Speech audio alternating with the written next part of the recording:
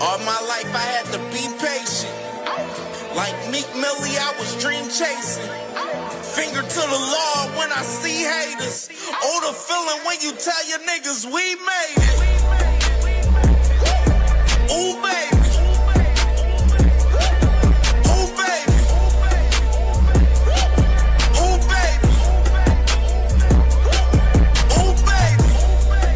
It's showtime like Kareem Lakers. I make a masterpiece, scene pacing. No Meek Millie, but I'm dream chasing. Took the shortcut like Anita Baker. I want the bright lights that you see in Vegas. I need a big house with like 3 basements. Drop an M on the whip, think I'm speed racing. Don't know if it's the Transformer or the Green Ranger. My nigga Mac got the beat banging. Young nigga selling crack as a teenager. Had fiends playing baseball out here free basing. Had me showing off the rings like a Freemason. My mama gone, but I keep pacing. Trying to keep it all together like I need braces. Family calling when they need favors. When I was broke, they was acting like complete strangers. All my life I had to be patient. Like Meek Millie, I was dream chasing. Finger to the law when I see haters. Oh, the feeling when you tell your niggas we made it. Ooh, baby. Ooh, baby. Ooh, baby. Ooh, baby. Rest in peace, the Nippy was the street savior. Got my credit right now, I need acres. Gotta turn your dirty money into clean paper. Trying to own a franchise without a key player. I go through hoes like I weave laces. Tree blazers, let they mama noodles be flavored. Meat takers that be acting like the D sacred. You bust in, you would think they on their knees praying. Then I slide like a screensaver. When I'm done, make some scrambled eggs, cheese bacon. Then it's on to the next, I ain't a speed dater. Little bitch ain't gon' hear from me till weeks later. I don't see no things changing. Kids still dodging bullets like they seen Matrix. These young niggas really need saving, but OGs won't teach them that the street's dangerous. All my life I had to be patient. Like Meek Millie, I was dream chasing. Finger to the law when I see haters.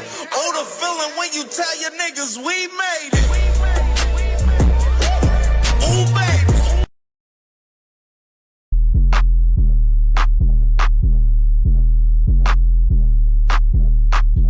Rolling with the mafia, mafia, mafia. Rolling with the mafia, mafia, mafia. Rolling with the mafia, mafia, mafia. Rolling with the mafia, mafia, mafia. Woo!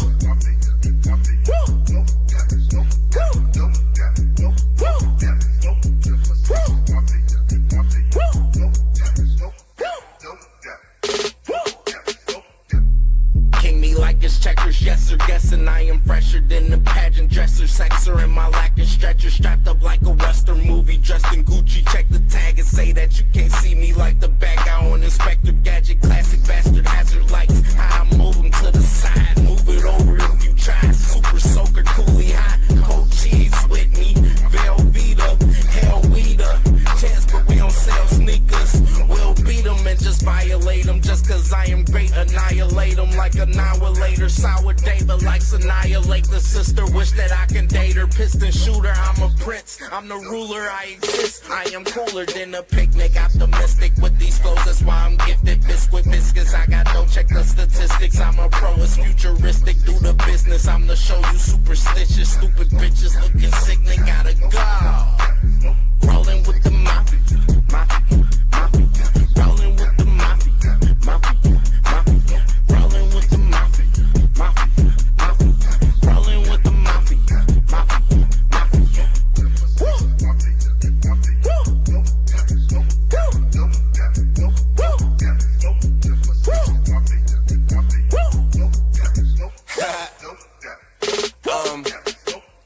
Hard body like I'm Mike. I'm not gonna do nothing. I mean, two got a tango and hold his hand out. So if he shot it, I don't think he's gonna do it. He's not gonna do it. He knows he ain't gonna do it. Why is it so personal with you two? I mean, it's not personal. It's just, man, we're gonna fight, and like, I understand him trying to be a quote unquote gentleman, but that's not the facts, because like he done said stuff about him, you know, taking my eye and, you know, breaking it and all this type of stuff, saying this, and then you want to shake my hand. It was like, you trying to take my eyesight, but now you want to shake my hands and be friends or whatever. Like, I don't want to shake your hand. Like, you saying all this type of stuff about me, you gonna do this, you gonna do that, you gonna do. Okay, you're going to beat me like Fundora did Keith Thurman, and you're going to retire me and all this and that. Like, I'm not trying to shake your hand, bro. Like you said what you said, now stand on it. I tell people the question that was presented to me is this mind games coming from Errol. I said, Errol's not really the mind game kind of guy. Yeah. Is it mind games, or is it like... It's no mind game. I don't play mind games. You know, bro, I don't play no mind games. Like, it's how I feel. Like, I don't want to shake your hand, bro. Just keep the same energy before. Yeah. Like, I don't want to shake your hand, bro. It's just what it is. There's no mind games. I don't play mind games. It's just, I'm not gonna shake your hand, bro. Even after the fight, I saw that too. You're like, I ain't shaking it after the fight either. Yeah, like, you said what you said, bro. I don't really care for him. Errol, the Truth Spence Jr. Errol, the Truth Spence Jr., Tim Zoo. Some people you get along with, some people you don't. That's fine. He's no caliber of his daddy. Now you're mad at yourself. You're not even mad at him. You're mad at yourself. Now I say how it is. It's going to be a battle of mental in there, I think. Even though he's not fighting the champion, Tim Zoo ain't a tune-up. Me, I think a one-sided fight. Errol Spence is gonna come, and we're just both gonna bang on in the middle. This fight, the magnitude of it, I think this is for the Aussies. He is Mr. I don't take tune-ups.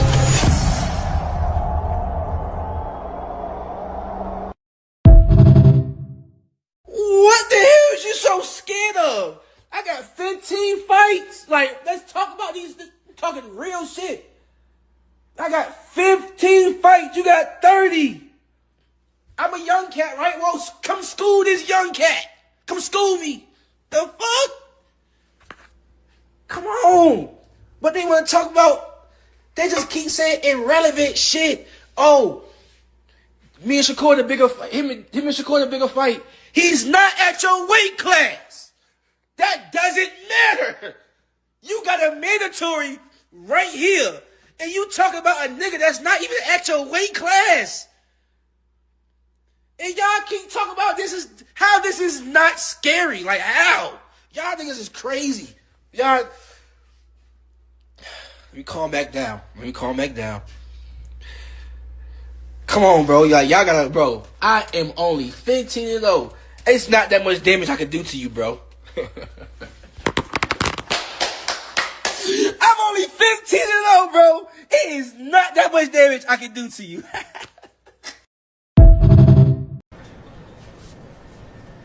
Man, what's up with this meeting? Why are we here? Guys, I have brought you here today to propose my plan. I don't like to lose. This is my plan to prevent all of us from losing. Let's pretend we are brothers. We won't have to fight each other. I made a contract to make sure we all agree to not fight each other. Each other. Yo, that's a good idea. Let's do it. But Shakur, we are in the same division. What will we do if we're forced to fight? Listen, I will get all of the belts for us. You tell everyone you don't care about the belts. That way, no one can force us to fight, brother. But Shaka, what if I outgrow my division and I have to move up to yours? Listen, little Ray Ray, when I move up, you move up. And come train at my gym so that we will never fight. What about us, Shakur? We are both champions at 140. Gary, tell him you want to fight me last. When the time comes, I will move divisions, little bro. Shakur, what about when you move up? I don't want to fight you, bro. Richardson, sign to Zuffa so that we won't fight. Before you sign, call me out so that it is not suspicious. Now sign the contract to be boxing brothers. Why they want me here so bad? We are not friends. Man, I'm going after all of y'all. There's no friends in boxing, clowns. Abdullah, no, please. I won't let these frauds ruin boxing. I'll go after all. That was a touching story, did you?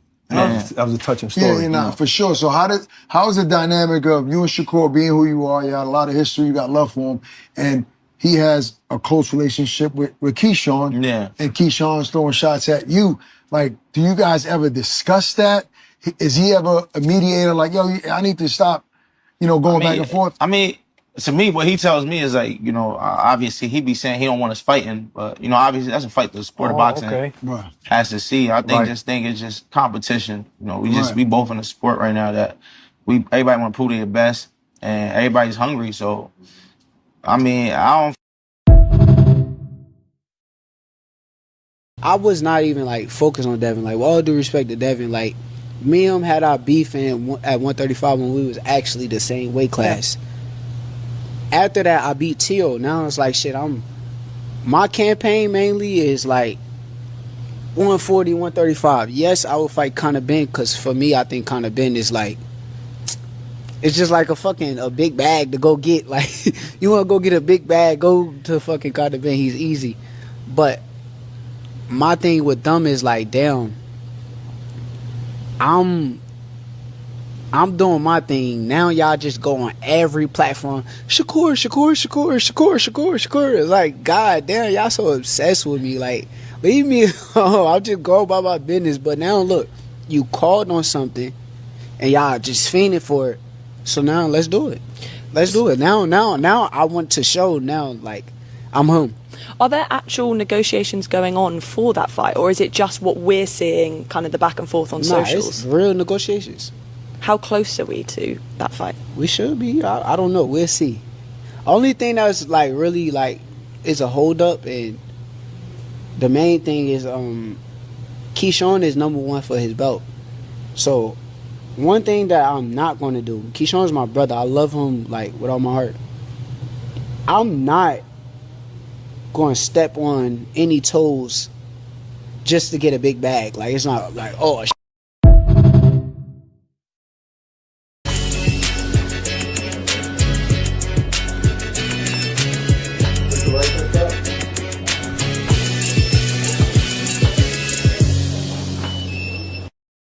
You need him to fight Devin, ain't he?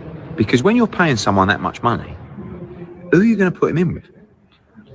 And the narrative that they bleed into fighters is so bizarre. Like, you got Shakur up there going, the great thing about this deal is it's the best feed the best, and I can fight whoever I want. No, you can't. What are you talking about?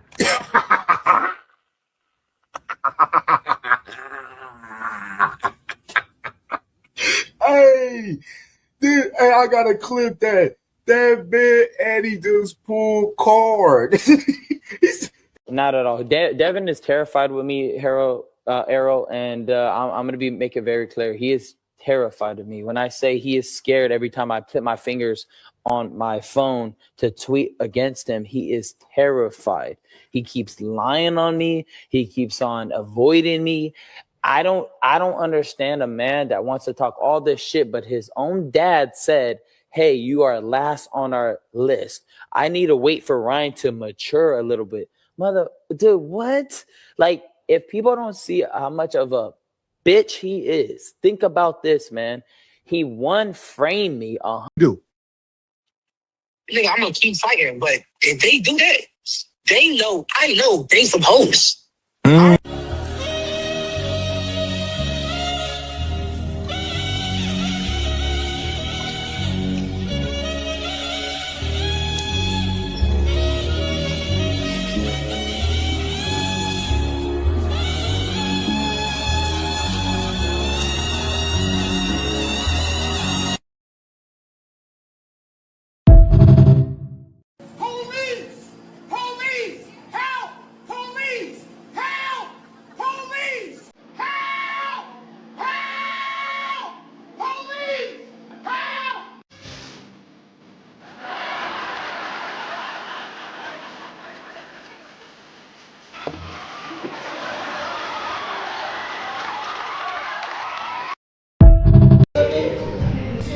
Good? Great.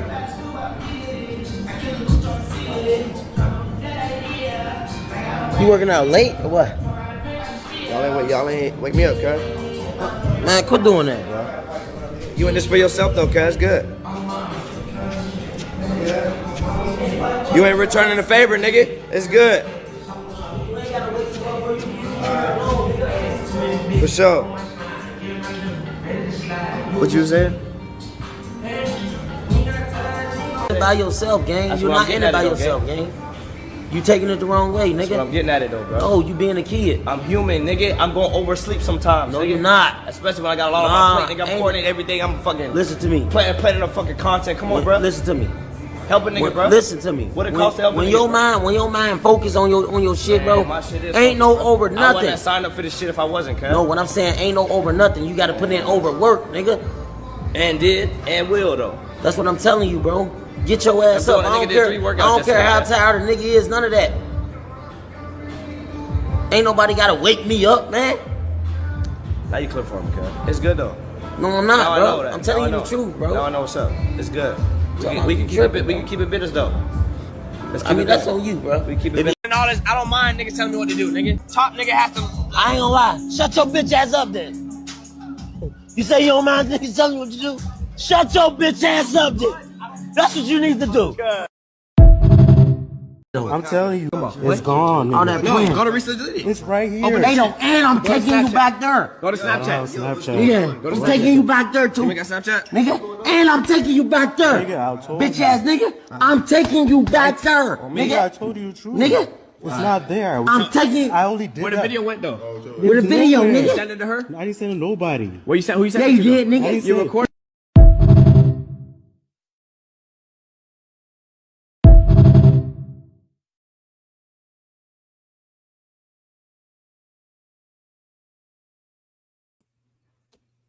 Welcome. What's poppin'? What's poppin'? CamJNetwork. Sorry, but not sorry. Boxing Talk Wednesdays, man. We are here. We are here. We are finally here, man. Sorry for the tardiness today. Had a little mishap with the laptop, man, last minute and stuff, but got everything together. Show's ready. We locked and loaded, ready to go, man. So definitely, man. Salute to the family, man. Good afternoon to everyone, man. We definitely here today for another cook up today, man. We got a great show in store today, man. Most definitely, man. And I definitely want to salute to the family and let everyone know that I love y'all and appreciate y'all, all the support. We definitely been cooking up crazy. The first two shows, these 2 days this week been fucking insane. And definitely, man, we gonna have a good one. We're gonna have some fun today, man. We're gonna have another one, man. So another movie today, man. Most definitely, man, for sure. So salute to the family in the building, man. We got a lot to chop it up about today, man. A lot to chop it up. Not so much news right now circulating in the sport so much right now, but we do have a lot to talk about within the sport today on this show for sure, man. So definitely, before we get started, let's go ahead and salute to the family that's all in the building, because we got to do that. You know, that's a must. That's a must. That's a must. And got to do that first. So let me go and scroll up real quick. Salute to my brother SBG Mello in the building, my brother, man. Y'all heard my brother, man. Hit that like button, man, and support the channel through Cash App, man. Absolutely, man, for sure. Smash that like button. We got 47 people in the building, 34 likes. Nasty work. Missing 13 likes. I mean, we should get up to 50 likes immediately right now. Y'all know the fucking goals is to get over 100 likes, so don't play stupid like we don't know what's going on over here, y'all, baby. So definitely smash that like button if you ain't hit that like button yet. Even the sneak watching and the hate watching niggas, smash the like button as well. You know what I mean? And most definitely, man, support the channel through Cash App, man. Support the Sorry But Not Sorry Boxing Talk Wednesday show today through Cash App, $ CamJNetwork. Absolutely, man, for sure. So salute to my brother SBG Mello right there, my dog. That's my brother, man, for sure. My brother Lee Jackson in the building, man. Salute to my brother Lee Jackson in the building. Terrence Gaden in the building. Salute to my dog Terrence Gaden in the building. Johnny Durag in the building. Yes, you're in the building. Johnny Durag. Hey, hey, be careful, bro. Be careful, man. Hey, the family is savages in the chat, man. The family is savages. That's all I gotta say, brother. Be careful. Salute to my brother Thrill Hill in the building, man. Yeah, man. Yesterday was wild. A wild work yesterday. Salute to my uncle, man. Uncle Cass Sports in the building. Make sure y'all subscribe to Uncle Cass Sports, man. The box historian, man, the best in the game, talking the sport of boxing for us, the history of the sport. Live Monday, Wednesday, and Friday. 2 p.m. Eastern time. So tap in with Uncle, man, for sure. And Trey Skills in the building, man. Yeah, man, we're going to make another movie today. We got another one. And salute to my brother Ring Wild Boxing Podcast in the building, man. Make sure y'all subscribe to Ring Wild Boxing Podcast as well, man. Live every Sunday, 6 p.m. Eastern time, man. So definitely tap in with the family, man, for sure. On the money line, salute to my dog on the money line in the building, man, for sure. And Lil Brody FaZe, heard my brother smash that like button. 50 people in the building, only 37 likes. If y'all have not hit that like button yet, hit the like button. It's free to do so. And FaZe, just for us yesterday, you know what I'm saying? FaZe, like this the thing, bro. Like I wanted to say this too, and say this for everybody today. Like some certain channels got names for their channel and stuff. I call all of y'all my family. So I say the family. You know what I mean? So even with all of us having different opinions and certain people like different fighters and etc. You know what I mean? We all family at the end of the day. We all here to come here and talk boxing and have a good time, man. And you know what I'm saying? And, talk about the sport that we love. You know what I mean? And that's what it is all about at the end of the day. You know what I'm saying? Nobody's in here trying to go back and forth with none of these niggas that's content creators, especially the niggas that don't get no fucking traction out here. You know what I mean? We ain't in it to be going back and forth with niggas. You know what I'm saying? Like, we're in it to, talk about the sport. People come here to learn the sport, of course, because, I'm here to, educate people on certain stuff in the sport, most definitely. And that's what we here for. You know what I mean? Like, that's why I wanted to, let it be known right there for today. Like, all of y'all are my family. So it ain't it's the CamJs and none of that shit. No, it's the family. You know what I mean? And how I feel about it 100% is all of the extra shit be unnecessary. That's why I say some of y'all people got to realize, you got to learn more fighters. Some people getting too emotional when we had these conversations about certain fighters, and it's been like that over the last couple of months. You know what I mean? But it's been crazy the last like 3 weeks has been fucking insane. You know what I'm saying? But the last 2 days it's been crazy. The shit, I can say the last 2 weeks dating back to, all the fuckery, when I had to do the exposure show a couple weeks ago. Like, you know what I'm saying? Shit been wild since then, for real. You know what I mean? Too many emotions, but at the same time, I gotta let it be known though. The guys, all of the guys, motherfuckers playing, like I told you, FaZe, like, and anybody else, you straddling the fence and playing both sides. You can't gaslight situations if you're gonna be mutual. If you're gonna be mutual, stay mutual and don't say shit at all, and just do what you do and be peaceful in the situation. You can't gaslight the situation upon myself and another person. And I mean, you can't gaslight that shit because it looks like you're 100% playing the fence when you're gaslighting both sides. You know what I mean? And I don't like the straddling the fence type niggas around me. I'm just being 100. I mean, I don't like that shit.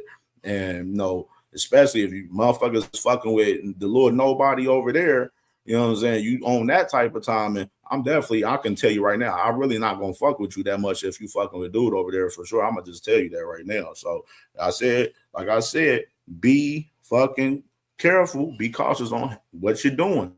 That's all I gotta say for us. That, you feel me? That's all I gotta say. But salute to my dog FaZe though, for sure. And B King in the building, man. Salute to my brother B King in the building, man. Salute to my brother B King in the building. For sure, my brother, man. And I'm gonna actually go ahead and just go to the top, and I'm actually just gonna run down and read all of these down. All right. So where I start from the top. So my brother B King in the building, Joseph Bermia in the building, man. Salute to my brother Joseph Bermia in the building, man. And salute to my dog, Poe Pounder in the building. Salute to my brother Poe Pounder in the motherfucking building. Salute to my beautiful sister, Miss Joette in the building. Salute to my sister, Miss Joette. Salute to my other beautiful sister, Sunshine Quee in the building. Make sure y'all subscribe to my sister, Sunshine Quee. She live Thursday, tomorrow night, 10 p.m. Eastern time. Make sure y'all tap in with my sis, man, for sure. And Malaza, I see you in the building, Malaza in the building, my dog, Malaza crazy ass, radio hacker, already emotional in the comments over Devin Haney on Ryan Garcia already. I know he gonna be emotional about that conversation. He always is. Stillmatic in the building, man. Salute to my brother Stillmatic in the building, man. J-Man in the building. Cincinnati is in the building, man. Salute to my brother J-Man, man, my brody. Mr. Fist in the building. Salute to my dog, Mr. Fist in the building for the show. 2 Cents Boxing is in the building. The queen, you know what I'm saying? 2 Definitely salute to my sis. Make sure I subscribe to 2 Cents Boxing. If y'all not subscribed, man, one of the best in the game. And my brother D Freezy in the building, man. Make sure y'all definitely subscribe to my brother D Free. Another one that's one of the best in the game as well. Salute to my dog. And salute to my dog Mike M in the building. Mike M, I see you, my brother. I see you. Secret Dance Move. Salute to my brother Secret Dance Move in the motherfucking building. The Butcher is in the building. Salute to my brother The Butcher in the building. Desmond Johnson is in the building. Salute to my dog Desmond Johnson in the motherfucking building. Yeah, 2 Cents. I heard the little whack ass song. That song was whack, sis.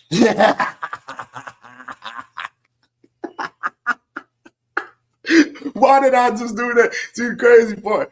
SBG Bello. Salute to my brother SBG Bello. He sent it to me last night. And the crazy part, when I seen this Carissa shit, I seen like the little graphic, you know, Carissa Shields had the little graphic and shit. And then like she had a Barbie doll of her. And then she had like, I guess 2 Alicia Barnwater Barbie dolls that was like laying on the floor and shit. And I'm just looking at it, I'm like, I didn't like click and listen to the actual song at the time when I seen it. But then SBG Mello, he sent it to me last night, like, Cam, you hear this? I'm like, hold on, I didn't hear this. And I seen it, but I ain't hear it. So then I'm listening to it.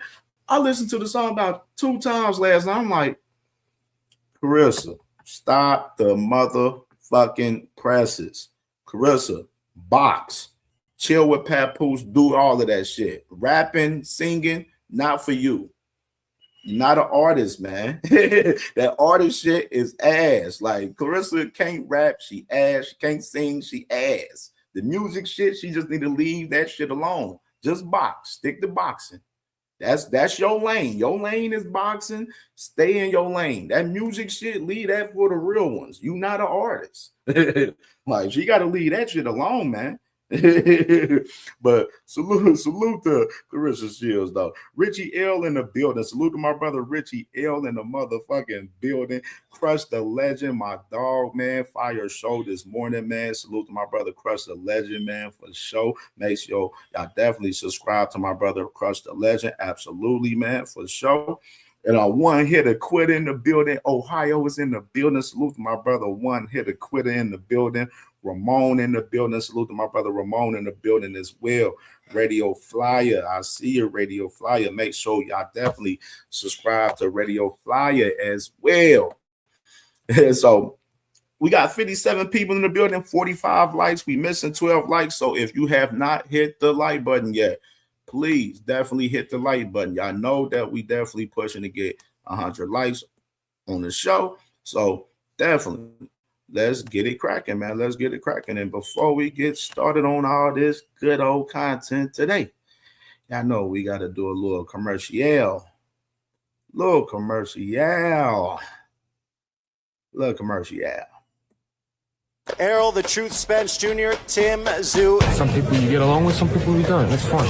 He's no caliber of his daddy. Now you're mad at yourself. You're not even mad at him. You're mad at yourself. Now I say how it is. It's gonna be a battle of mental in there, I think. Even though he's not fighting a champion, Tim Zoo ain't a tuna. Me, I think a one-sided fight. Errol Spence is gonna come, and we're just both gonna bang on in the middle. This fight, the magnitude of it, I think this is for the Aussies. He is Mr. I don't take tune-ups.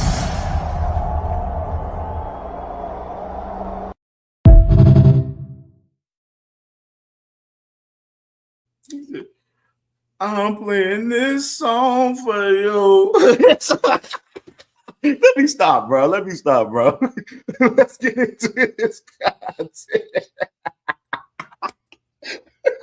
2 cents, don't do it. It's your fault, 2 cents. It's your fault. Blame 2 cents. Blame my sister today.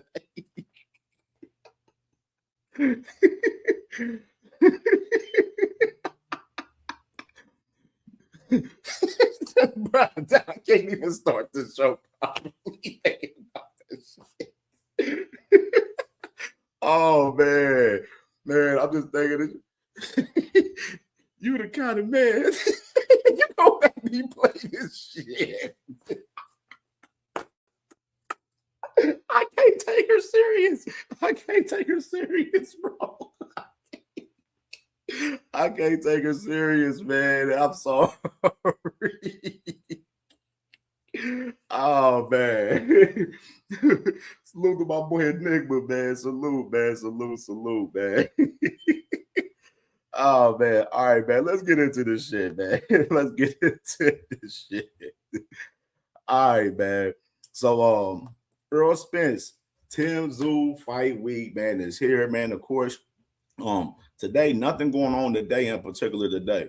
Yesterday was the grand arrivals and everything yesterday. Of course, Errol Spence, they got a little, I think, main event on Australia. They had like a little face-off with Errol and Tim Zoo that I definitely gonna try to react to today. I think main event is cool. PBC can't fuck with it, but main event, I think we good on fucking with that content. It's about like 8-9 minutes long, so we definitely gonna react to that today, most definitely for Errol Spence for sure.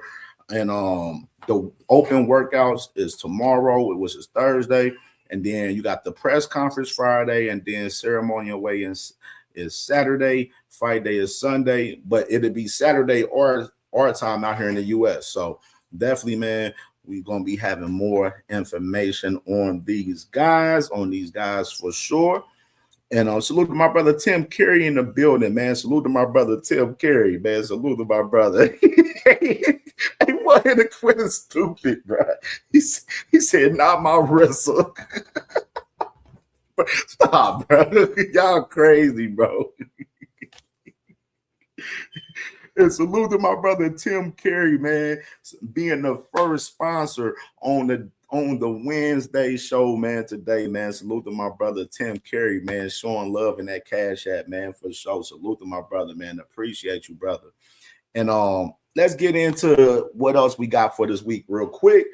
We got obviously, Anthony Joshua, Kristen Pringa going down this Saturday. That's going down in Saudi Arabia. We got that fight. And then as well, you got Tyson Fury Friday fighting the man Maurice Wach out there in Thailand, which this fight will not be televised from what I'm hearing, which is, kind of weird to me, but hey, it's Tyson Fury. It is what it is, and ain't my business. I don't care. But you got definitely Tyson Fury and Maurice Wach. Both of these guys with Anthony Joshua, Tyson Fury, both of these guys, are trying to jump that last hurdle, man.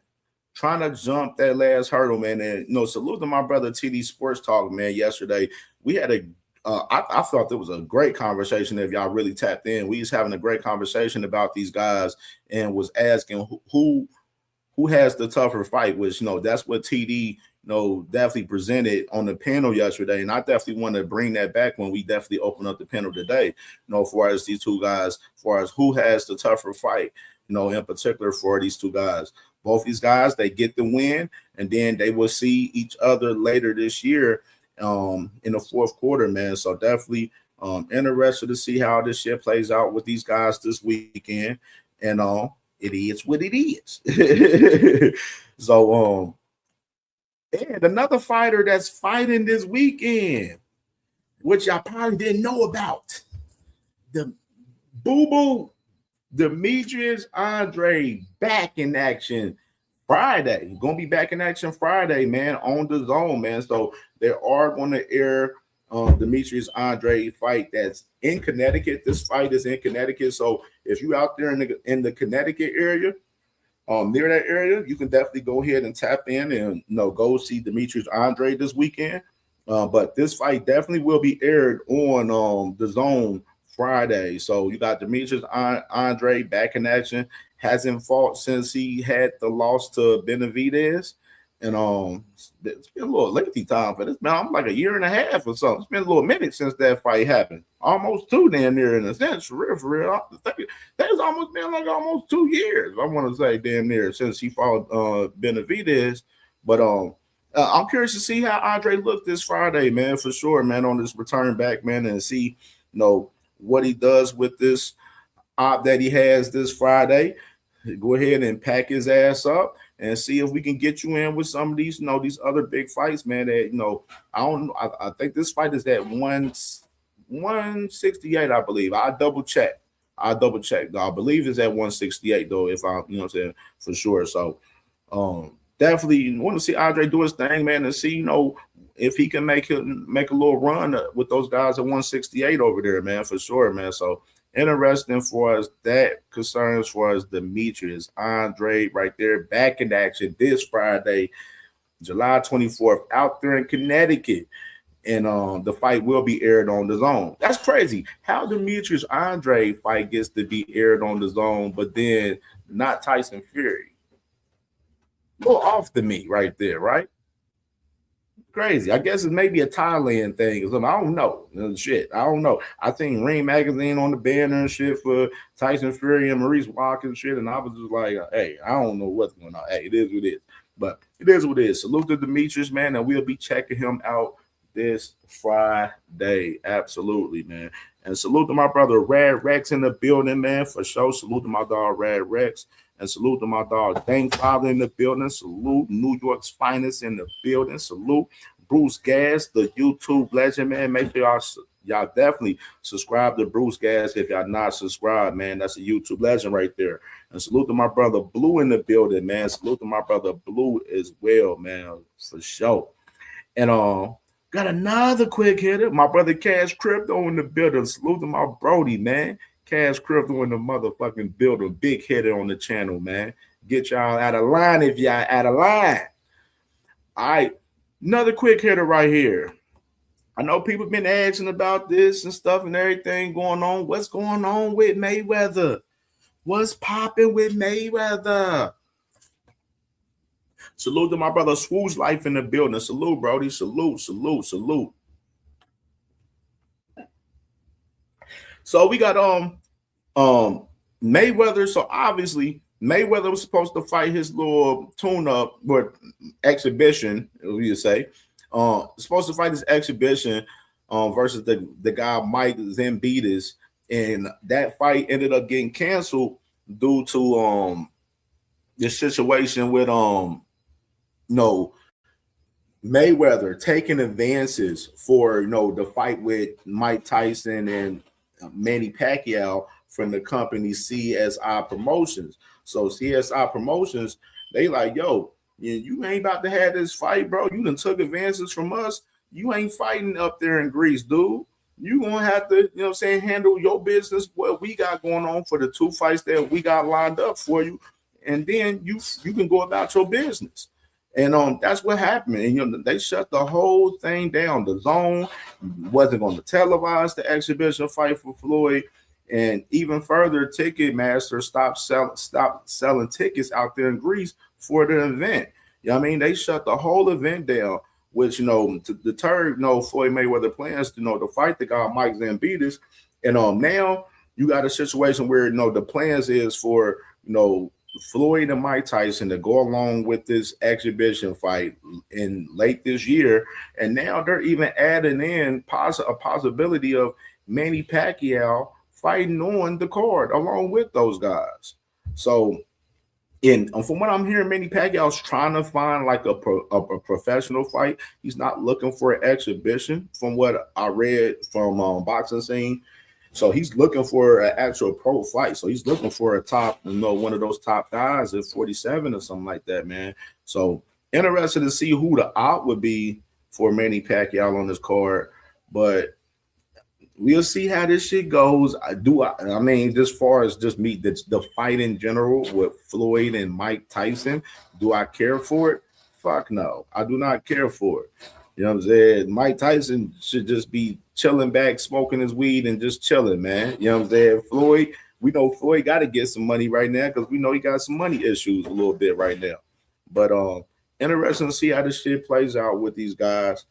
Crazy shit.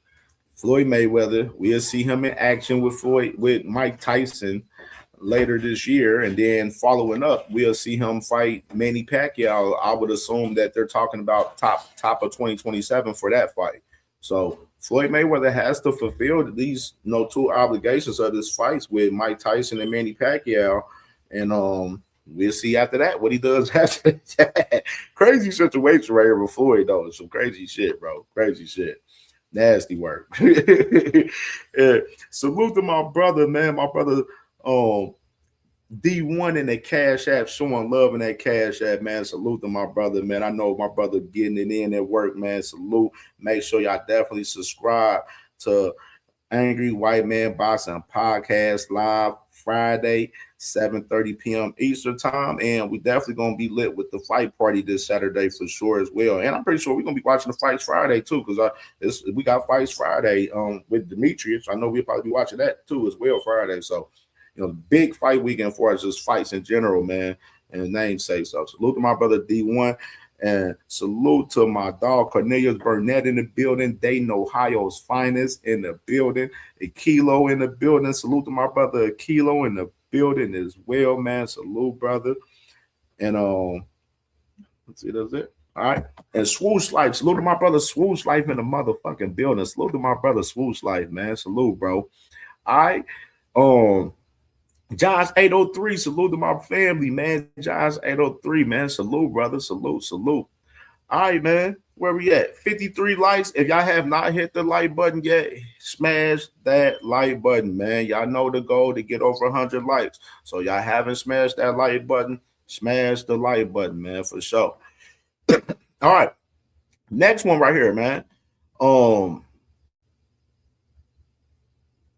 Got to run it back with my man, my dog, Abdullah Mason, Mr. Appetite for Smoke.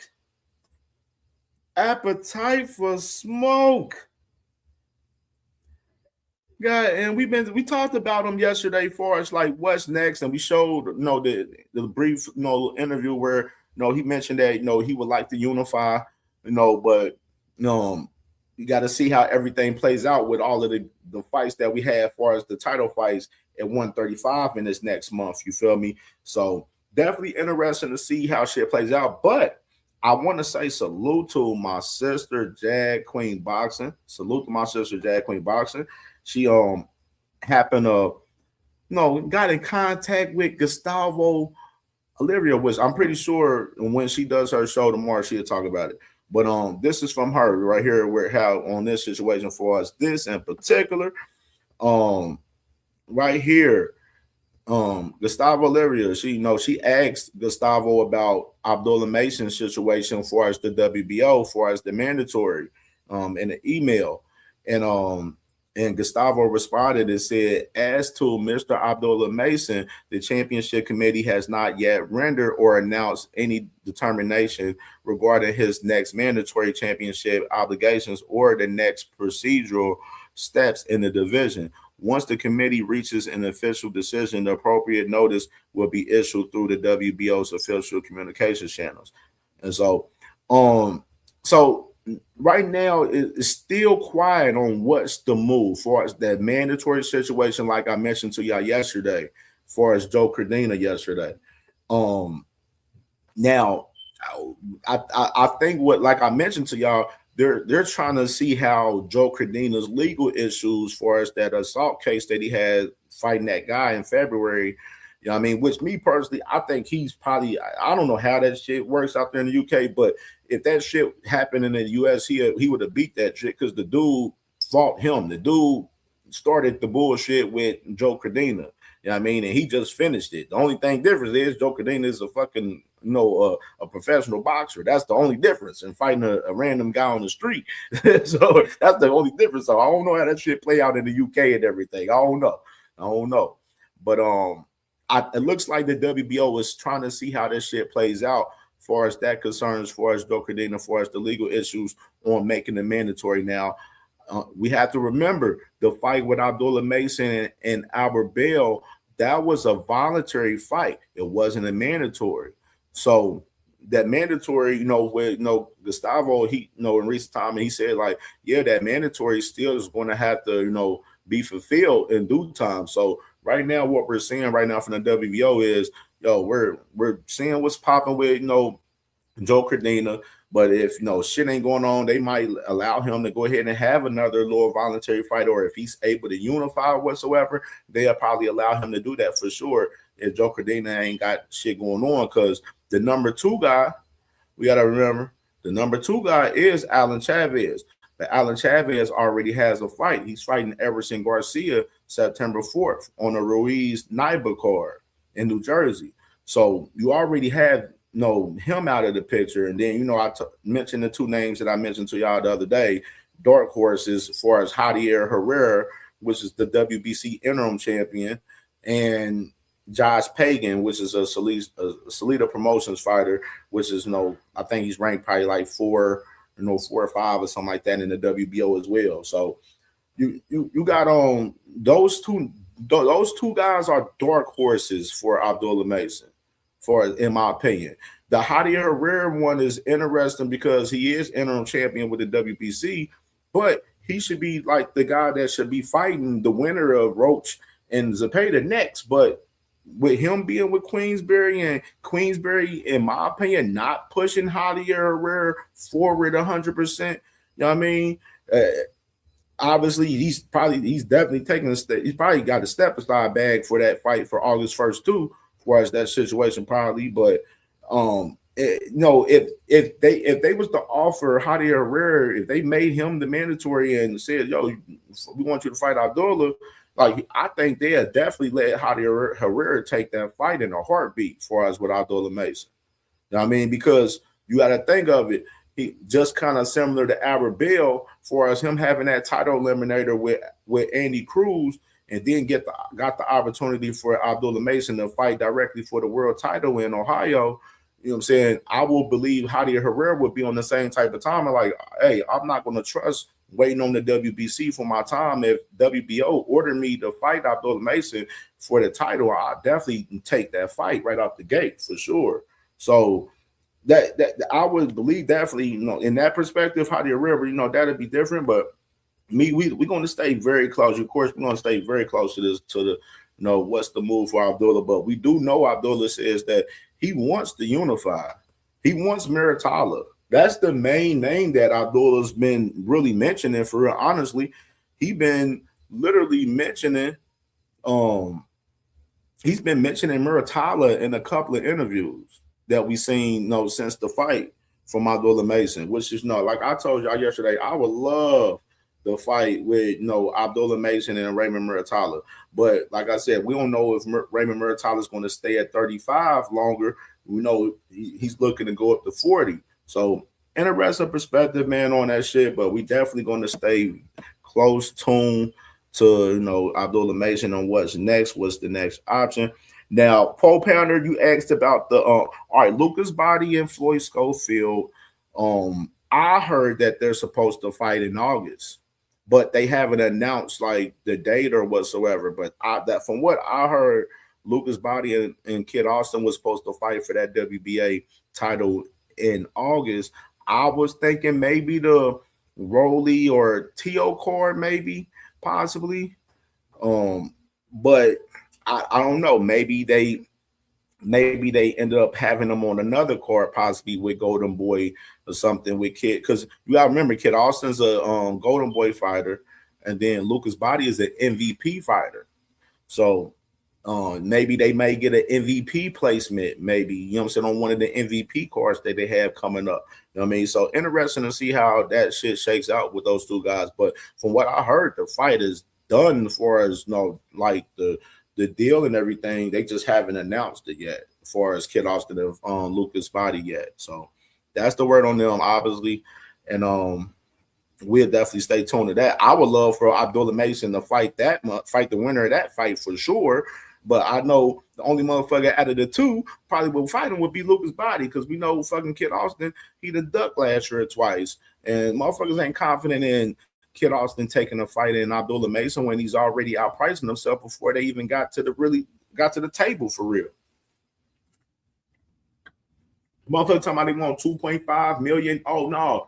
Oh, Abdullah got a title now and stuff. We trying to get to WBA. Oh no, I think that's a $10 million a piece fight for both fighters. Man, I think we need 10 million to fight Abdullah Mason now. Like, fuck out of here. Y'all niggas ain't even made $1 million in the motherfucking fight, bro. Miss me with the bullshit. like miss me with the bullshit, bro. Miss me with the bullshit. So definitely, man. Interesting news. We're gonna definitely stay tuned to that, man. Salute to my brother Abdullah. Saturday we're going to show that Ohio runs boxing. Thank you, bro.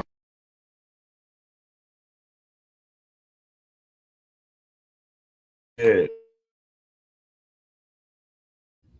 Definitely, man. Salute. And let's get to the next one that we have. A few quick credits to that. Going down. We're speaking of Rolly and T.O. Speaking of Rolly and T.O., man, fight going down between both of these guys August 22nd out there in Vegas, man.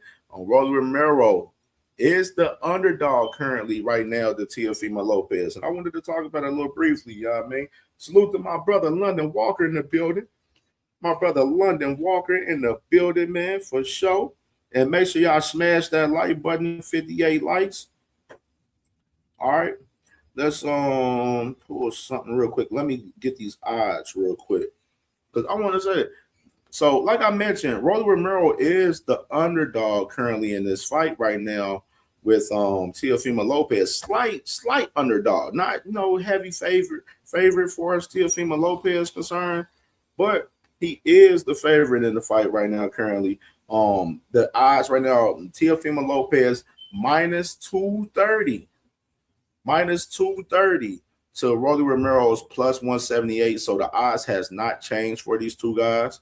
And I'll go ahead and read off the method of victory. They got a couple. Is that the only ones that got?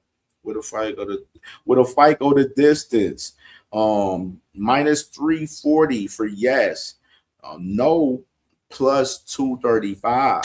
So more belief in the fight going to distance in particular for us, these two guys, looking at the odds right here.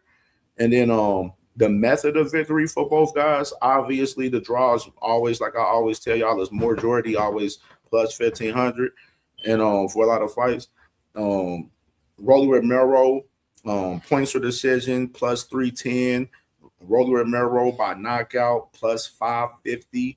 Then Teofimo Lopez for his points for decision, minus 115. Teofimo Lopez for knockout, plus 430 right there, which is interesting odds. Do you see the odds is like more for both guys? Is more so for us the decision. You know what I'm saying?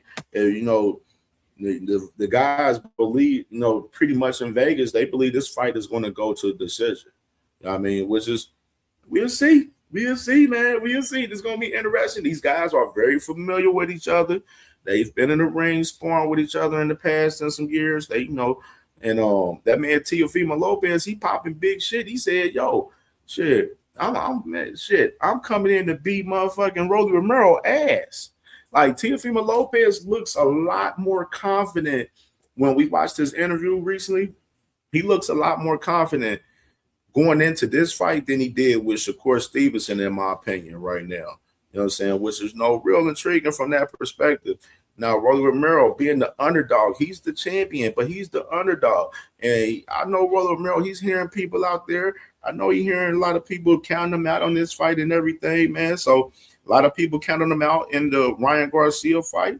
And he looking like he definitely want to, be on that same time and then, retain this title and definitely overcome being the underdog in this fight. You know what I mean? And show the world that, he definitely one of them guys over Teofimo Lopez in this fight August 22nd right here, man. So salute to these guys, man. We definitely gonna tap in. We'll talk about this fight even more when we most definitely open up the panel, man, for sure. And I want to do this. How did I want to do this? I want to do that. Okay, let's get into the Errol conversation because the last topic we're gonna break them bitches down like Legos. You know what I'm saying, for a second. Let me get this interview for Errol. Let me pull it up real quick. Find something from Errol.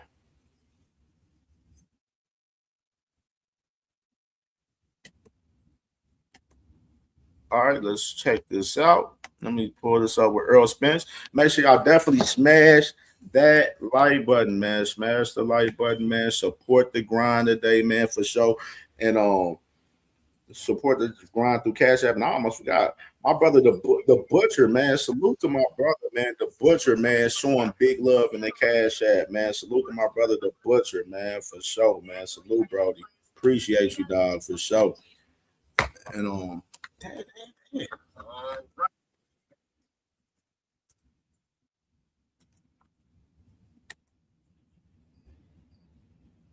right, let me get this daggone thing. Oh, that's the other face off from the zone. Ain't the one we want. Just the one from yesterday. Here we go. And then Errol got a couple of interviews too. Errol got an interview. We might tap into that. We can do this Errol content before we get into shit because we got a lot to cover on this shit today. It's gonna be lit. So all right, let's pull this up with the man Errol Spence and Tim Tszyu on this Australia face off right here. We should be good to go. Let's get it cracking. Australia, a much anticipated main event between a former world champion and a former unified world champion, an Australian and an American, Tim Tszyu and Errol Spence. Before they fight, they will talk right here and now. Gentlemen, last time you were in the same room, perceived disrespect. There was no shaking of hands. Will we have that today or this week? Yeah, I don't care to shake hands. I mean, it's not disrespectful at all. I just don't care to shake hands. We in a fight. What I shake hands for? I mean, he's been saying a lot of disrespectful stuff. I ain't saying nothing disrespectful to him. Been saying how you gonna, what do you say? He gonna take my eye or something like that. So, so why would I shake his hand? He's saying all that I'm gonna lose the eye and stuff like that. Would he want to shake my hand if I say I'm gonna beat his ass to answer his life?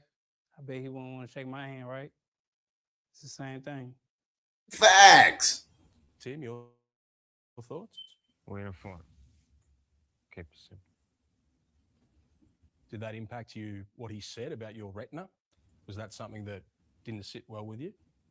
I mean, I don't care. It's just, he says stuff like that, and he want to have a gentleman handshake.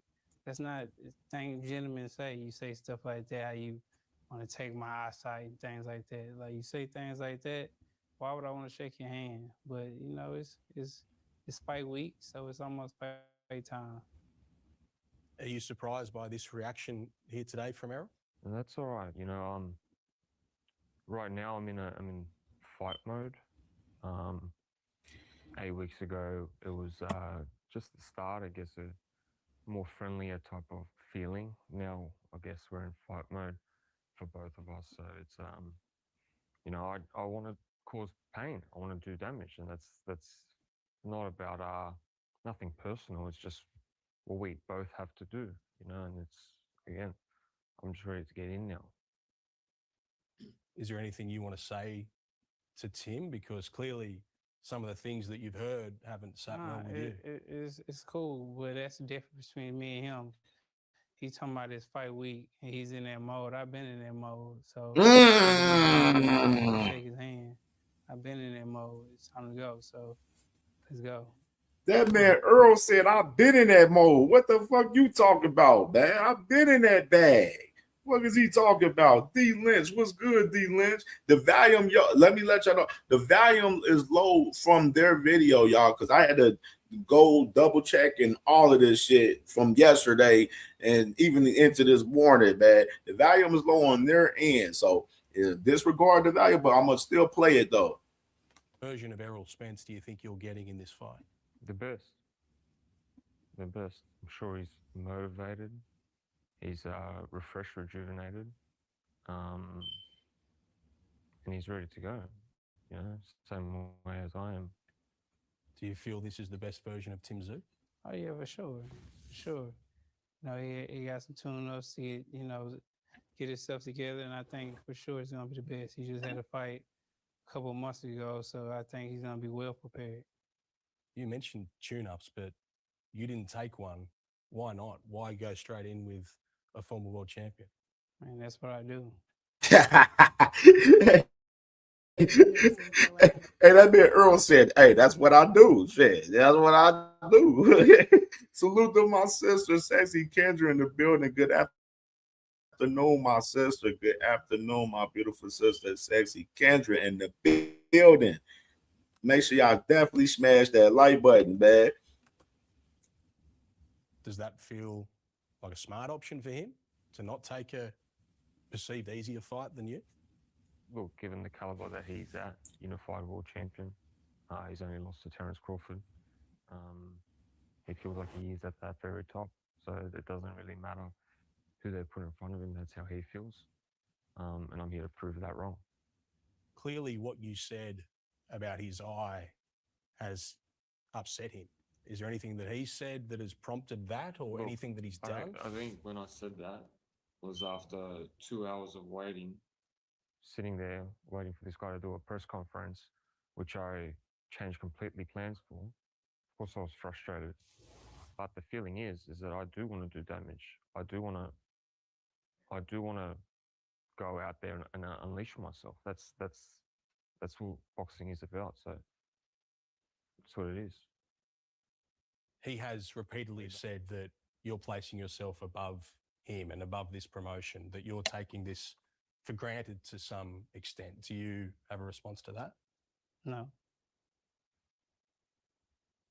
You don't care that he has that perception? No. I don't care what perception he has or what perception you have or anybody has. It's not my family. I can give a fuck about anybody. Man, talk. About me. What are you saying? Talk. Tim, what are you saying? Errol ain't holding no hands, man. That motherfucker said, man, I don't give a damn what Tim Tszyu talking about, man. We coming in the step Saturday. We don't give a fuck about none of that shit. What Errol's saying there about his indifference to you and to the things that you've been saying about where he places himself above you. That's just my opinion. And there's nothing wrong with that. What about in regards to the change in the weight that came about? Doesn't bother me. Okay. Why did that change? I wanted to. So he shall get, which I'm fine. So you're okay with him dictating that? As I think he previously said, he is the A side. He can get all he wants. Come fight night. Doesn't matter A side, who's got the most amount of money, who's fought this and this. It's just me and him, so that's all that matters. You feel like the A side in this fight? I, like he said, it don't make a difference. A side, B side, C side. Like the bell got to ring, and we both got to fight each other. That does not dictate anything about A side, B side. It's a fight Facts. at the end of the day. It's just me and him in there in the ref. And tell us about that fight. What style of a fight are you expecting this Sunday Australian time? I don't know. We'll see. I mean, everybody knows his style. So, I mean, we might meet in the middle of the ring. We'll see. Is that the plan? You meet in the middle of the ring, or? You never know. This motherfucking Tim. He felt like you never know. The atmosphere here in Sydney, in your hometown, does that give you an advantage, having this huge crowd behind you and Errol coming from the other side of the world? Well, I think all that's very, at the end of the day, it's me and him in the ring. Tim Zoo, man, I'm sorry, bro. Sorry, but not sorry, bro. But Tim Zoo don't look confident to me, bro. He at home. He is at home in Australia this week. And he don't look that confident to me. Errol over there looking calm and collective, looking like he's ready for war, while Tim Zoo looking like timid over there. You know what I'm saying? Like he looking uneasy. That's what matters. Doesn't matter where we're at. Doesn't matter who's in the crowd. Doesn't matter about any of that. Doesn't matter when he's come here. All that matters is that 36 minutes. You don't care about the crowd? You don't care about being the outsider here in his hometown? No, why would I care? Does that motivate you further, though? It won't motivate me further, but I mean, it doesn't matter where I fight. You know, it doesn't matter. I've done it before. I've done it all to the amateurs. It doesn't matter to me. It is what it is.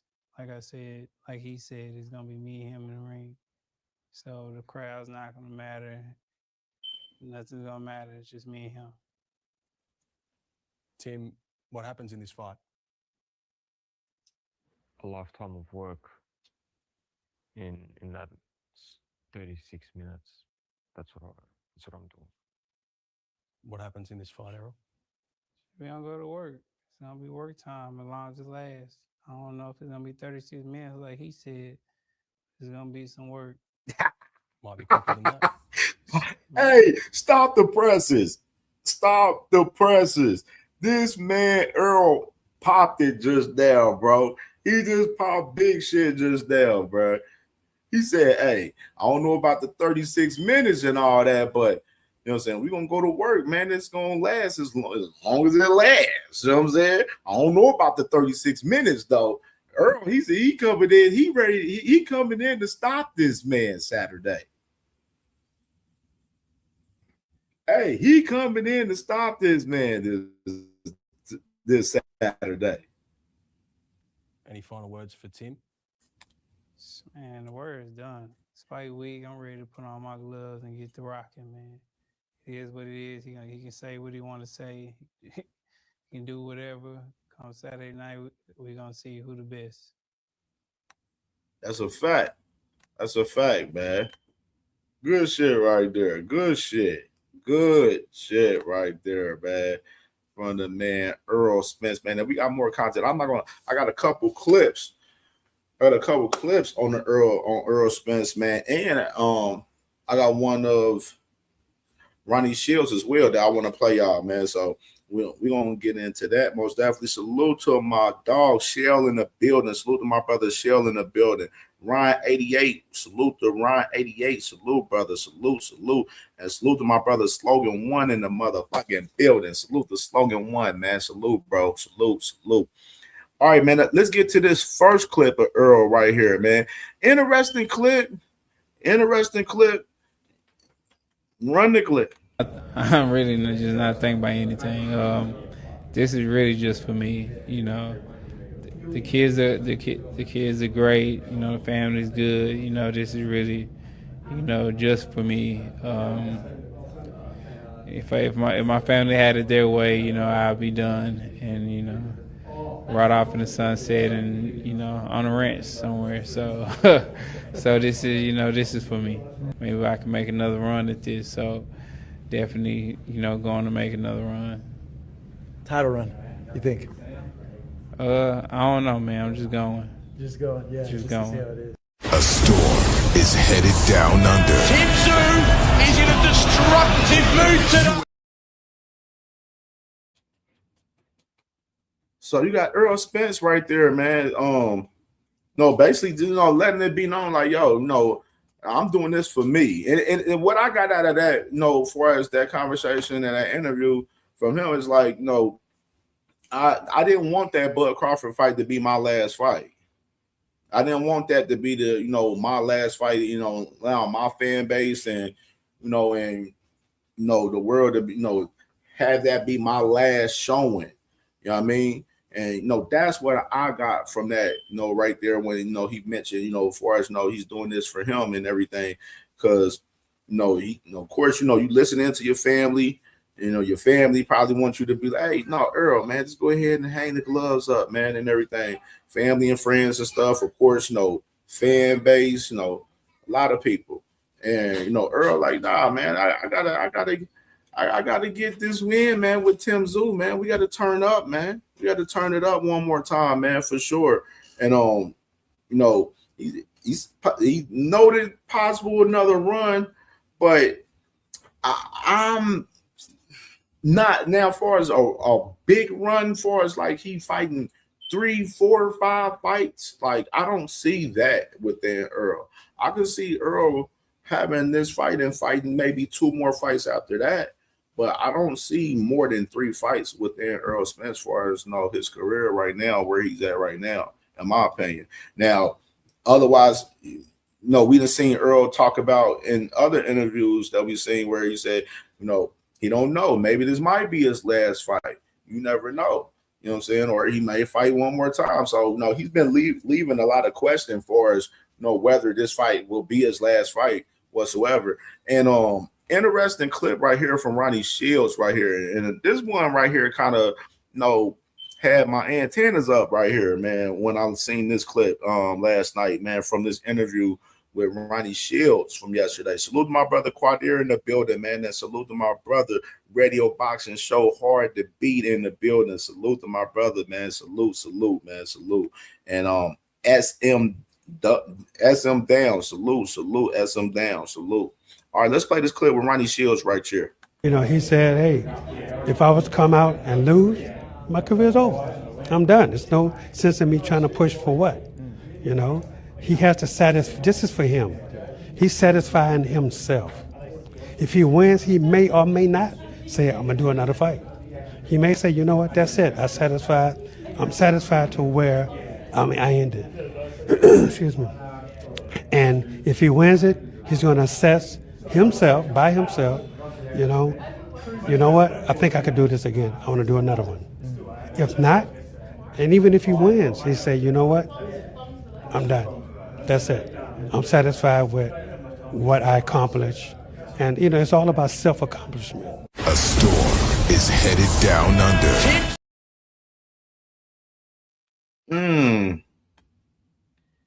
So that one right there, that one was, that had my antennas, up a little bit. Had my eyes open on that one, bro, listening in on that one. Because, Ronnie Shields, he let it be known, like, yo, he's, like I mentioned, for as what Errol Spence said in the clip that we played, he's doing this to satisfy himself. And he said, you never know. He wins this fight. You never know. He may be satisfied with winning this fight and everything he accomplished with winning this fight with Tim Zoo and hang him up after this Saturday. Lose the fight. He may hang him up. You never know. Or he may give it another crack at it. You know what I'm saying? Or he wins Saturday and he give another crack at it. Now, we do know, we got to add a little context too. We do know as far as PBC, it was, rumors about Jermell Charlo in place to fight the winner of this fight, which is, we talked about it, briefly when, Errol Spence got announced with the fight with him and Tim Zoo when it was made official that, I would love that most definitely. You know what I'm saying? Me personally, I would have preferred Errol fighting fucking Jermell rather than Tim Zoo because Jamel, he's been 3 years removed from fighting as well. I mean, so I would have preferred them getting it cracking right away. But, you know, they have him fighting Tim Tszyu. It is what it is. But I love the, you know, the possibility of Jamel fighting the winner of this fight. And if Errol he gets past Tim Tszyu this week, man, hey, man, come on. Let's get that fight cracking. You know what I'm saying? Now, Mel, he might want to get him a little warm-up fight in or some shit. Maybe, I don't know. But I would love to see that fight with Mel and Errol. They got the storyline and everything to run that fight. You know what I mean? So that's a big money fight. And you throw that fight up there in Texas and shit too. Big money, big Texas fight right there. Big Texas showdown. You know what I mean? And I believe that's something that, you know, I hope will be in the works. You know, if Errol wins Tim's and he beats Tim Tszyu this week and he's planning to fight another fight, I hope that, you know, it's going to be made with, you know, a guy like Jamel Charlo. I truly hope so. I mean, so I know we definitely gonna talk about it more, you know, when we open up the panel, you know, for us, you know, this fight with Errol Spence this Saturday. Is this going to be the last dance for Errol Spence this Saturday? You know what I mean? Dodger, what are you talking about? What are you talking about, Dondrick? Because we ain't talking about Mel fighting the end of the. He said Mel fighting at the end of this year. Why don't Virgil fight him? Hey, shit, that's a good question. Shit, that's a good question. You got to ask Team Virgil. Team Virgil, they the ones that's over here pump faking and doing all this extra dumbass shit out here. You know what I mean? And I forgot to get this Josh Kelly clip, man. Damn, I'm mad. I got the clip. I just ain't cue it up though. So I'm gonna have to cue it up sometime during the show. Probably won't be open up the panel because I definitely want to show y'all what Josh Kelly said about Boots Ennis. Got to show y'all that shit. So I got to get that clip. All right, we'll definitely talk more on that. Let's go ahead. Nigerian Nightmare. Salute to my dog, Nigerian Nightmare in the building, man. Salute, brother. Salute, man. You family, you fuck with Jad. Fuck my twin, so I fuck with you. Fucks with you. All right, man.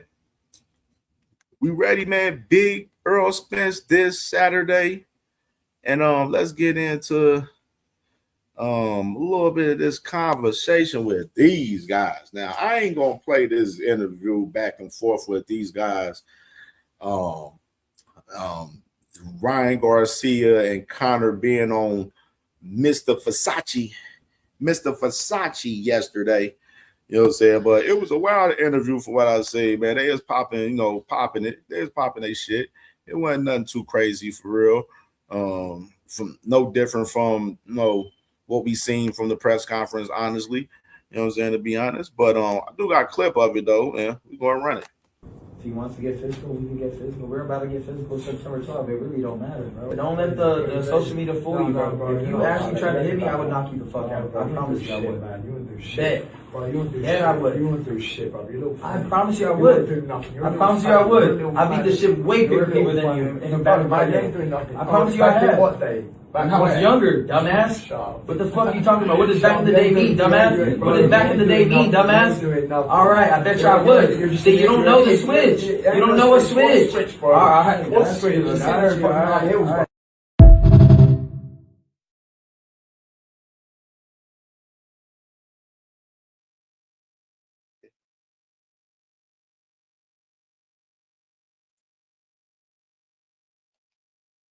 These boys, that boy, motherfucker, Ryan Garcia talking about he said, fuck all that shit in the past. I'm gonna beat your motherfucking ass.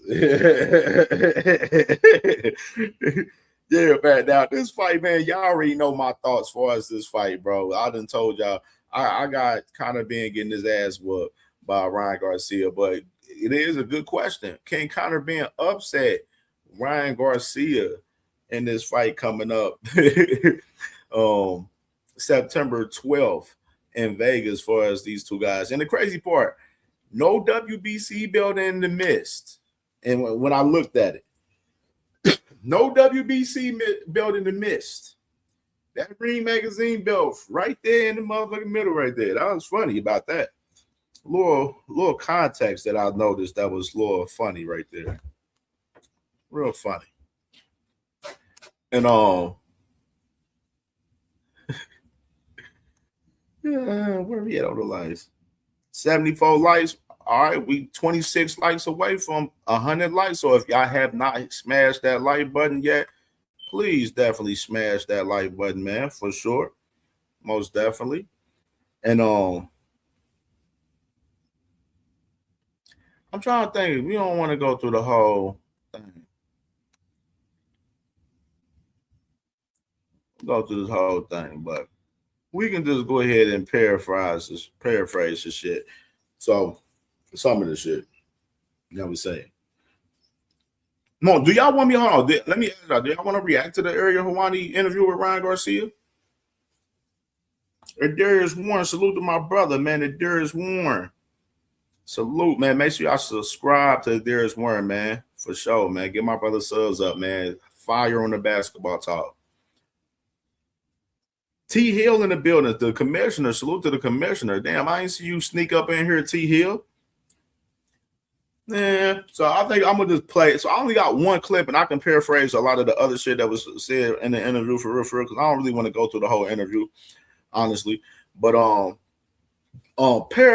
paraphrasing as far as the the interview with Ryan Garcia on Errol Hawani. One thing Errol Hawani asked him about his Golden Boy deal. He asked him about his Golden Boy deal, which I mean he confirmed what Oscar told us. Oscar told us that it was 2 more fights on the deal, and as far as his exclusiveness to the Zone and Golden Boy, and this fight with Conor Ben is one of those fights on the deal. He has 1 more fight after this, so that was confirmed on this interview. He spoke wild about Bud Crawford, man. He spoke wild about Bud Crawford. He was talking about Bud Crawford's resume, talking about Bud Crawford's resume wasn't that solid, and talking about that he didn't give any of the young lions any opportunities and didn't fight any of the top guys at 147 when the division was hot and ready, like Little Caesar's Pizza. And he spoke with that, which I know the Bud Crawford fans did not like that shit from seeing their responses on that.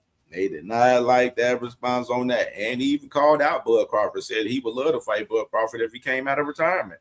You know what I mean? So that was it was pretty funny. That was pretty funny. And they asked him about Zulfa.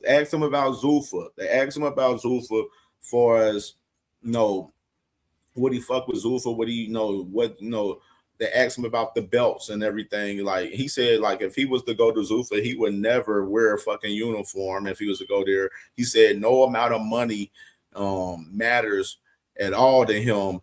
Saying he wants to express himself in his own way. But he said if he was to go to Zulfa, he would not wear the fucking uniform. And he said he don't care for the Zulfa belt. Said he don't care for the Zulfa belt. He said he takes pride in his WBC belt.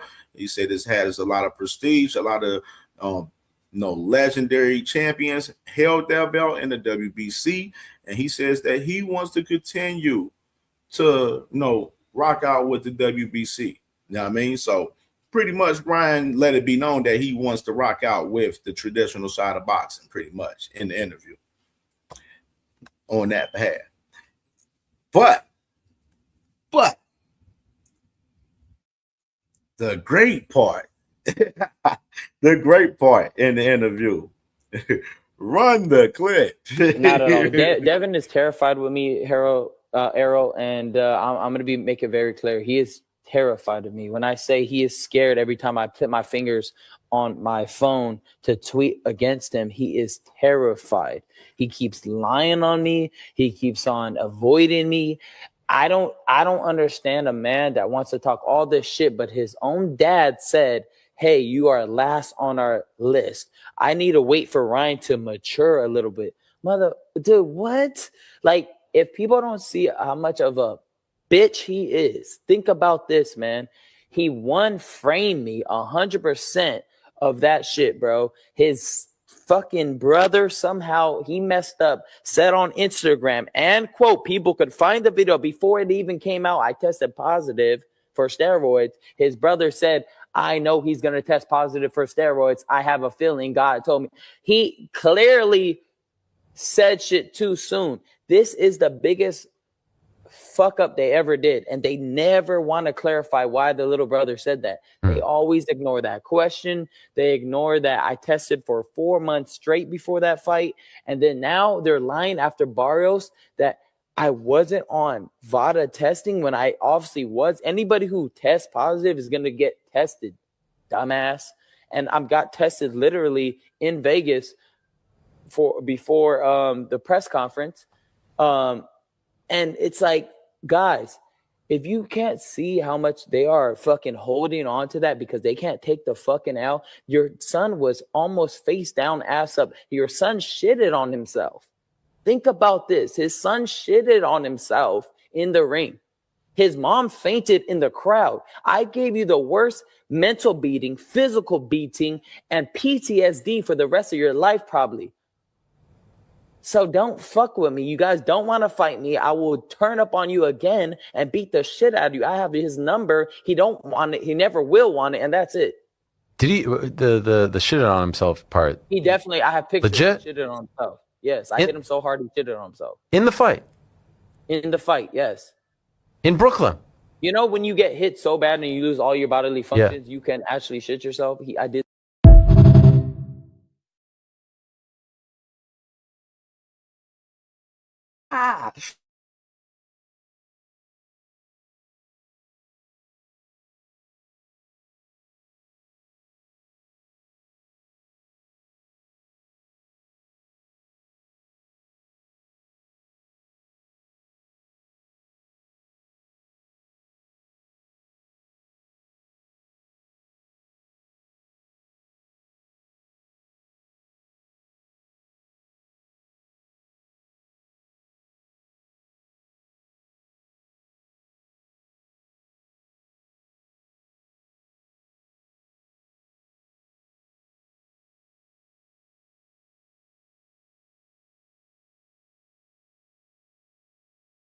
Do.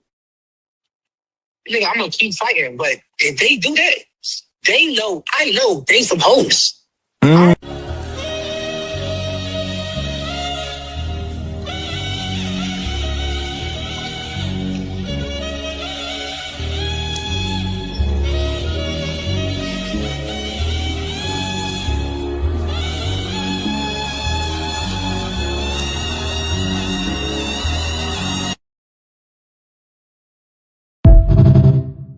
Police! Police! Help! Police! Help! Police! Help! Help! Police! Help!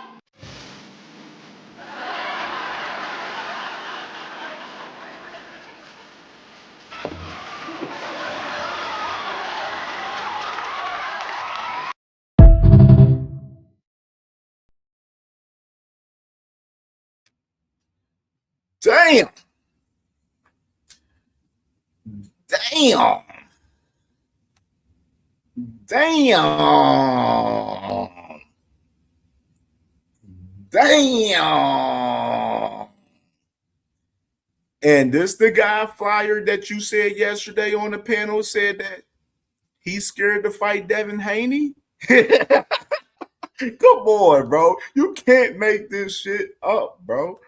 Like, he's bullying Devin Haney at this point, bro. This is bullying. Like, he's totally bullying Devin Haney right now.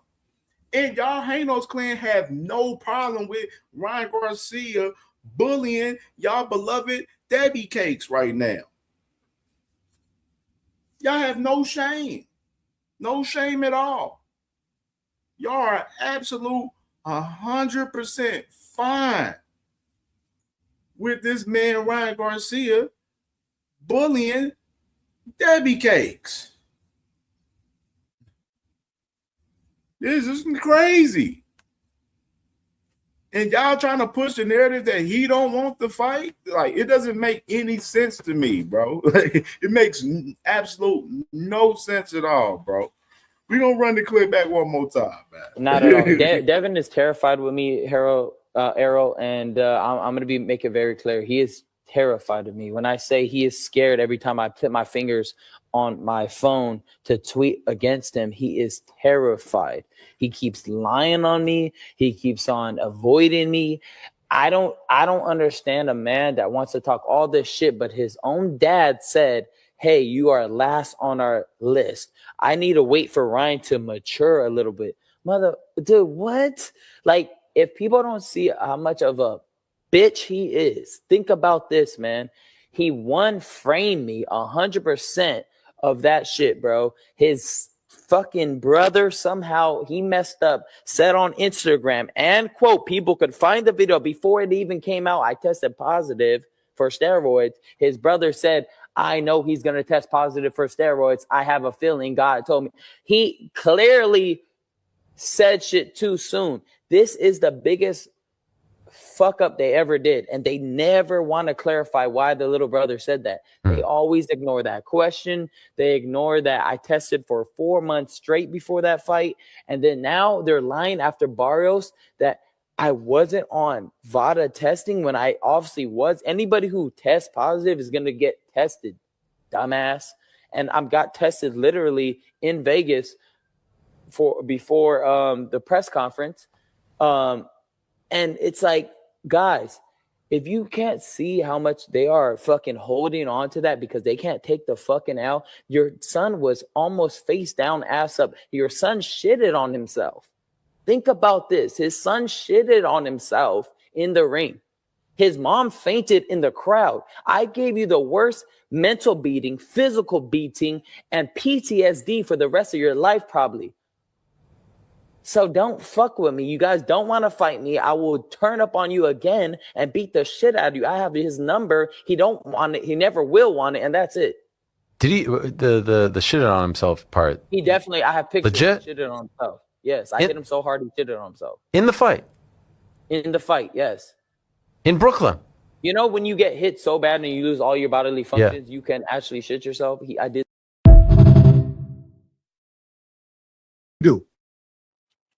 Nigga, I'm gonna keep fighting, but if they do that, they know, I know they some hoes.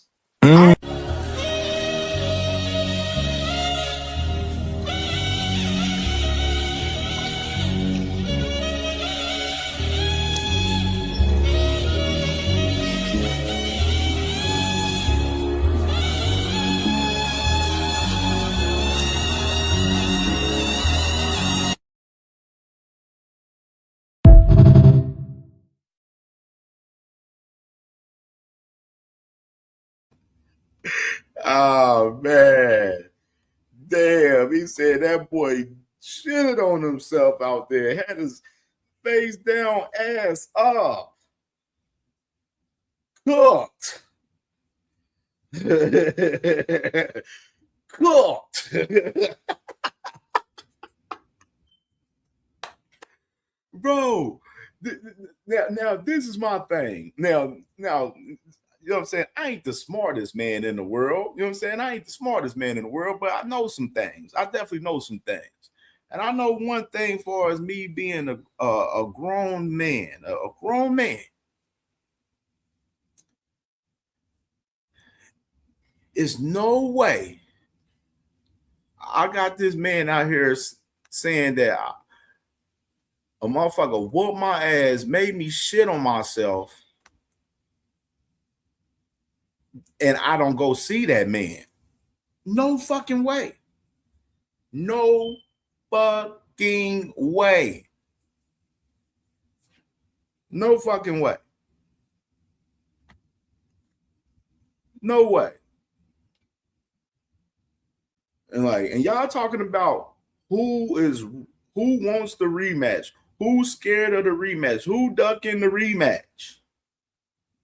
It's totally 1,000% obvious on who don't want the fight. Every time you ask Bill Haney about Ryan Garcia, he's He's been in literally 4 interviews. I just named him yesterday on the show. Been on Ariel Hawani. He was just on Fight Hype yesterday in the clip that I played yesterday. He was on Sean Zattel with Radio Raheem. He was on the Boxing Voice. 5 different platforms where when they asked him the question about Ryan Garcia, he shuts them down on asking the damn question. He don't want to talk about Ryan Garcia. And you got to listen to what Ryan Garcia said in the context. Why is Ryan Garcia last on their list? They got this quote-unquote so-called list, and Ryan Garcia is last on the list, but Ryan Garcia is out here vowing to retire the man. Retire the man. Look, you're one of the best finishers in boxing. Like, I know you didn't finish Devin Haney, but you had him drown. I saved him. I should have knocked him. I just didn't have the condition. I think it still bothers you, huh? Yes, because I should have knocked him out in that 11th, man. I was playing around too much. Yeah. And I was like, ha ha. Like, bro. But next time, that next time, buddy, you won't have a next time. I'm finishing you. You will never box again if we fight again, and you know that. And I have vowed to that. If we fight again, you will never box again. I promise you that. But look, Oscar Duarte is fighting on your arm.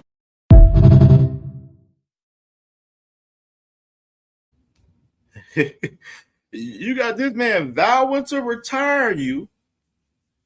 Said that he beat your ass so bad, he gave you PTSD, and that you shitted on yourself and you was face down, ass up in the ring.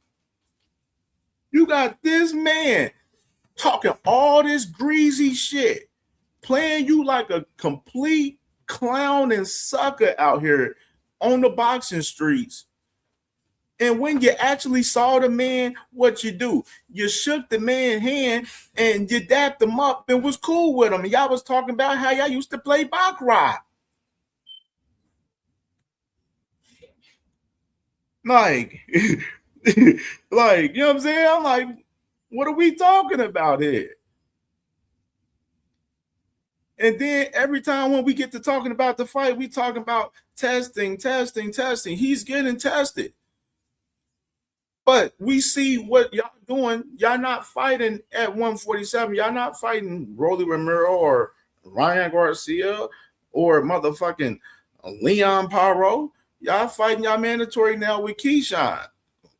For now. For now. We can say that for now. For now. You know what I'm saying?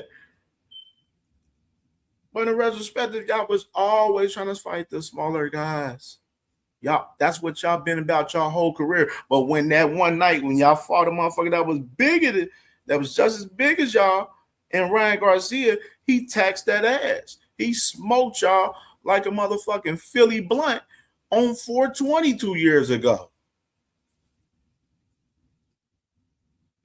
And y'all still ain't been one to get y'all lick back for real ever since, for real. Yes, we know the whole story with the Rolly Romero, Ryan fight and all of that. We don't got to go through that timeline. We know the whole timeline. Ryan lost the fight. It is what it is. Regardless of the fucking matter. The way Ryan is playing you cock out here and playing you like a sucker Debbie Cakes, you need to see that man. He's disrespecting you to the utmost. He's giving you the utmost disrespect. And you don't want to go nowhere near the fight.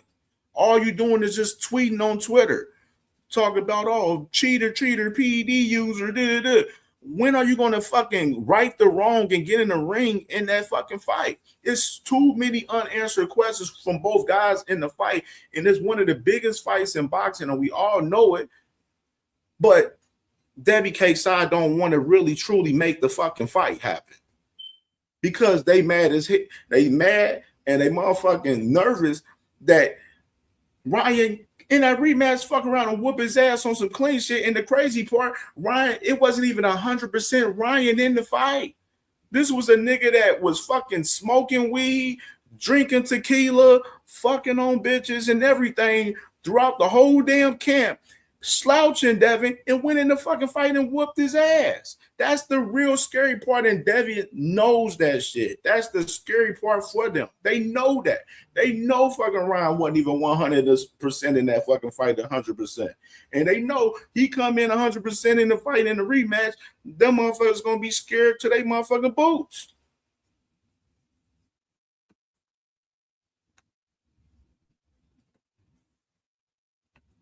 Like, bro, it's facts over feelings, bro.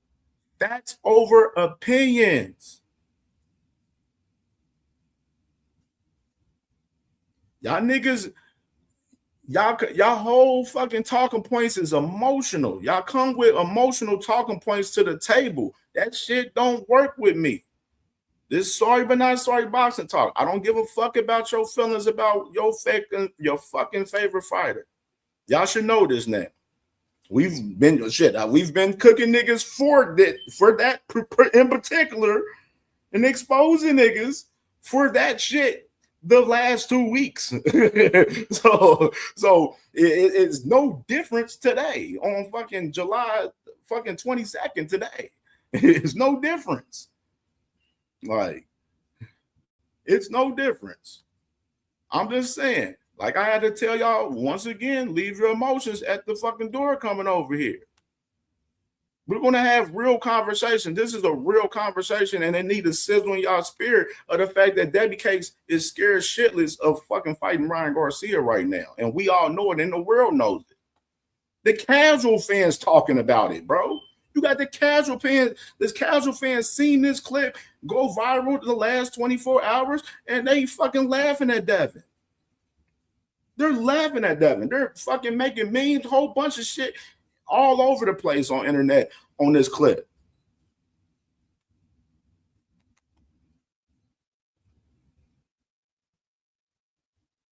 Like, when you got the casual fans laughing at you, oh, that's different. That's definitely different. Definitely different. Like, the casual fans is still laughing at Devin to this day. That's why I said this motherfucking Ryan Garcia at this point, this is bullying. He's bullying Devin Haney at this point. Bullying him. And Devin Haney don't want no smoke at all. But he got this going on. All right, so Lance Pugmire, man, he reports that it's a possibility. He's talking about from both sides. A rep from Keyshawn Davis and a rep from Devin Haney said that they got some motion going on for us, conversation on possibly making that fight happen before the purse bid even occurred. This happening this Monday. So this is a report from Lance Pugmire. I don't take too much credence into this so much, in my personal opinion. I don't take too much credence into it. We'll see. But I mean, I know today is Wednesday. We've been hearing about motherfucking Nose Candy Bill talking about making an announcement for the last, 2, 3, 4 months. You know what I'm saying? And he talking about making an announcement the other day in the clip that we played earlier. So I don't know. We don't know. We'll see. Matter of fact, we can go ahead and play that clip. Let's go ahead and see what he said. Let's go ahead and play that clip, man. Play that clip, man. The Nose Candy Billy. Our deal is done, and we're looking for an announcement. So Devin's deal is done, and it's been done in principle for quite some time. But the announcement is imminent. You know what I mean? But I think that announcement comes after the announcement of who he's fighting, because that's the most important thing, right? And then the most important thing after that is he allowed, and is he able to, if victorious, still pursue those big and those even bigger fights that the people will drive the narrative that somehow the signing limits him to. So that was the first hurdle, right? The second hurdle was then, I'll get to that one. Is getting over the first hurdle after the announcement. Then I'll let you know what the second hurdle was, and most important. Well, I mean, we know the fighter, so I mean, you can just tell us the hurdle. Fighter's Keyshawn. It's just a matter of, you know, do you all right, let's go to this approach. Do you foresee striking a deal before Monday, the 27th? Is it Monday or is it Friday? But do you foresee striking a deal before then, or would you rather see this go to purse bid? Did I hear you say that the purse bid was going to be aired? Yeah, it's going to be live streamed. Oh, really? First ever, historical. Are you going? You're being good. I mean, specifically a deal with the zone the way that Tio just got. Well, our deal is done, and we're looking for an announcement.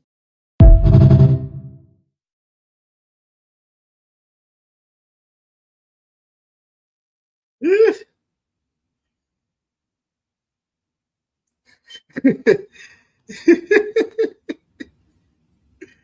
don't know what the fuck going on, boy.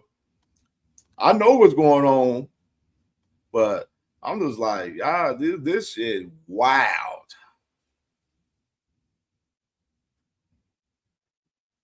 Wild. Niggas just be up here just talking, bro. Just talking, bro. That's all I'll be saying. Just talking, man. Just a whole lot of talking. Whole lot of talking. Too much talking. Not enough motherfucking action, like I like to say always. From those Candy Billy. Per usual. Per motherfucking usual.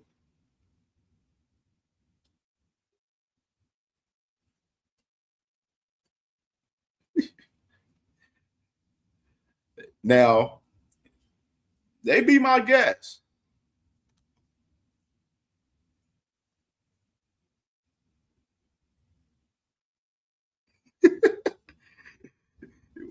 Y'all some Carl, y'all, it is y'all niggas really be on Carl Thomas timing out here, bro.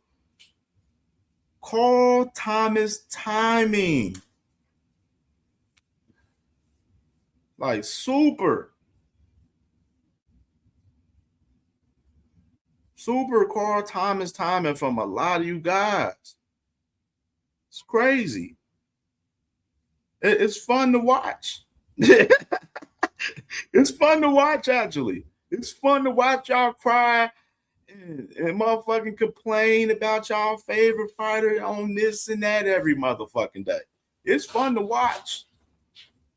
It's definitely fun to watch.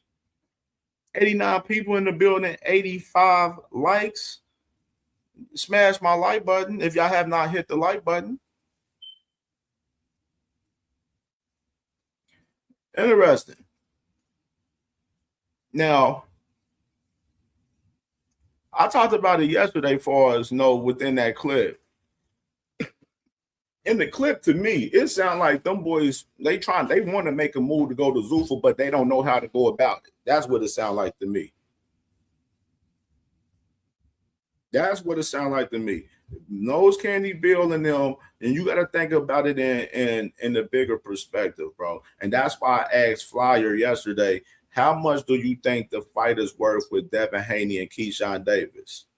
And that's why I asked that question. And I want to ask y'all in the chat too. Let's ask everyone in the chat. How much do y'all believe the fight with Devin Haney and Keyshawn Davis is worth? Y'all let me know in the chat. Let's get some engagement. Give me some numbers. Give me some numbers. Give me a good little figure of where y'all believe, how much this fight y'all believe cost. Radio Flyer said he think it's about $6 million. He said about $6 million.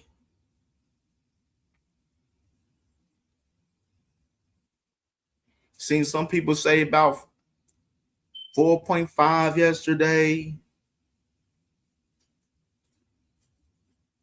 Some people said 3 mil yesterday.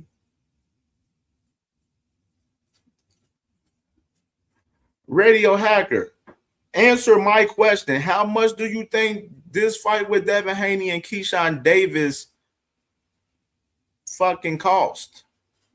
How much do you think this fight is worth, Radio Hacker? Come on to the topic. I know you want to deflect because we're cooking your little Debbie cakes right now. I understand. You know what I'm saying? Just per usual, emotionals from you. We know you're beloved Debbie cakes. We know you love you some beloved Debbie cakes. We know you love his dirty draws. But how much do y'all believe this fight is worth? The bidding starts at $200K.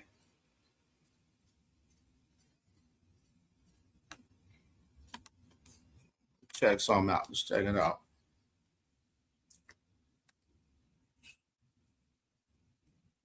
What y'all thinking? Let's get some again. Let's see.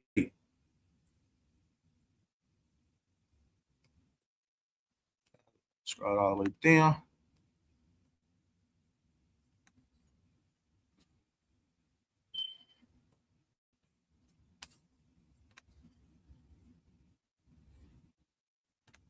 So I see my boy Curtis Robinson said 3 to 5 mil. One hitter quitter said 3 to 5 mil. FaZe said 5 to 7 mil. His shell stupid talking about 200K. Joe Quinn, salute to my brother Joe Quinn. He said 5 to 7 mil. Hilltop, salute to my dog Hilltop. He said 4 milli. Josh 803 said 8 milli. Swoosh Life said 1 to 5, 1.5 to 2 milli. Realistically,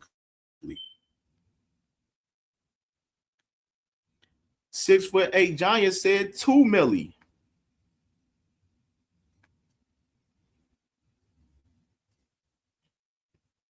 And Trey Skills said 2 to 2.5 sounds reasonable. T Hill said 2.5 milli.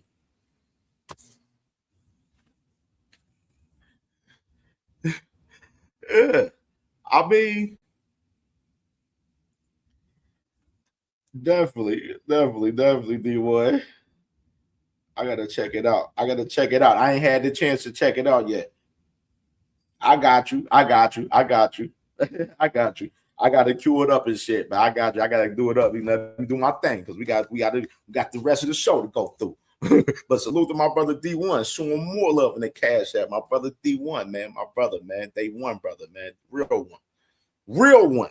D1. When I say real one, like D1, really one of the realest ones that I know on this fucking space. Real shit. Like when I talk about real ones. Gecko Kid Marco, salute. He said Gecko Kid Marco said $20. Damn. Ashley's Corner, salute to my sister Ashley's Corner, man. Make sure y'all definitely subscribe to my sister Ashley's Corner, man. One of the best in the game doing this as well, man. Most definitely. Yeah, man. It's interesting to see how that shit play out, man. Dog. Me personally, I'm thinking I had to check. I say this fight is worth between that 3 to 5 million mark, in my opinion. 3 to 5. That's where I'm at with it. 3 to 5. I think 3 to 5. I don't see no 8 million, no 10 million, no 15. This ain't that. This is not that. This not that. And Radio Hacker, you still haven't even answered the fucking question. Stupid ass nigga. Yeah, I'm thinking about 3 to 5. 3 to 5 milli, that's what I think, man. I think that's about a good mark, you know what I'm saying? And even on the flip side, even with Bill Clip, and I want to say this too, and I know some of the Haney fans, I know like FaZe, I know some of y'all would love the move if Devin Haney had to deal directly with the zone and he was doing this thing, DHP, the zone, and he stay on the side of traditional boxing, which is me, in my opinion. I would love that move too. I want the fighters rather stay on the traditional boxing side. That's where I'm at with it. Draw my line in the sand. You know what I mean? And that's where I'm at with it. Now, if Devin Haney's on that type of timing, I salute him 100%. 100%. If he's on that timing where he has a deal with the zone, he gonna make the fight happen with Keyshawn and stay on the side with traditional boxing. Because in my humble opinion, I believe, you beat Keyshawn Davis, then boom, you go after that fucking rematch. That's the vibes. That's the vibes right there. That is absolute the vibe. That's what Devin Haney should be on. He should be on whooping Keyshawn Davis' ass in this fight, defending his title against his mandatory, and then going to unify with Ryan Garcia in that rematch. That's what Devin Haney should be on, the reality.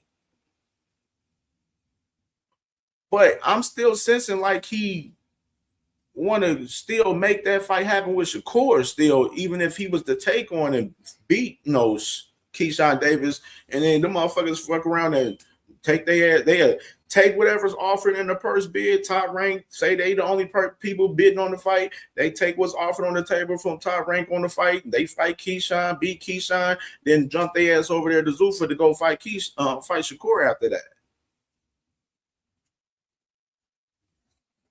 Like, that's another perspective right there as well. You know what I mean? So, I mean, I don't know. Well, it's interesting to see how this shit plays out, but we know that purse bid is Monday, and they airing the shit live and all of that shit. So we know the purse bid Monday. We gonna be definitely watching closely on this shit next Monday on CamJNetwork for sure. We gonna fuck around and watch the shit live. So we probably watch that shit live next Monday on the show. Make that our fucking highlight on the show next Monday for sure, man. So interesting shit right there. Interesting shit right there, man. Yeah. So let's get into this next topic. I ain't gonna, so we know what's popping with Shakur and all of that. We ain't got to get into him today as far as him. But we can talk about him when we get on the panel, because I know people probably gonna want to talk about him. I'm pretty fucking sure. But let's get into this main topic before we open up the panel, man, which I wanted to talk about. AB, Adrian the Problem Broner, and Deen the Great, man. And so let me go ahead and kind of give y'all a little brief breakdown before we get into this topic. Brief breakdown. Deen the Great, AB, of course, they've been streaming over the last, couple of months, making a lot of fucking money streaming and stuff. They did, a couple of 24-hour, I think they did a 30-day, 24-hour, live stream in recent time, and where, they was drinking, partying and shit like that and everything, fucking with the women and everything, doing what they do and all of that. You feel me? And of course, Deen the Great, he has a fight coming up. He has a fight coming up. He's about to fight this former UFC fighter coming up, I believe, in September, or it's gonna be in October. I don't know. But he's supposed to have this fight coming up, and they set up this whole 24-hour live stream, and they called it the 45-day lockathon, where they're locked in the warehouse currently right now. And, they got a whole boxing ring in the gym. They got, a lot of workout equipment and everything. And they've been locked in for the last couple of weeks and, working out, where we done seen AB. He done brought Shane Mosley into the, to the gym to, help Deen, because all of this in the process and reality and just to enlighten and let it sizzle in everybody's spirit. The lockathon is for Deen. Deen the Great is the one that has a fight coming up. AB doesn't have a fight coming up. AB is just working out with him, to get in shape with him, and and rocking with him in that manner. You know what I mean? So the in reality, a lot of the shit that's going down is being placed for us to camp. This is a training camp for fucking pretty much for fucking Dean the Great. And one thing that people haven't noticed and took notice in, that Dean has not been taking the camp as serious as everyone else around him. And we're gonna get into the conversation about this a little bit for us, this conversation with AB, in recent time, and viral clips going viral yesterday with AB holding Dean accountable, and I seen a lot of conversation for us that last night with my sis 2 Cents Boxing on 2 Cents After Dark. Great conversation last night. I enjoyed it most definitely, and I was already planning on talking about it anyway, and I was like, we're gonna talk about it, break this thing down, and what I'm saying, because it's only right for a person like myself to kind of break this shit down the way it needed to be broke down. So one thing about, like I mentioned, AB's in this lockathon, like you still mess with women and stuff like that, but AB's not in camp. AB's not training for camp. He doesn't have a fight coming up. He's only working with Dean to work with him, and because that's what they're doing in this stream and stuff, and he wants to get back in shape and everything, get his body right and everything. So he's been taking the shit for us the lockathon serious in a sense. And then motherfucking Dean the Great, for us, him in particular, he hasn't been taking this shit that much serious for us this camp, man, in reality. And we're gonna get into we got the content. Dondrick, relax. All right, so we're gonna get into content, man, for us this shit. And let's go ahead and start off with this first one. Hey, we're gonna send y'all off to Deen. Love y'all, but I'm taking this. Dean's supposed to be in his bed too, but I guess I'm taking this as a pre-camp for me to lose my weight. I don't have a fight. I'm just taking it serious to lose this weight and get this weight up off of me. So when I do go to Dean's fight, I won't be built like this, okay? And then after Dean's fight, then I'm gonna go back to camp and get ready for my fight, and that way I'll already be in shape.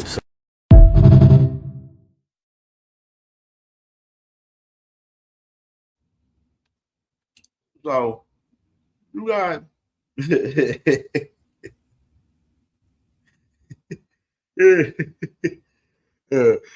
you know what I mean? You got Mr. AB right there talking about, he and Cam with Dean, where everything is for Dean, like I mentioned before. Where, what I'm saying, he just getting in shape, and what I'm saying, he end up having a camp after Dean had his fight and do his thing after that, which we already established in the conversation for us, setting the foundation for the conversation, right? And even further, so I'm gonna just fast forward. Now we in camp. Now we in the whole lockathon. AB, and I'm gonna give you the list. AB he got Coach GT in there right now, former Floyd Mayweather coach. He done brought Zab Judah in there. Zab Judah's been in there like every day, or if not every other day. Shane Mosley's been there every other day working with Dean. Like Zab Judah, Shane Mosley, Dean, Rashad Holloway, he's Dean's main trainer. He's of course working on hand with Dean. They got Fauzi in there for us, helping Dean get lean and stuff for us, his weight and everything, and make sure that he's eating right and everything. Like AB then brought in all these guys for Dean's 6-round motherfucking fight, bro. 6-round motherfucking fight. He got fucking legends in the damn fucking building with Shane Mosley and fucking Zab Judah, Coach GT, and Rashad Holloway in the building, helping Dean get ready for his 6-round fight that he has coming up. Just think about it. Of course, Robert Easter's up there with him as well. Robert Easter's streaming. AB and Dean is helping Robert Easter, with his kick streaming. He's working on kick and stuff with his streaming, and he's getting money with the streaming now too as well now. So, and Robert Easter's there. All these motherfuckers in one camp for Dean the Great in a 6-round fight.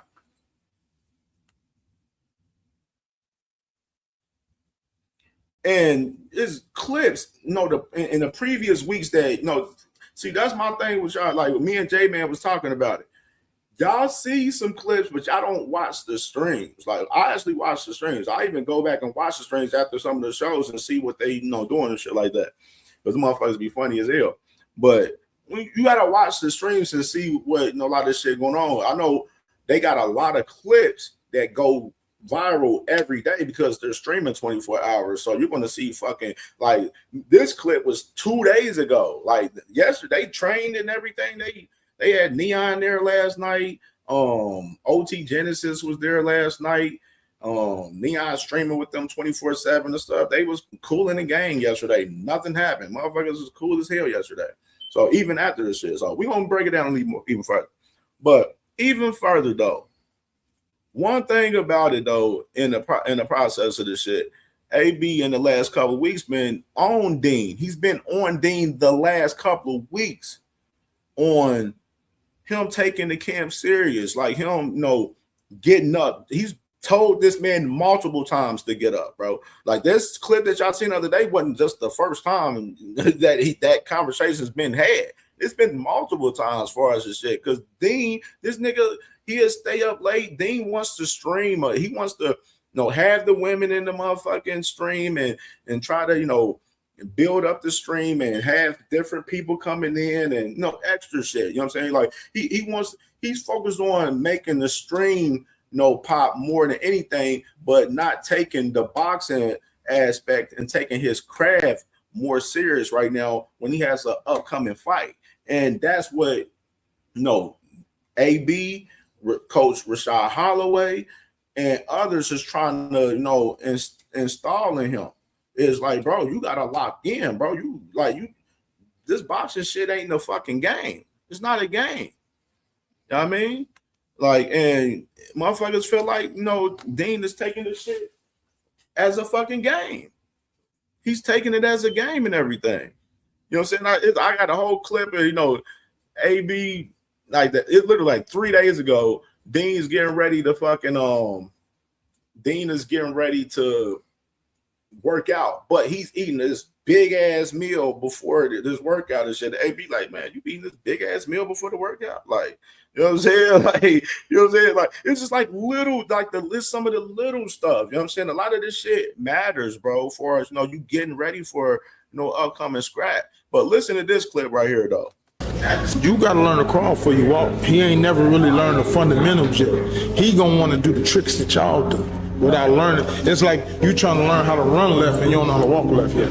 You get what I'm saying? So like when you really taught how to do that shit the right way, then it's like everything start coming together. Think about it, and it ain't that easy. Because then once you get to doing it, you see him falling over, you see him looking crazy doing it. You can't be in there throwing no motherfucking triple hooks, and you can't throw one hook right. You know what I mean? You don't know how to sit down on one hook. How you gonna throw three? You know what I mean? That's the difference in him. Like once that base built up under him, no, he's straight.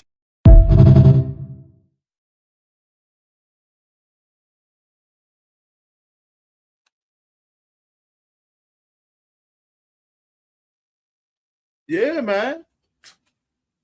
You got daggone, Coach Rashad Holloway. He's speaking about it, saying that Deen, he want to be advanced like AB and Robert Easter and all the other guys. Bang, they got Bang. My dog Bang Williams. They got Bang Williams in the gym with him, of course. You know what I mean? Like he want to be advanced like those guys, but he's not that advanced with his craft, with his boxing yet.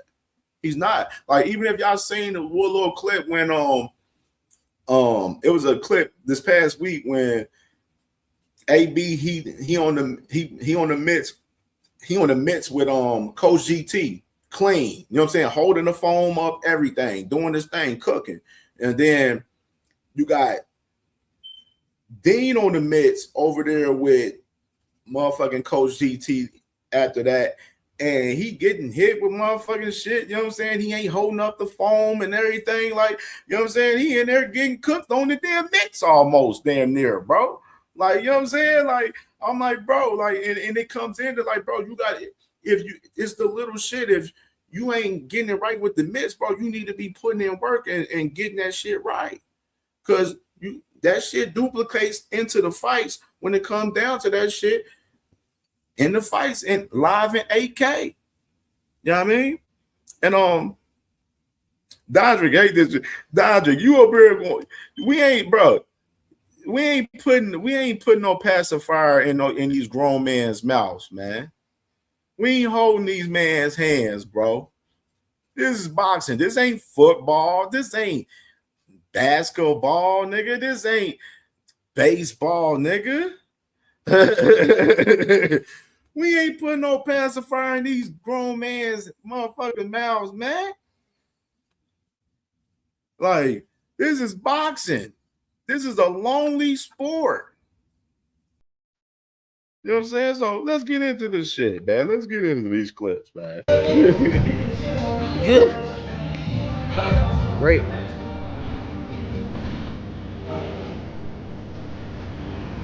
You working out late or what? Y'all ain't wake me up, cuz. Man, quit doing that, bro. You in this for yourself though, cuz. It's good.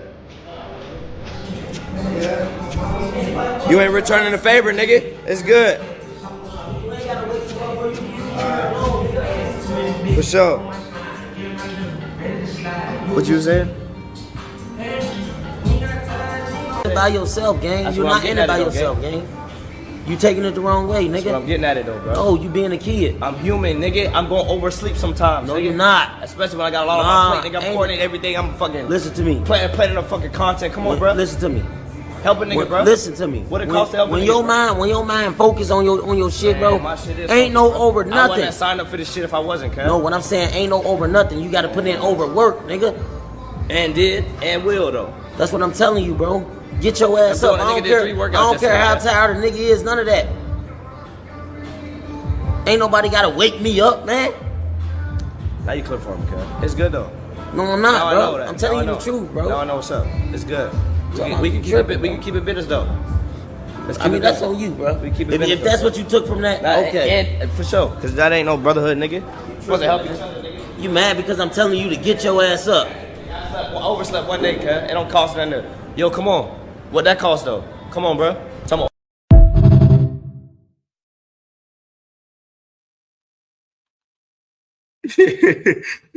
Yeah, man. Like that's emotional reaction right there from Deen the Great. And it's kind of like some of y'all guys, y'all move like that a little bit too on the YouTube space where motherfuckers talking about something in particular. We're like AB's talking to him about boxing. Then he want to talk about, oh man, shit, this ain't no brotherhood, man. We gonna make this business, man. This gonna be about business. Like total deflection right there. Total deflection.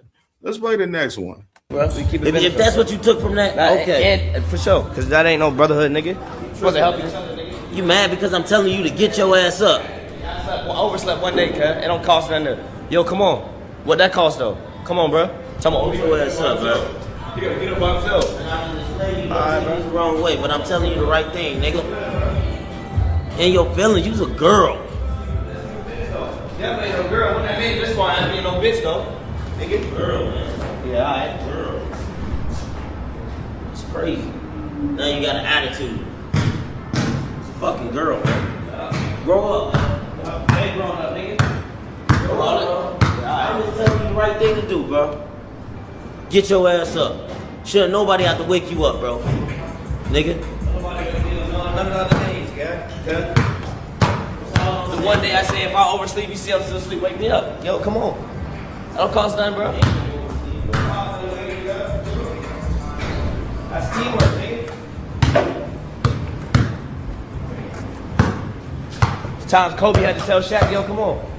Shaq had to tell Kobe, yo, come on. Sometimes all the nigga need is that extra, yo, come on. Overslept, bro. Come on, bro. I bet they ain't have to tell each other to be in the gym. We live in the gym, bro. We made the gym out this shit, bro. Get your ass up, nigga. And if you woke up late, get your ass up and go to work. The fuck? You can't blame nobody for that, nigga. I'm just trying to teach you something, nigga.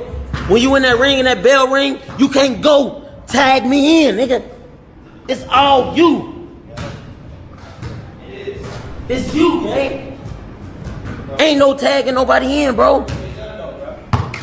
I'm gonna get to work. That's all I'm saying. Keep working. 3 workouts yesterday. Of course I'm gonna oversleep, bro. Come on, bro. That's all I'm saying, bro. Just keep working, bro. Fuck the workouts, nigga. You still gotta work. It's another day. Fight not, man. All right. It's another day, gang. Just keep working. That's it. Ain't no room to complain, gang. Just keep working, bro. See what it is. Ain't no see nothing. You just acting like a girl. Acting like a girl, gang. You stupid as hell. If you got that, I me telling you that, then you're dumb. You're literally not smart. You stupid, bro. Gotta separate it. I'm trying to tell you, bro. Nigga, come on. Let's go. Let's move. All right. And I'm trying to, but every time I tell you something, you think that I'm trying to talk shit or distance myself from you. What you talking about? I overslept, nigga. The fuck? I had 3 workouts yesterday, bro. Okay, and I'm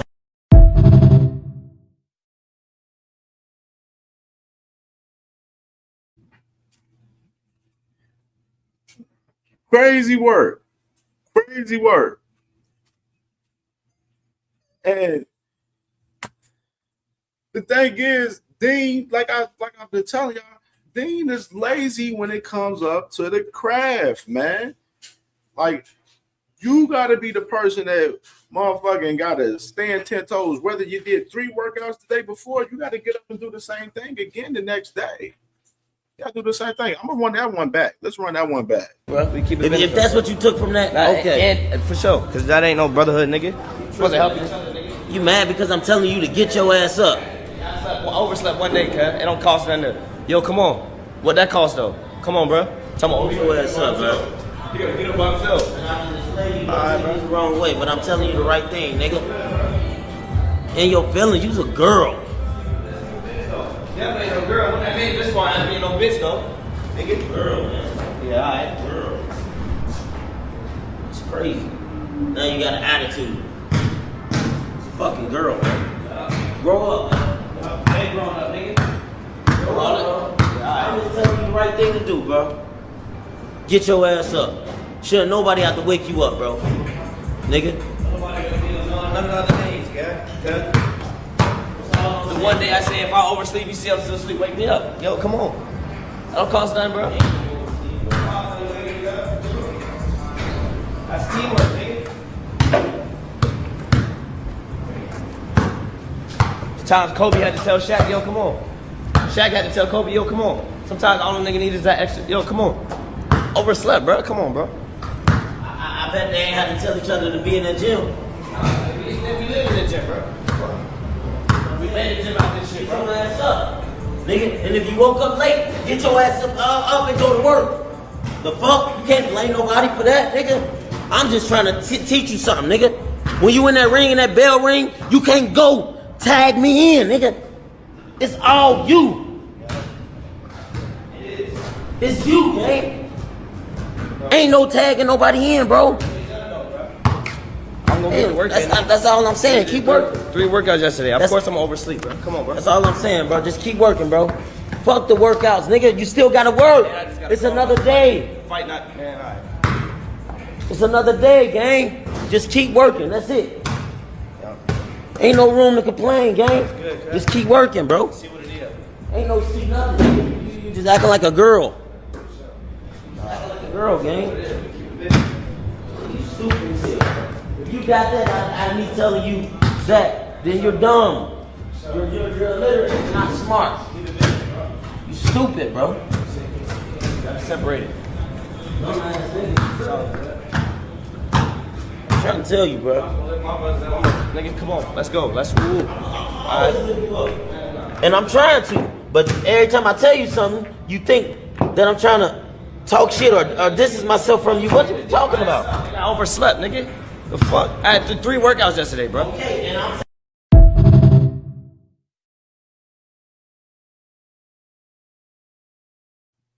Man, and I wanted to talk about this on the justice of these guys. Like, they get into arguments and stuff. When they get in their arguments, Deen likes to do this shit where he likes to throw a low blow, get personal with you, Or he'll tell, oh man, fuck you, AB, man, we done, man, we done. You know what I'm saying? Oh, you can leave. You know what I'm saying? He want to kick the motherfucker out of the situation with the streaming and shit.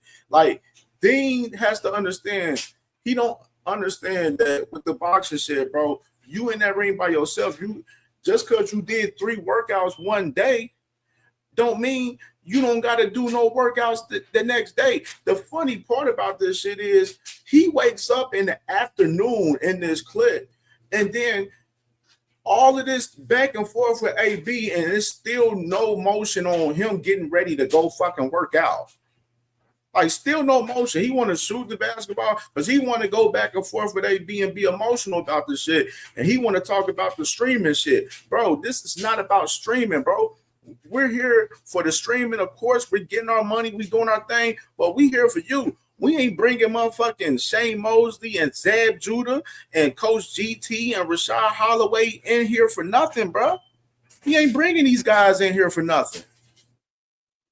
You know what I'm saying? You gotta, you know what I'm saying? If you want to be great in the sport of boxing and you want to be one of them guys, then you have to take this shit serious. And Deen the Great is not taking it serious, obviously, because he's more focused on the streaming aspect of what they're doing and not on his upcoming fight, on the reason of why they're there. They're there to get ready for his upcoming fight. Let's play this next one. That nigga oversleeping, nigga. I'm telling you the right shit. Okay, so what? Get up.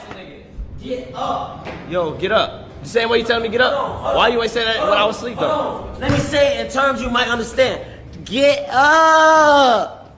You understand that though? Get up. Get up. You understand that though? The fuck? That would have woke me up for sure. But you walk past, guy. It's good. I'm trying to install something inside you, nigga. You don't need nobody to wake you up. And then when you get up, Every nigga need that extra. Come on, guy. no, you don't, bro. No, You nigga. don't sleep though, bro. And I still get up though. But you don't sleep though, man. So Yeah, yes, I do. You literally don't sleep. I do sleep. I sleep for 2-3 hours. I sleep, and sometimes I sleep through shit. Come on, bro, I'm human, nigga. Yeah, you do. That's all I ask, gang. If you see me sleep, wake me up. But if that's the problem, cool. Ain't no problem, but all I'm trying to tell you is this. You shouldn't have nobody. You gotta get up and do it by yourself. All right. Nah, I didn't say that. I said, shouldn't nobody have to wake you up, gang. You trying to make it something else. Same mindset to nobody. You a grown ass man. You keep saying that. You trying to make it personal with something else. I'm trying to teach you a lesson. You making it something that is not, nigga. I'm just letting you know. As a professional, should nobody have to wake you up, gang? That's all I'm saying. I don't give a fuck what we go through, nigga. I watched Floyd go through the worst shit in life, and he still got his ass up. He still went to sleep on time, and he still got his ass up every time, gang. Ain't nobody have to wake that nigga up. Yeah. Come on, bro. That's who I looked up to. Get that clip for me, okay? I ain't clip forming. I'm telling you the truth. That ain't clip forming. I'm telling you the truth. I watched it. Nigga, I watched him go through it with his baby mama. I'm at his house, nigga. Nobody there, just me and him. Nigga, by himself, nigga. One day, I'm up every day. Nigga, what the fuck is you talking about, bro? You just doing too much. I'm just telling you, you're making it something that is not. I'm just telling you, shouldn't nobody have to wake you up, man.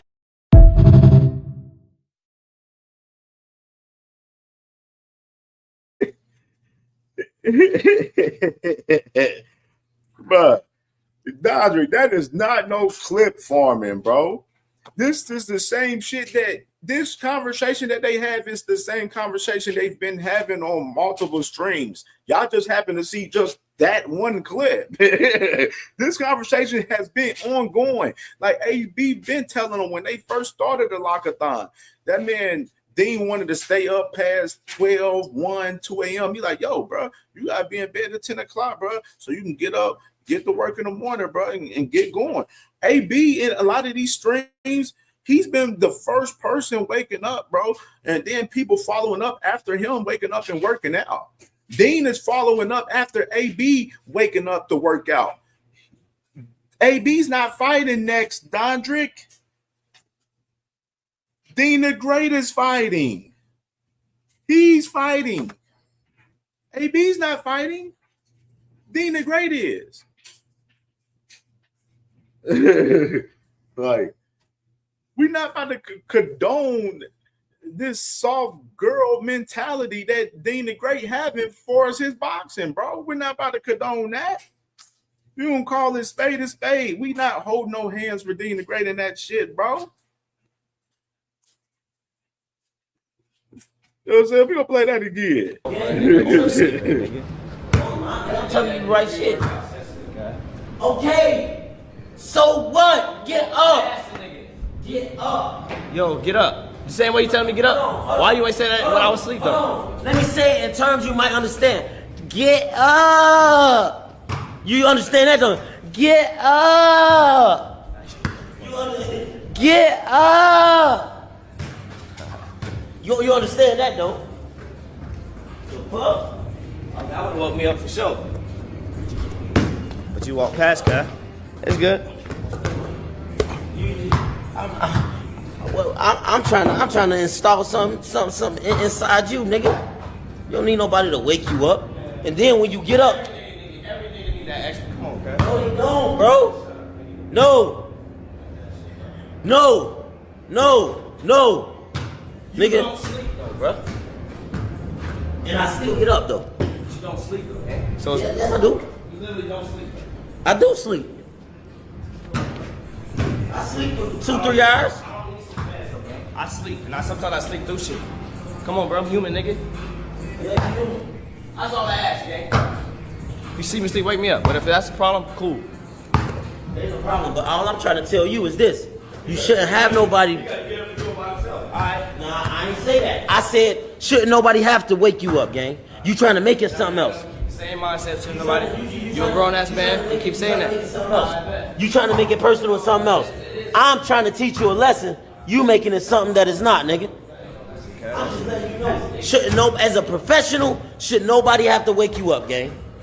That's all I'm saying. I don't give a fuck what we go through, nigga. I watched Floyd go through the worst shit in life, and he still got his ass up. He still went to sleep on time. And he still got his ass up every time, gang. Ain't nobody have to wake that nigga up. Yeah. Come on, bro. That's who I looked up to, nigga. Clip for me, okay? I ain't clip for me. I'm telling you the truth. That ain't clip for me. I'm telling you the truth. I watched it. Nigga, I watched him go through it with his baby mama. I'm at his house, nigga. Nobody there, just me and him. Nigga, by himself, nigga. One day, I'm up every day, nigga. What the fuck is you talking about, bro? You just doing too much. I'm just telling you, you're making it something that is not. I'm just telling you, shouldn't nobody have to wake you up, gang.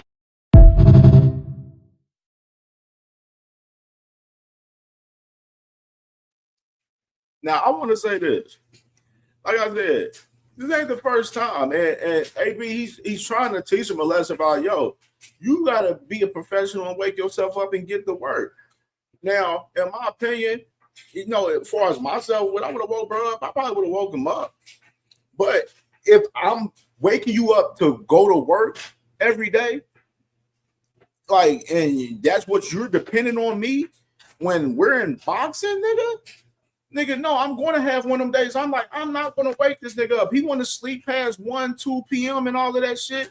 Okay, fuck it. We gonna see how long this motherfucker want to sleep in when he know he got an upcoming fight. So as far as the aspect of waking niggas up, yes, he's been doing that for fucking him. If y'all watch, this nigga Deen wakes up late as fuck all the time on the streams.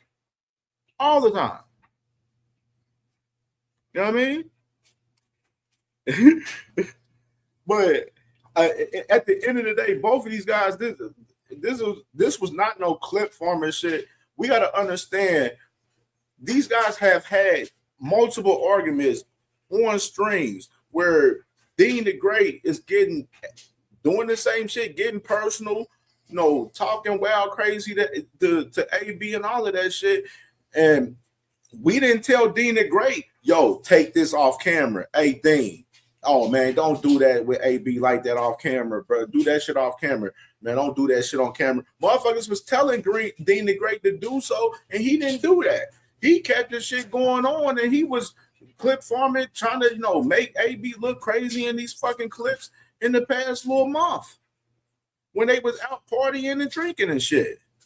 But now when they're actually locked in and they're on the craft of the sport of boxing, what brought them together. The thing is, Deen the Great, his favorite boxer is fucking Adrian Broner.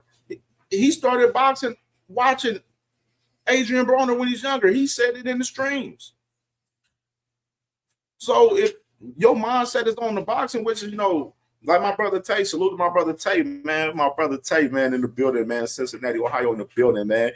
Like, they had good coaches out there in Florida and stuff.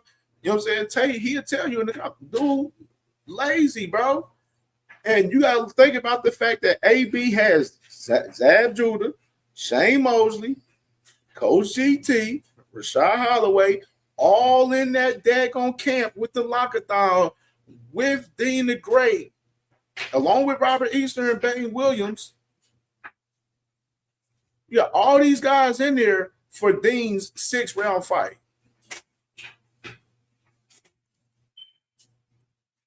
Sometimes you gotta have self-discipline. Yes, we brothers and stuff. Yes, I'm gonna push you in, make sure we gonna be successful much as possible. Yes, we brothers. I'm gonna wake you up. We're gonna do this, we're gonna work, we're gonna do, everything we need to do to be successful. But at the same process, though,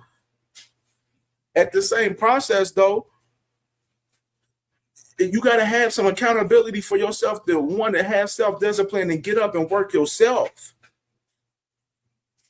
Like me coming on the stream, I got to come up, have my content ready and stuff, have, everything ready to go and lock and load, and have that self-discipline to come up and have my shows with you guys every day. You know what I mean? And that takes self-discipline to do so. Just like anybody with any other job, you got to wake up, you got to go punch that clock in. You got to go to work.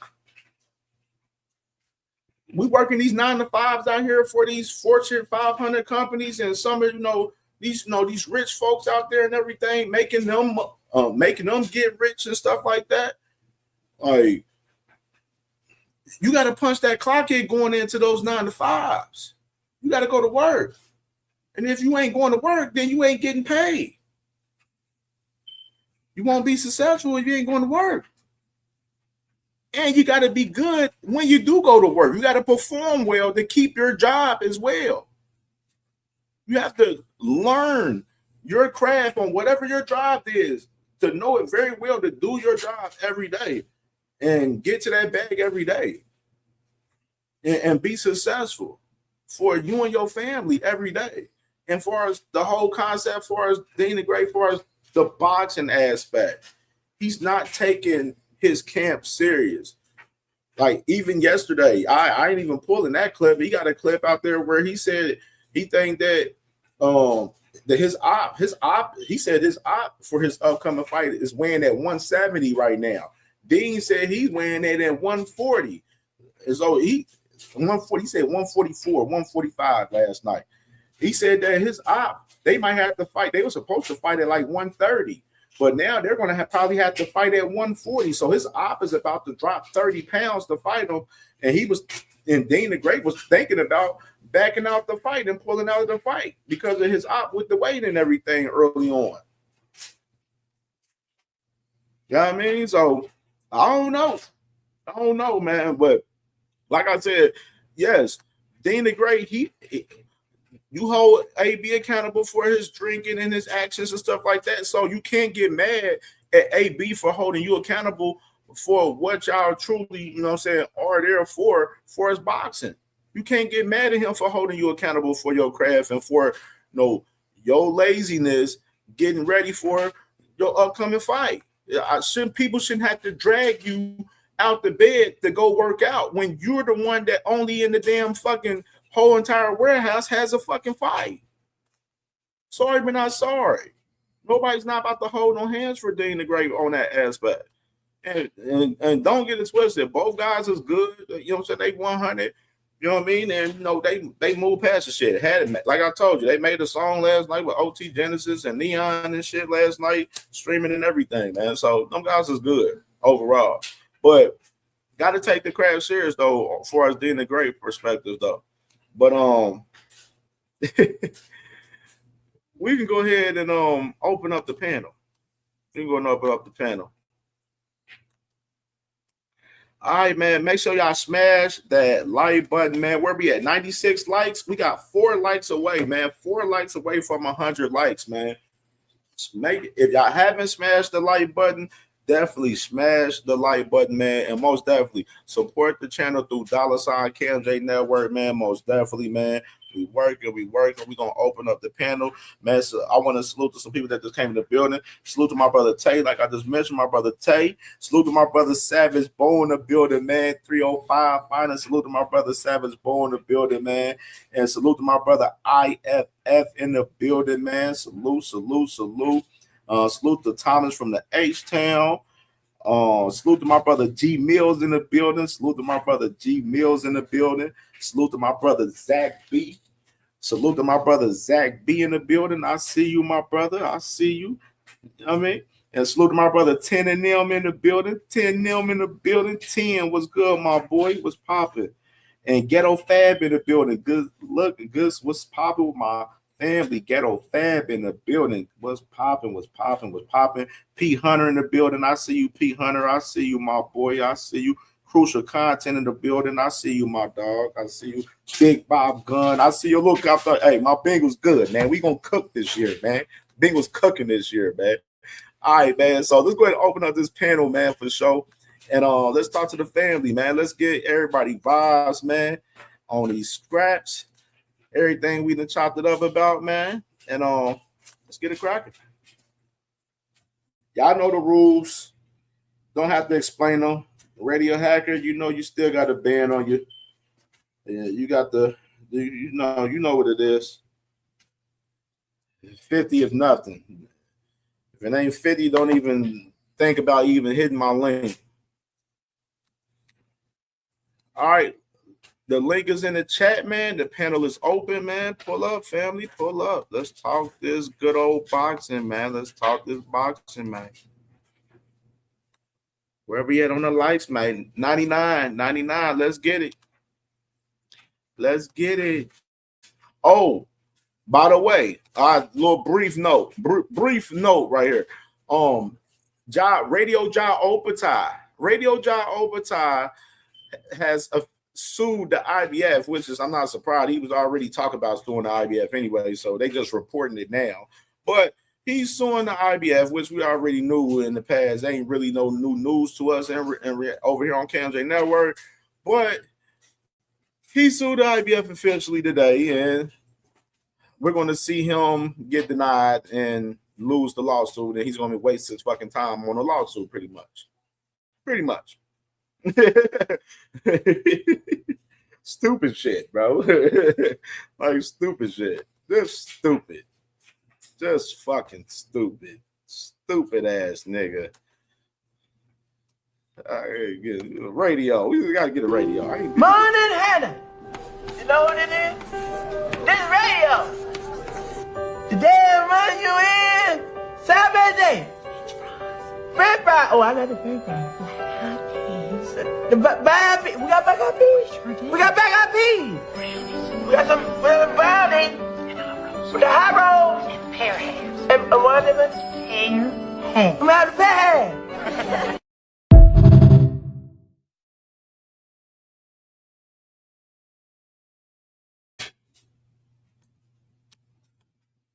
You big dummy. You big dummy. You big dummy. You big cold-blooded dummy. You big dummy, see what you did? Oh no, you big dummy.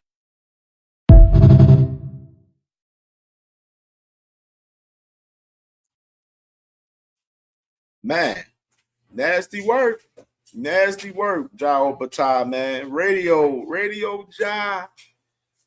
And the test dummy, the next test dummy, I might as well go ahead and talk about it since nobody hit the link yet. The next test dummy, gotta talk about the next one. The next dude for test dummy. Run the clip. There you go. What are you talking about? Well, you've got a load of the champions and big names on the zone with other promoters. You can't fight who you want, right? Now, who else can you fight right now? Rayo Valenzuela, good fighter. But you're going to pay Shakur that kind of money to fight Rayo Valenzuela. They need Devin Haney. They need to make that fight. And actually, as much as it pains me to say the position that Devin and Bill are in right now, and I love them, they should be saying, you really need me right now. Don't you, Zuffa? Because what other fight is going to be worth paying Shakur that kind of money other than Devin Haney? And the problem is with Devin and Bill, when they understand they have leverage, God, they are fucking hard work. Do you know? Damn, Eddie. Eddie is deep frying. The interview yesterday, Eddie was cooking crazy. This interview, he cooking crazy on this shit as well, right here. In reality, too, I agree. When did this start? The talks with Zuffa. When did they first reach out to you about potentially joining the team? I mean, it's been that way. It's been this way for a minute. I've been new for a minute, and it truly, I want to say, honestly, started probably like after my last fight, but it's a long timeline. But like I said, I'm glad that these guys believe in me and they invested their money in the right person. Okay. And did you talk to other people? Because it seemed like for a moment, post Top Rank, you were kind of enjoying doing your own thing. To now sign with them, did you talk to other promoters about exclusive deals, or was it only just them? Really, I didn't talk to too many promoters, but I talked to DAZN, and DAZN kind of offered me a big ass deal too, to be honest with you. But they kind of came too late, and I think when they came too late, it kind of messed it up. But it could have been either or, but they definitely offered a big ass deal too. And that deal would have been just you and DAZN, no promoter attached. Yeah. Wow. Do they have deals with other fighters like that? I'd not heard of that. Not that I know of. I haven't seen that before, but probably in the future they're probably looking for somebody else. And I appreciate DAZN. I don't got nothing against them. I love fighting on DAZN, and it's no bad blood from me at all. Was the deal that they were offering you more than what Zuffa was offering? It actually was like similar. It was very similar. Okay. I try to go through like the history books, like what happened in the past, like with all due respect to that dude, right? And it's another thing, like people get confused with me talking about his integrity and his character as me saying like he's a bad fighter. He's a good fighter. Like he's a really good fighter, but in the past, right, what has he done at 135? Right. Like what have he hasn't done nothing at 135 pounds for me to be like, oh shit, you did this. Now let's go by what they both did. He beat Ray. Great job. You beat Ray. Respect you. Ray's my dog. I got love for Ray. That's my nigga. You beat him. You did it in great fashion. Congrats. Lamont beat Tank. He didn't get the decision for it, but he actually, to me, like what we watched that night, like what fighters did what.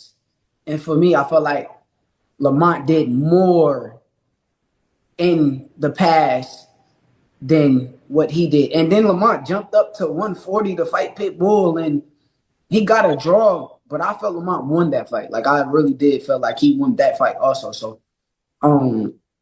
for me, it's just like what you did, like what you have done. Like, okay, Shock had the opportunity to move up to 135 and fight for the WBC. He could be the one fighting Zepeda right now. Like, actually, he should be the one fighting Zepeda instead of Lamont. But he chose to say, no, I don't want to move up to 135, and I'll stay at 130 and try to do the big fights at 130. So it's like, if I beat him right now, oh, he's a 30-pounder, and then it don't make no much better that I got in the ring with him, and they seen that I'm bigger than him. So they're like, oh, you just beat a 130-pounder. But if he go put some weight in at 35 and go, like he could have fought Zepeda. If he would have did that, that would have been like, okay, nigga, you went and beat one of my former opponents, and in whatever fashion I would have been like, shit, let's do it. Let's do it. I don't got no choice but to respect it. But he gonna climb the ladder and I don't think that the fight is not gonna happen. I think that the fight is gonna happen. He keeps overly talking a certain way about me, but it is what it is. You know, I'm a real one. I keep it a beam at all times, whether the camera is in front of me, the camera is not in front of me. I'm gonna keep it 1,000. But You need him to fight Devin Haney, because when you're paying someone that much money, who are you going to put him in with? And the narrative that they bleed into fighters is so bizarre. Like you got Shakur up there going, the great thing about this deal is it's the best v the best, and I can fight whoever I want. There you go. What are you talking about?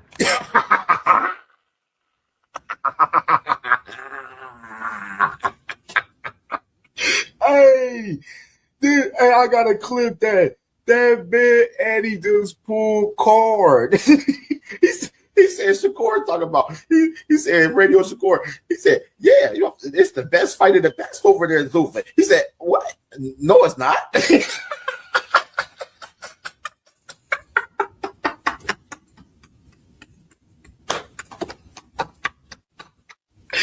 And he playing these niggas like suckers out here.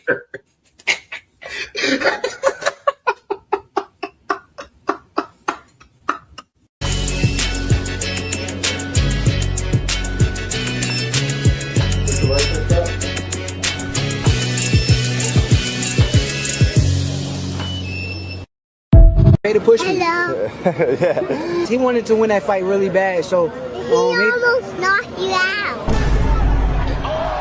No, he did not, girl. Is you crazy?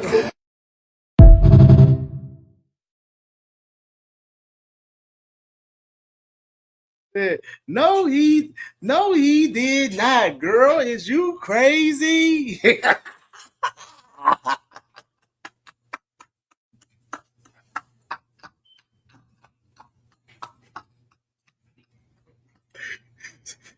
No, he did not. Girl, is you crazy? He almost knocked you out.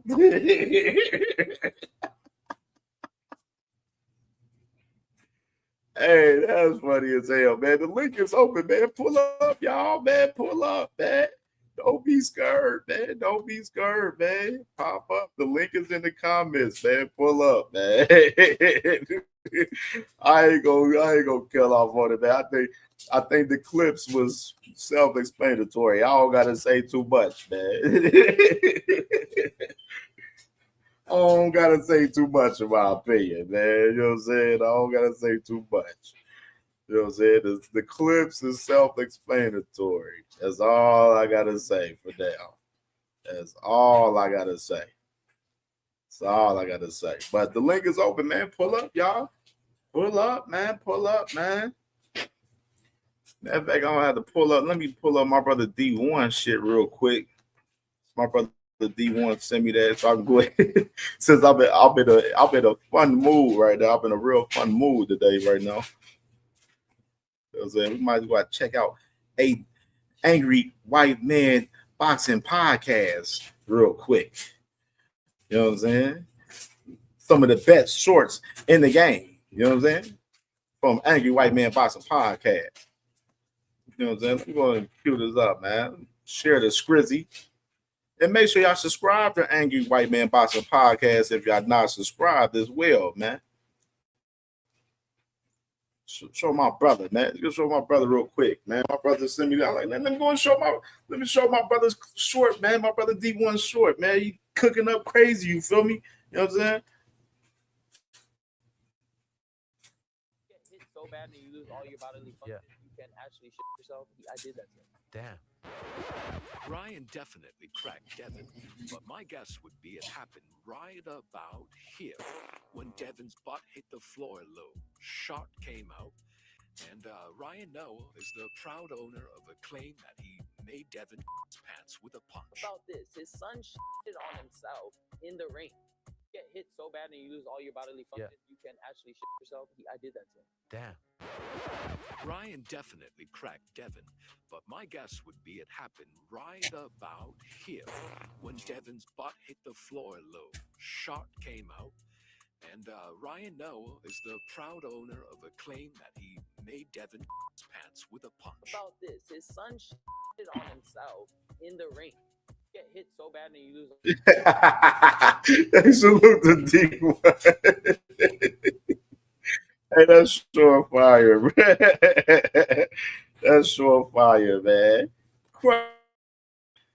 Crush the motherfucking legend, man. Salute to my dog, Crush the legend, man. What's goody, bro? What up, bro? Salute to the chat, man. What's Big happening, Coop, my Big guy? Coop. Salute my dog, Big Coop in the building. Hey, man, you know it is what it is, homie. How you feeling, man? I see you Man, serving I'm up. feeling good, man. About to roll this joint up, man. I done smoked one, laughing, you know what I'm saying? Having a good time today, man. I'm having a great time today on this Wednesday for Sorry But Not Sorry Pasta Talk Wednesdays. Great time, Yeah. brother. Oh, yeah, I feel you, man. Hopefully everybody came over and got a good serving of coffee and donuts. For grown ups, I try to, I try to Absolutely. do what I do, man. Hey, y'all ain't subbed up. Y'all better sub up to my brother Crush, man. ASAP. We need my brother Crush at 500 subs immediately. So if y'all not subbed up to Crush the Legend, y'all need to be subbing up, and so we can get my brother up on the monetization ASAP. We need my brother monetized ASAP. Yeah, man. But listen, man, AB holes. Deen not so great. Man, talk about it, brother. What's your thought? Accountable. And I say spot on. AB is doing just what AB is supposed to do. You want a friend like AB around to hold you accountable for the goofy is that you doing, not no yes men. And this dude wanted to whine like a baby. He wanted to tuck his tail in his ass. And you had to say it like, he could have said it like this. No, nobody shouldn't have to say nothing. Get up. Like the man said, nobody ain't got to tell me to get up. This is something that you want to do. This is your profession. This is your lifestyle. Not even a clock. You have to wake your ass up. So AB wasn't saying a damn thing wrong. Now, if old Deen not so great, don't want to hold himself accountable, then there's a hip-hop record by this group from Camden, New Jersey called The Crown Rulers, right? And the name of the song is called Kick the Ball. We kick the ball over the fence and go get it and do not return. Take the ball with you. Nobody got no time for that. And AB did the right thing, so, hey, they don't want to take, wisdom from the wise. Then, let them learn the hard way. They might need a steel-toe boot up the ass to have a reality rude awakening. So AB ain't say nothing wrong. I'm all for AB on this, and even everything he does, I stand beside this man because he's such a great talent and he's such a great boxing mind. He knows the business and he knows the science. And this man can get in shape, fall in formation, just like that. So Deen want to become somewhat great. He better get on a good foot. And I get on some Carl Thomas-ish. And you got to give him a box of tissues and everything. And get it popping. Because other than that, he going to get laid out like a brand new hardwood floor if you don't listen to the words that AB is saying to him. And Errol Spence, this could be his last dance. I spoke about it.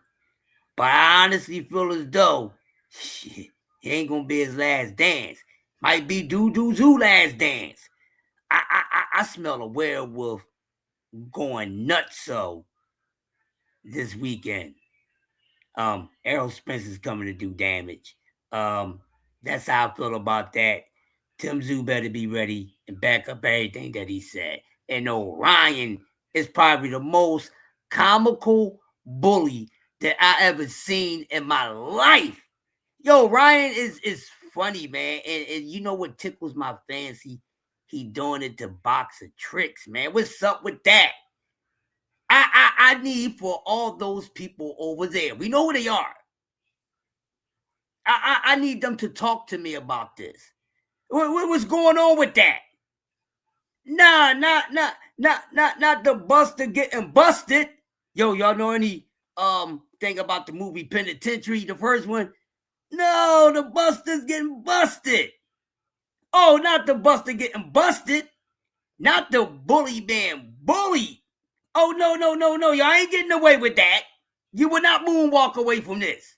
It's just too much temptation for it, so I gotta play with it.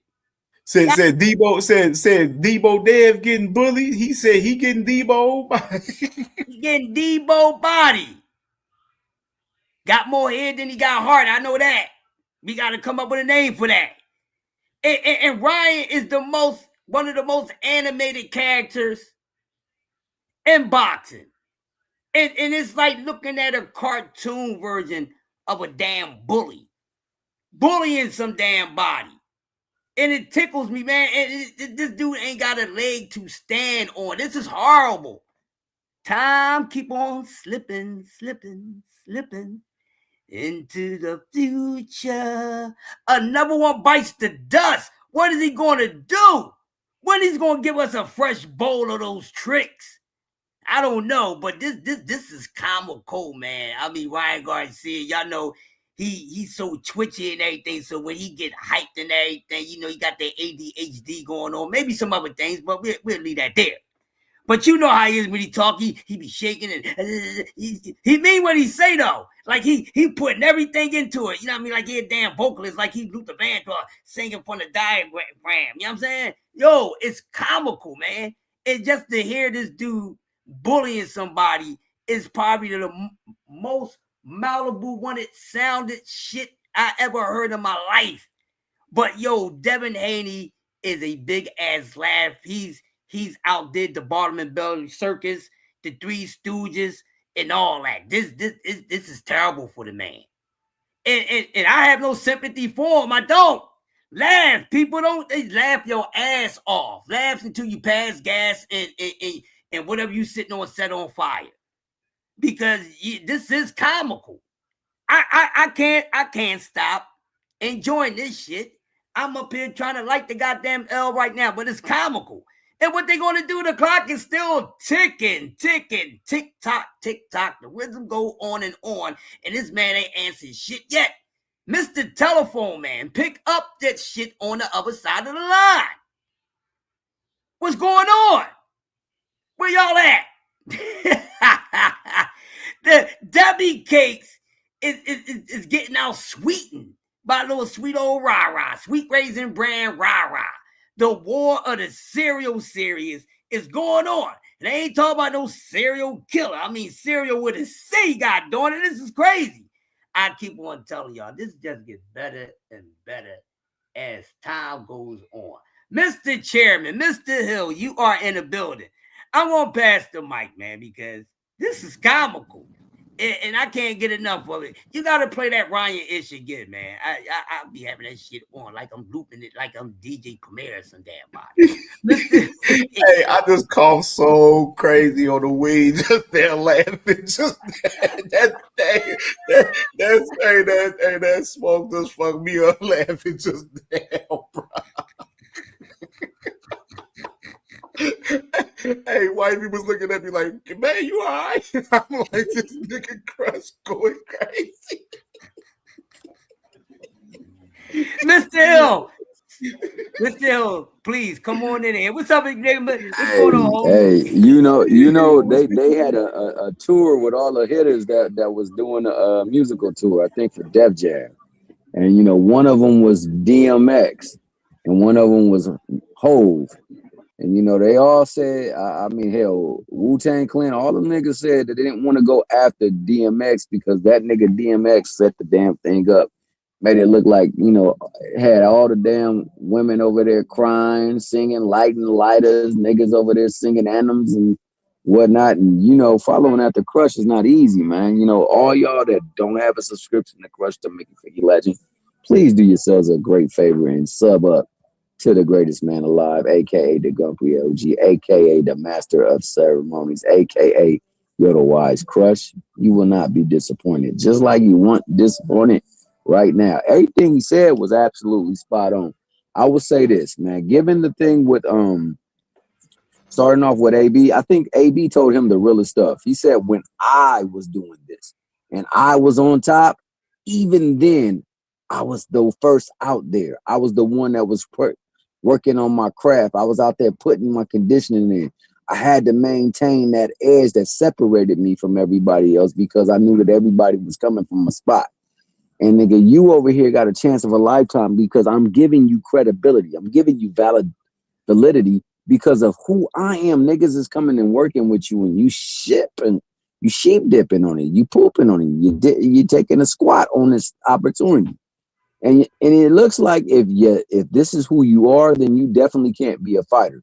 Because when you're a fighter, you got to make sacrifices like a Mickey Freaky. Some things you just can't do. You can't be looking to drink. You can't be looking to smoke. You can't be looking to deal with the women. You got to sacrifice a whole lot to put into time that you want to become somebody in this sport. Now, you could be doing this because you just want to get likes, comments, and subscriptions. You want views and you want niggas to speak on stuff. But nigga, what I'm talking about right here is real deal, nigga. And that ring ain't no joke. And he was telling him like, yo, you gotta be accountable for that. Because if you're not, the ring will make your ass accountable for that. And he was being a real good person to him. Now, like I say, AB got his own demons. But he definitely know how to train. He definitely know how to prepare. And he definitely know how to condition himself. And he's trying to give him the very best of that so that he can take it and apply it to whatever he's doing and trying to do with that. So I agree with Crush. I agree with him. I agree with AB. I think that I agree with you, Cam. Like that's spot on. Now, Spence, I too agree. I think Spence gonna go in there and put a Meemaw whooping on this Mickey Freaky. I think that Spence got a lot of frustration. I think he's finally healthy. He's talking a lot better. He's moving a lot better. I think that he's ready to go out there and handle his unfinished business. And he's still looking for a big payday. And if he can go out there and set the world on fire, people still remember that he is Errol Spence and one of the biggest money makers in this recent time. So I think that that's ultimately the timing that he is on. And I think that Tim Tszyu is going to get an ass whooping in the process, especially for the disrespect. Like that's one thing he don't do. He don't play around. He don't mince words, and he don't throw out words out there that he don't mean. And so he gonna go out there and beat that ass, and he gonna go out there and show everybody that the big fish is still out there in the sea and he hunting. So I look forward to that. I think that Ryan said it best. He said what I've been saying for the longest. Like, nigga, if I really did what I did, then why wasn't I really punished the way that I should have been? And then likewise, if I did what I did, how could your punk ass brother have a premonition? Because God don't talk to people like that no more to say I was going to tap. And he know that because the nigga that they sent him to go get his help was one of the people that he worked with or one of the people that's really big in their life. So, that has always been suspicious. I think that nigga Scooter definitely put something in there just in case. He made a point about testing for 4 months straight, and he only tested positive the night of. A lot of niggas say, well, that's because he was cycling off. That's because they don't want to believe that nigga Ryan just whooped his ass. Ryan never trained for that thing. The nigga didn't eat properly for that thing. The nigga didn't condition his body properly for that thing. And went up there and acted a fool in that thing once his timing beat the freaking jab. And that's something that DJ was working on. Beating his jab, that bow and arrow jab with the motherfucking check hook. And once that hit, it changed the fight. Shout out to Devin for not being a bitch and just quitting and continuously getting up. But he was getting his ass beat. And like I said the very first time, I was the first to point out that nigga Ryan literally beat the ish out of him. Because it is. And I got another video. I will drop it in the chat right now for you niggas. If you don't think that I am telling the truth, click on the link that shows the shit stains up on the back of this thing. The nigga really beat the shit out of him. Now, with that being the case, he is punking his ass right now. And niggas that want to ride for this punk ass nigga with the way that his daddy and he move, going to spin every single way that this nigga didn't want to fight, saying that they didn't think that the fight was a good fight. Oscar De La Hoya on record saying that the fight was a good fight. They know it's a good fight because it's a fight that even Turkey himself would venture to pay for. It's one of the fights that niggas will check in because they want to really see if Ryan just got that nigga number and will beat his ass, especially if he takes it serious the next time. Because many niggas know that when they looked at it and saw that he really wasn't in the best of shape. And the nigga really didn't fight all of the rounds. He only had spurts where he was doing something, but in those spurts, he was tapping that ass, tapping that ass, tapping that ass.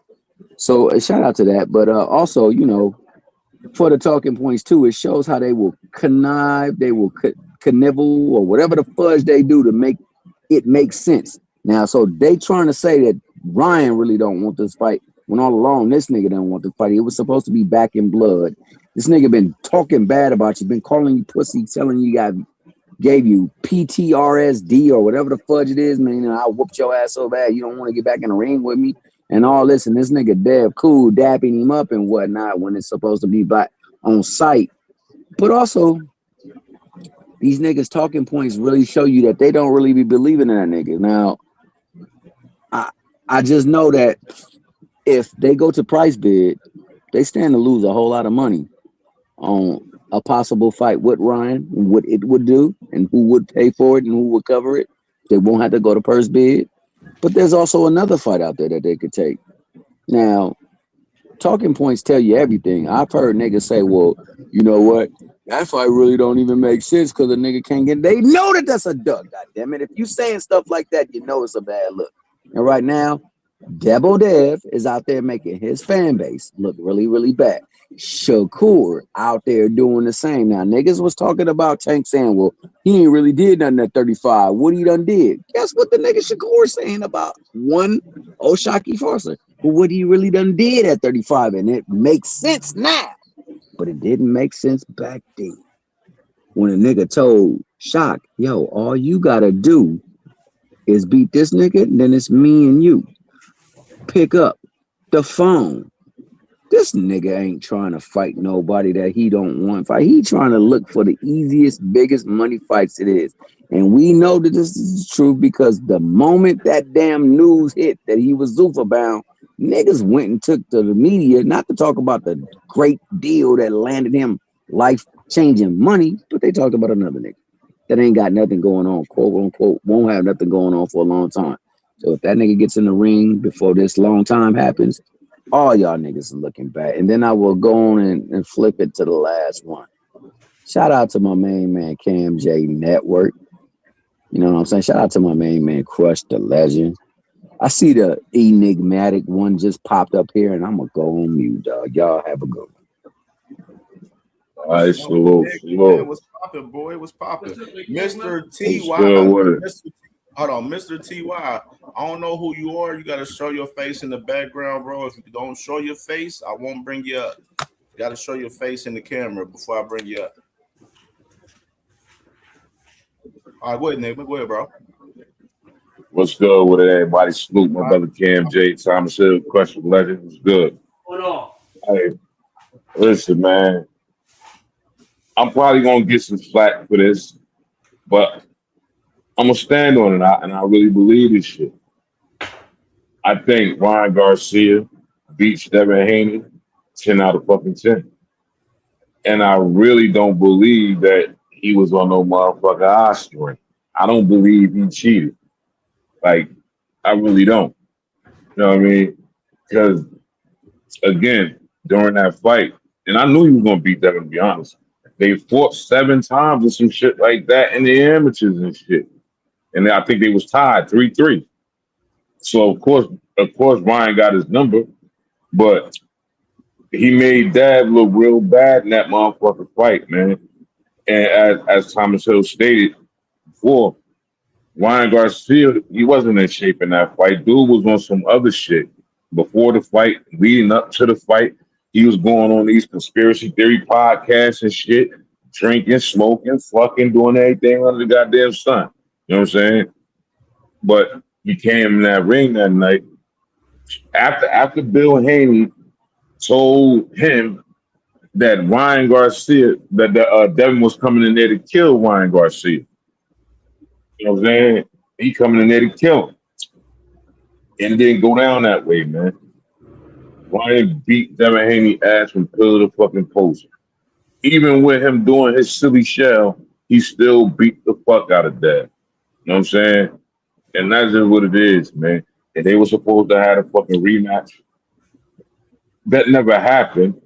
And the Devin Haney fans like to say that they had a tournament going. That wasn't no motherfucking tournament, man. That wasn't no tournament at all. They were supposed to fight regardless, and Ryan was game to fight. Devin Haney didn't want to fucking fight. He was mixed up and confused. He's scared of that boy, man. I really believe that. Devin is scared of Ryan Garcia. Ryan Garcia really did get that man PTSD. Having fucking ring. He ain't trying to go through that shit no more. Not at all. Motherfucking Errol Spence. I'm digging. Come on, bro. Hold on.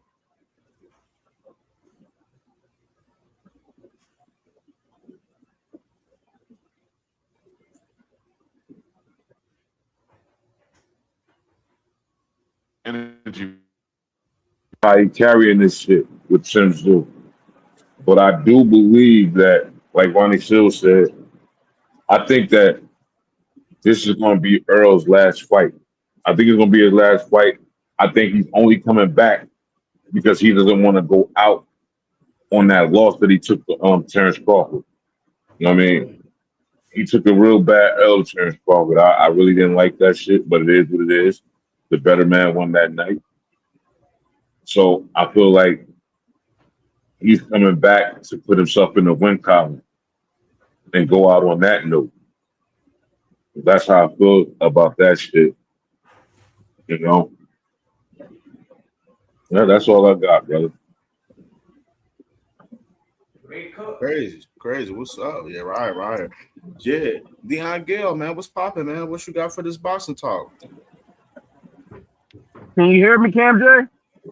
Yeah, I can hear you. All right, I'm on my earbuds at work. Word. Thank y'all for helping me get through the day. Absolutely.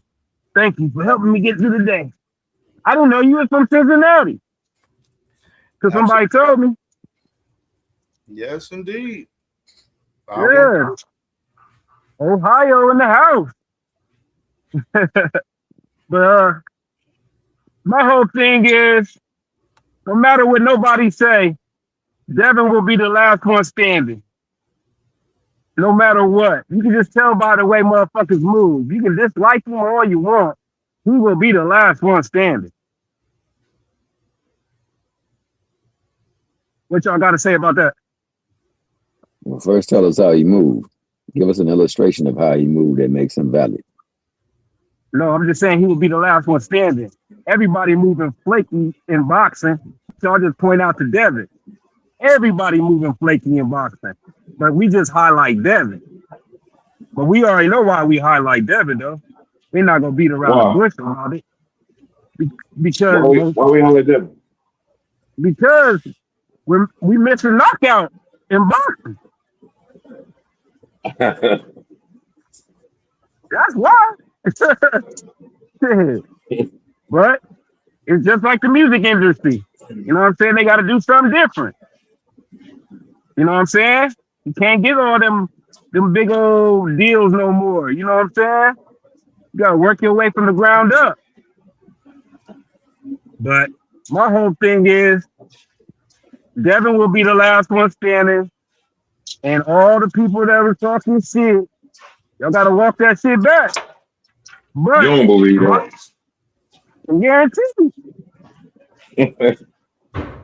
So Deion, man, if that's the case, and this actually goes to purse bid, and because the promoters got a bad rep with him, and they let the bad taste in their mouth, they band together and lowball the hell out of him, so that they want to force him to drop the belt. Does he take the fight, or does he allow his pride to say, "Nah, nigga, I'm not fighting for that"? And if so, if that's the case, the Ryan fight is there for a rematch that can be made, and on top of that, Ryan got a belt in the same division that he's in. Or you can make an even bigger fight and take 30% and make a whole lot of money. Like, yo, wouldn't that be the movement that shows him that he's moving differently from everybody else? Because right now he's currently an active champion in the 47 division. He ain't trying to fight none of them. He ain't trying to fight none of them. But out of all them fighters, who's in the best position to fight him? Fighting wise, not just one fight. Who's in a better future fight? Who's in a better position? So when you say out of all of them guys, who are all the guys that you're making reference to? So everybody that we talk about every day. There's nobody better in the sport of boxing at that position than Tank. There's nobody who has a better position than Tank. Tank come back, it could be against a sorry ass opponent. Guess what? That nigga's selling out. And niggas is gonna tap in and buy it. So there's nobody better than that. So go ahead. You know, I don't mean to interrupt you, but I don't like talking about Tank because Tank proved the point that he could have called and made a lot of fights a long time ago. But Devin Haney had to talk about this nigga mom for him to do it. I don't want to talk about that. Okay, bad. So we won't even talk about him. You said about the rest of them. Who was the fight that now my man? Can I rebuttal that? Can I rebuttal that real quick? Shakur, Ryan, and who else would you put up there? So of all of those, I think the best one standing right now is Ryan. I think he has the most buzz around his name. I think he is also the fight that your boy Turkey will pay for one of his ambassadors in Devin Haney. See, Ryan never was an ambassador, but Devin Haney was one of those ones that was given ambassadorship. And that make you think he won't pay for no fights. He ain't got no fights scheduled on the docket for him unless it's that Ryan Garcia rematch. So no, I don't think, and I think so much so that they're not in the best position that they are going to purse bid right now. Or if they don't go to purse bid, they got a triple. We definitely got to see that fight. You're right about that. Because at the end of the day, you know what I'm saying, Devin had a horrible game plan, but I just like the fact that he kept getting up, he wouldn't quit. You know what I'm saying? But he had a horrible game plan. Horrible game plan. You know what I'm saying? But at the end of the day, we got you know what I'm saying? You just have to get your get back, you know what I'm saying? And you gotta put your ego to the side, just like Ryan got put his ego to the side, and just make it happen for the fans, because that's the biggest fight right now. And everybody will buy it. And Devin said he about making the biggest and best fights. So that should be the traction, right? We shouldn't be talking about no damn purse bids.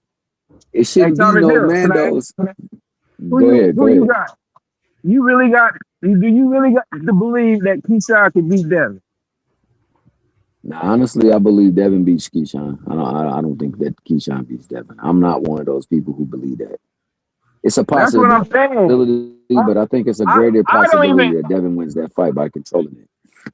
I don't even get mad about Keyshawn only having so many fights, because Keyshawn is explosive, but Devin's experience is going to win that fight. You know what I'm saying? He's gonna win that fight off experience and make an adjustment. Yeah, but I don't think anybody here up on this panel has ever said that they believe that Keyshawn would win that fight. I think we all favor Devin to win that fight. I think that's why it's a fight that, you know, he wouldn't mind going in the ring with right there, because that's a fight he really feels confident that he can control. I believe he can control it too.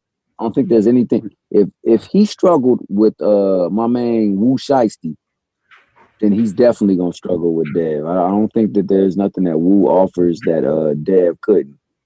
And you know, I like Wu as a fighter. I just don't think that he has anything that's gonna challenge the upper echelon fighters or people that's on the upper level. So I don't think that there's anything that Keyshawn can do that can affect Devin to the point where, you know, Devin will be apprehensive. You got to make Devin apprehensive. Yeah. So with that, no, I agree with you on that fight. I just think that him being a champion, and that's a mandatory. So I'm not mad at it for being a fight that's ordered. I mean, hell, that's where Keyshawn put himself to be in there, or they lobbied themselves. So be it. Honor the mandatory. But the unifications trump mandatories, and there's Ryan Garcia. There is Mickey Freaky Rolly Romero, and those two fights can be made. I would rather those fights be made, especially the Ryan Garcia fight, because that's one fight I really would like to see. But That's the only if fight this I is the want to see is the Ryan Garcia. You know what I'm saying? That's all. We gotta see that as boxing fans. You have to see it. Oh, for sure. Oh, for sure. One side So is saying if it's Devin's moving the way, and one side is saying it wasn't Osprey. You'll never know till they fight again. yeah, and You it know would what I'm be saying? it would be strictly regulated because of what happened last time. So that's why Cam just said. That's why my man Crush just said. You know, the fact that it had a certain look the other way, and if it goes the same way under things being all things equal, then it's gonna be a really bad look. But that might have been a reason why they've been kind of hesitant to make the fight. But that's the fight to make for him currently right now, other than the Tank Davis fight, because that is the biggest fight for him. If he can't make that fight, the Ryan Garcia fight is great. The freaking what's her name fight with Rolly is a very good look for him. Hell, the fight with Keyshawn is a good look. But any fight, hey Thomas Hill, go ahead. Where you stand with Tank? You really believe Tank gonna fight this year? I absolutely believe he's fighting this year. I absolutely believe that. Even with Al saying, you said what Al saying? Even with Al saying, no, what Al said, he gonna sit him out to next year. You still believe he gonna fight? Well, I don't know. I ain't hear that. I don't know what's going on with that. He's He's referring to Thomas what Bill Haney said. Al Heyman said, but y'all keep going. Well, hell, since KO up here, KO literally blew that whole damn thing apart, showing how of his last 6 fights, hell, all of them was under the fact that he was being looked at for cases that he had pending against him. And Mickey Frickies do know that, like, when you are not convicted of anything criminally, they can't keep you from making your money, and this is how he makes his money. So yeah, I believe he will get a fight, and I believe that fight offer for Devin was actually a fight that they really, really were interested in, and I believe their fans even know that. That's why they said, well, he ain't gonna be able to fight until 27, because they know it was a bad look for him to turn that down, especially if this fight that he is mandated to go goes to purse bid and they lowball the hell out of him. It would have been, why would you have turned that down? Why would you not have fought Rolly? Why would you have not fought the rematch for Ryan? All of these fights are potential big earning fights. Right. All this purse bid is the doing of Shakur. All this is like jockeying for position, but you know what I'm saying? All this is getting done by Shakur. Lying. You know, and then who gets sacrificed? Keyshawn. And that's grimy as hell. You know what I'm saying? That's what friends are for. That's all I can say to that. That's not a good friend, man. You know what I'm saying? Because that's why. Hey. But on that note, man, I'm gonna go radio silent. I'm gonna let other people speak. All right, so let me bring my brother Knockout Boxing 86 TV in the building, man. Salute to my brother, man. Live tonight. What's happening? We'll be live tonight. But what's up, Cam? I'm chilling, bro. I'm just up here in case some smoke break out. You know what I mean? I'm chilling. Okay. Yeah, I'm just chilling for the time being. For sure, man. You already know the vibes, man. My nigga knocked out. Hey, KO, what up? My nigga sitting on his bouncing with the gas. Salute to everybody. Salute to everybody. Yeah, dude. My boy. You know, I'm just reading the chat. You know, seeing who hit the link, who don't hit the link. But I'm here. For sure. I'm here. We got my nigga bouncing up in Salute the to damn everybody, thing, man. My nigga CamJNetwork, Thomas killing him. You know what I'm saying? Salute to everybody. Stan, Ironheart, my brothers, man. What's popping with Hey, yo, CamJ, though. You was talking about the Demon 80s, AB shit, bro. Hey, they perfect for each other, bro. Because when it comes, like you said, bro, when it came to that, who's all on the business aspect, talking about AB ain't trying to leave, this, that, and the other, trying to be back. But nigga, what do you think boxing is? AB that's what he there for. And in the ways that you don't like it or the ways that you do like it, it's helping you, my nigga. Because at the end of the day, I can be fast as fuck, bro. Ain't no way hell I'm not going to take lessons from Usain Bolt. Especially if I got him here, I expect him to tell me some shit that I ain't never did before. That nigga he said, you got eggs, steak, assist, cookies.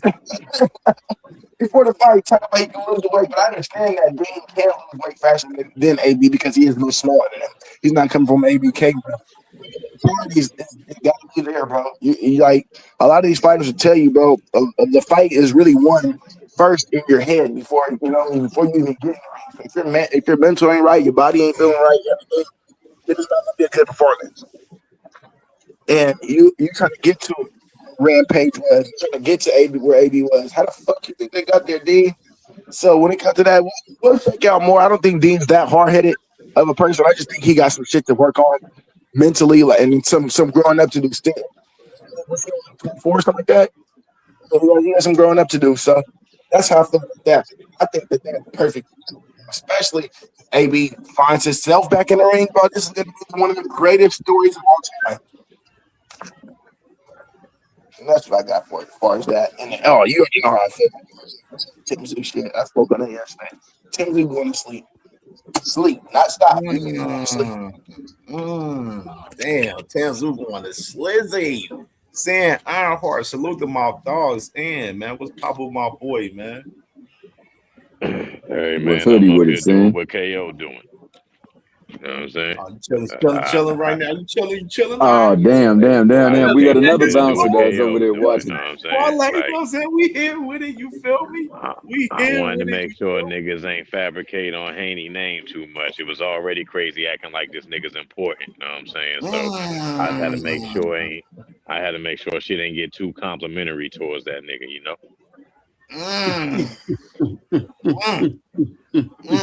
You know, Cam, I can't get no real, I can't get no real smoke over on my channel. So I figured I'd pop up and see what's up. Niggas talk crazy in comments and make videos and shit. So I'm just trying to see what's up, bro. Just chilling. Niggas making I motion pictures out there. I definitely know what you're talking about, brother. Most definitely. Hey man, pour you up a nice cool drink, sip on it slow, and wait for it to come into fruition. Then you just destroy a motherfucker built the ass mega style, man. Shout out to the OG, man. I ain't even know Crush was up here, man. We got, coffee and donuts with a shot of liquor in this motherfucker. You know what I'm saying? Oh yeah, what what's up up? with it, yo? What's up, partner? What's going on? Hey, I still don't know how he wake up so goddamn early. It be 5 a.m. Goddamn, nigga, like, what you doing? That's because he worked the Gonna be overnight lit shift. on That's what fire in the morning with all the same energy. Nigga be having 3 p.m. energy, 6, 7 Ain't a.m. nobody in your house sleep, nigga. Like what the fuck? That's because he doing shit for work, man. Hey, Crush the legend, man. Hey, I wake shit up. He go on before me. Man, he turned me up to get ready for the show in the morning. I'm like, hey, turn me up, Crush. And don't let it be story time. Oh yeah, no. When I made everybody get up, get the fuck up. No matter if you sleeping or not, it's time for you to get up. Meaning they've been sleeping too long. I just got off work. You should be woke. What you sleeping for? Okay, get this coffee and donut. They wake that ass up. Everybody get up. You know what I'm saying? Yeah, everybody get up. Coffee And before donuts Big for Drop broke Dre go. Oh, go Hey, ahead, Big Drop. Go ahead. Well, I don't know. I was listening, and KO said that he came up looking for some smoke, and not that I got smoke for you, KO, but you got a lot of smoke for my boy Drawmont Roach. I'm gonna use your terminology today because I'm tired of defending the motherfucker.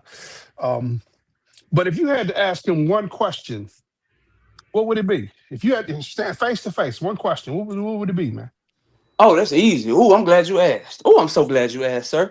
My question would be, if you felt like Tank Davis robbed you, and you felt like Pitbull Cruz robbed you, and you felt like Jamel Herring robbed you, and you want people to believe that you're not jealous or envious of Tank Davis, how come he's the only one that you used the lawyer to petition to try to get the robbery overturned? Oh, okay. Great question. That's a great question. Great question. Watch my channel on Friday. You will hear the answer if he decides to give one. Um, What time you coming on, Dre? Just don't tell him the question came from me because he might refuse to answer that shit. no. I'm asking the question. You know, he got his media day workout tomorrow um, for his upcoming fight. Um,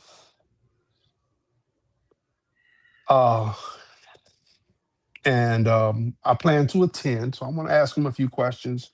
And I ain't been feeling so hot, so I was looking for some questions to ask. You know, and I know you guys had an issue, and that was one of the questions I was going to ask him. What brought about that? When the last time I talked to him, he said that he's not one that watches social media. He don't pay attention to that stuff because I asked him for some ammunition, so to speak, with the from the nickname Drawmont Roach, because um, being a homer, um, he is one of my guys, um, and I really wish I'd have took my own advice and put 50 on the draw against Cruz, because he had a draw against a guy named Cruz early in his career. And then he was coming off a draw with Tank, and now he was fighting another guy named Cruz. What do you think the the chances of a draw were? And I never got to ask that question because his mom said, okay, it's enough. We ready to go now. Um, Mom but saved his ass. Mom saved his ass. Um, I was trying to be nice because there was some female YouTubers there asking questions, and I'm trying to be the gentleman, let them go. I missed my opportunity. Um, but I really wish I'd have put 50 on the draw on that one because I'd have made a nice little sum of money. But the I'm like I said, I'm a homer, so that's where my slogan comes from. It's live. You It's supposed to ride. You local. supposed to ride for your city though. Ain't nothing wrong with that. It's You're supposed live. to. It's local. It's boxing, and that's what I'm about. I'm about live local boxing. I like to go to the local events. I like to interact with the up and coming fighters, and even guys who are already um, near the top, like Lamont. I can't get a word in with the Russells, but my boy's Scooter. I've sat down and talked to him a few times. I need to make some time to get over there with my man Sugar Shee Smith, who just signed with Zuffa. Um, but it's I'm just getting into this, so I'm gonna see what I can do. And like I said, it's not going to be a live thing. I'm gonna record it and then post it because I don't know how to go live. I And got I don't another. I want to. got another good question too, Big Dre. When I'm thinking about it, bro. Sure. This nigga got a lot of questions. I got another question. Hey, Is he willing to fight O'Shaquie Foster if O'Shaquie Foster move up and want to fight him? okay. Because Um, Shock said he ducked that smoke, and Shock Shock said he City. willing to. Shock said he willing to fight him. If that's what he got to do to continue to chase Shakur Stevenson, because Shakur Stevenson keep putting roadblocks in front of Shock. So he said he'll move up and he'll fight Drawmont Roach. Well, I The think nigga didn't say that. if you ask me, Shakur got a little Kool-Aid pumping in through his heart, man. I mean, it's heart pumping Kool-Aid. You can't get no sweeter than what he is because the boy he moving wrong. I mean, you tell the man, I'll fight you, and then you say, no, I tell you what, you beat my man, and then I'll fight you, and then you beat this man, and then he say, what have you done at 135? Because I'm ready to fight you. He fight somebody like Lamont, fight somebody like, come on, man. There's a goalpost and it's stuck in the ground for a reason. So you can't move it. And Shakur keep finding a way to move it. You know, the kicker's up and he's ready, he's lined up, and all of a sudden the goalpost on the side of the damn field. Maybe I'm wrong, but it sounds like he's got a little Kool-Aid in his heart for Shockey Foster. You know, the man said he wanted to fight Lamont, and you know, he bitched around and bitched around and bitched around, and then you know that conversation went away. You know, Pitbull said he wanted to fight. He wanted to fight. He wanted to fight, and you know, sounded like an easy fight to make. You know, that fight never came to fruition. You know, now you know he won't fight Keyshawn. Um, and you know he's got his little band of brothers together, so you know that's like 6 fights that he ain't gonna fight. So he not fighting his friends. He not fighting his enemies. Um, hell, who you gonna fight? You supposed to be the slickest thing in boxing. You know, hit and not get hit, master of defense. You know, I'm Well, he just said trying to my figure man. out. He said my man O'Shock really ain't done nothing at 35, and you know niggas is spinning that sound that makes a lot of sense for folks. And when somebody may mention that he really ain't did nothing at 35, niggas said that was nothing but duck talk and nothing but excuses. It's a funny thing how things come around now. Shout out to my man Loaded Lux. Um, you know, it's what has he done at 35? He fought. Well, there was a fighter who said that, and he caught hella flack for saying that. Now he's saying that of your man O'Shaquie Foster, and it makes sense. I don't But understand that. again, what has he done at 35? At 35 has he beat of note? Well, his Who at fights, I think 35? his first fight Okay, at wait a minute. 35 was Wait a minute. Yoshino. Wait a minute. Okay. Let me rephrase that because he did just recently beat T.O., but that wasn't at 35. That was at 40.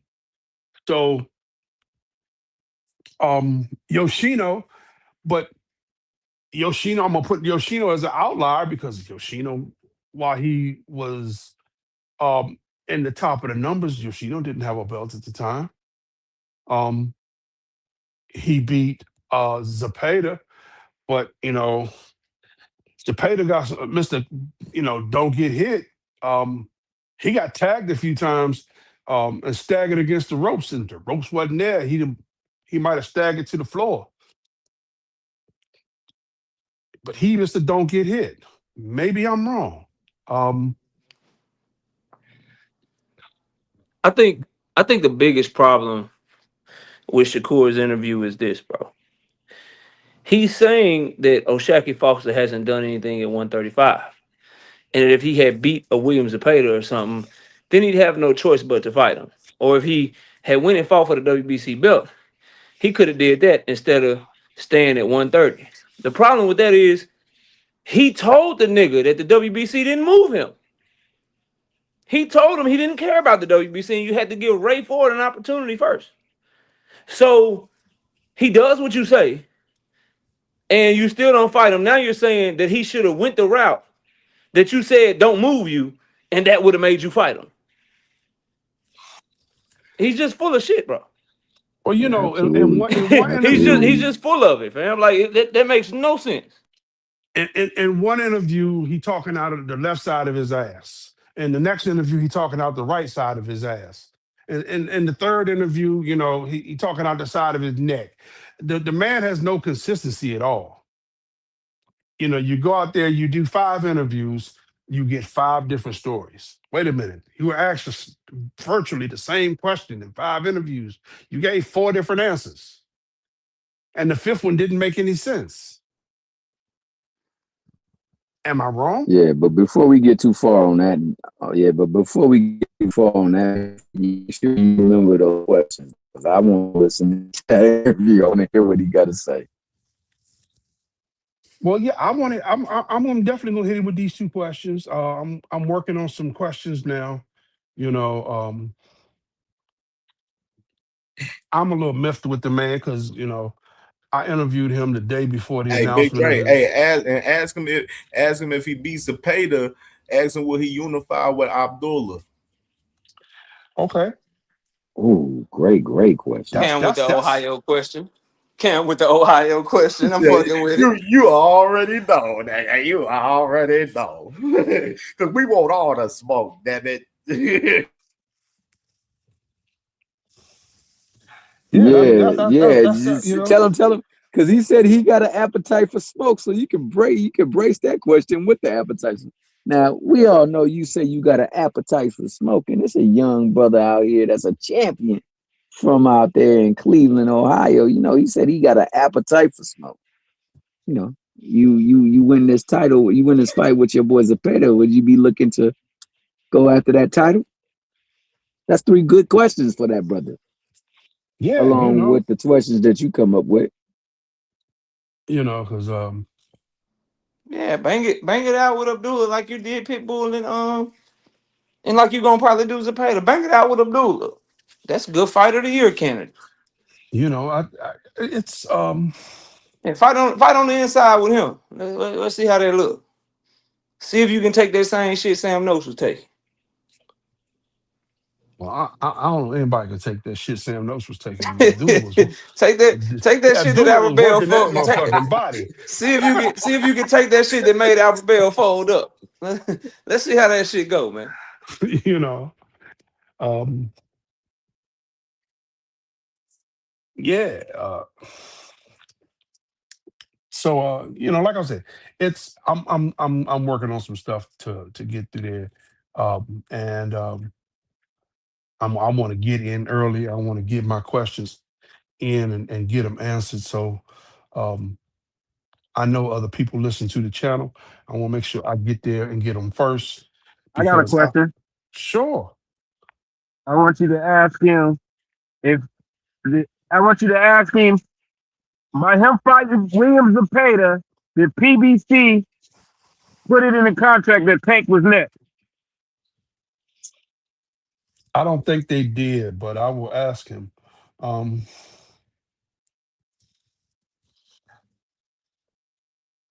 was the Tank rematch part of your contract with PBC for the Zepeda fight? Just to see if he got better business. You know what I'm saying? Better I at the mean, yeah, business. I don't think Tank is an anomaly when it comes to the boxing world, and I don't think you can put. You have to have a something with Tank exclusively, and I say that because when you look at the zone deal, Tank is excluded from the zone deal. Now, I don't know if that's because um, the zone deal is currently a short term deal. If um, the rumors of Tank's deal with Amazon Prime is in the way of that. Um, and because there was only one fight on Amazon Prime, so So how it was does that supposed. work? Well, If I Tank don't fights know. on Prime. If Tank fights on Prime, Tank fights on Prime. That's like when damn, I can't think of his name. Had the exclusive deal with ESPN. Um, Archer Better Beef, I think is who you're thinking about. no, 135 for Devin. Talking about Cambosos, or you talking about Lomachenko? Lomachenko? Lomachenko. Yeah. Yeah, and Lomachenko Arthur Better had Beef it. is the same thing, but you're right. Keep cooking. Yeah, he had an exclusive ESPN deal. So um, that was one of the sticking points of that fight with Loma. So um, I don't know. Again, I don't know if that has something to do with it, and if he does actually have a deal with Amazon Prime. It was reported, but I don't know how much truth it is.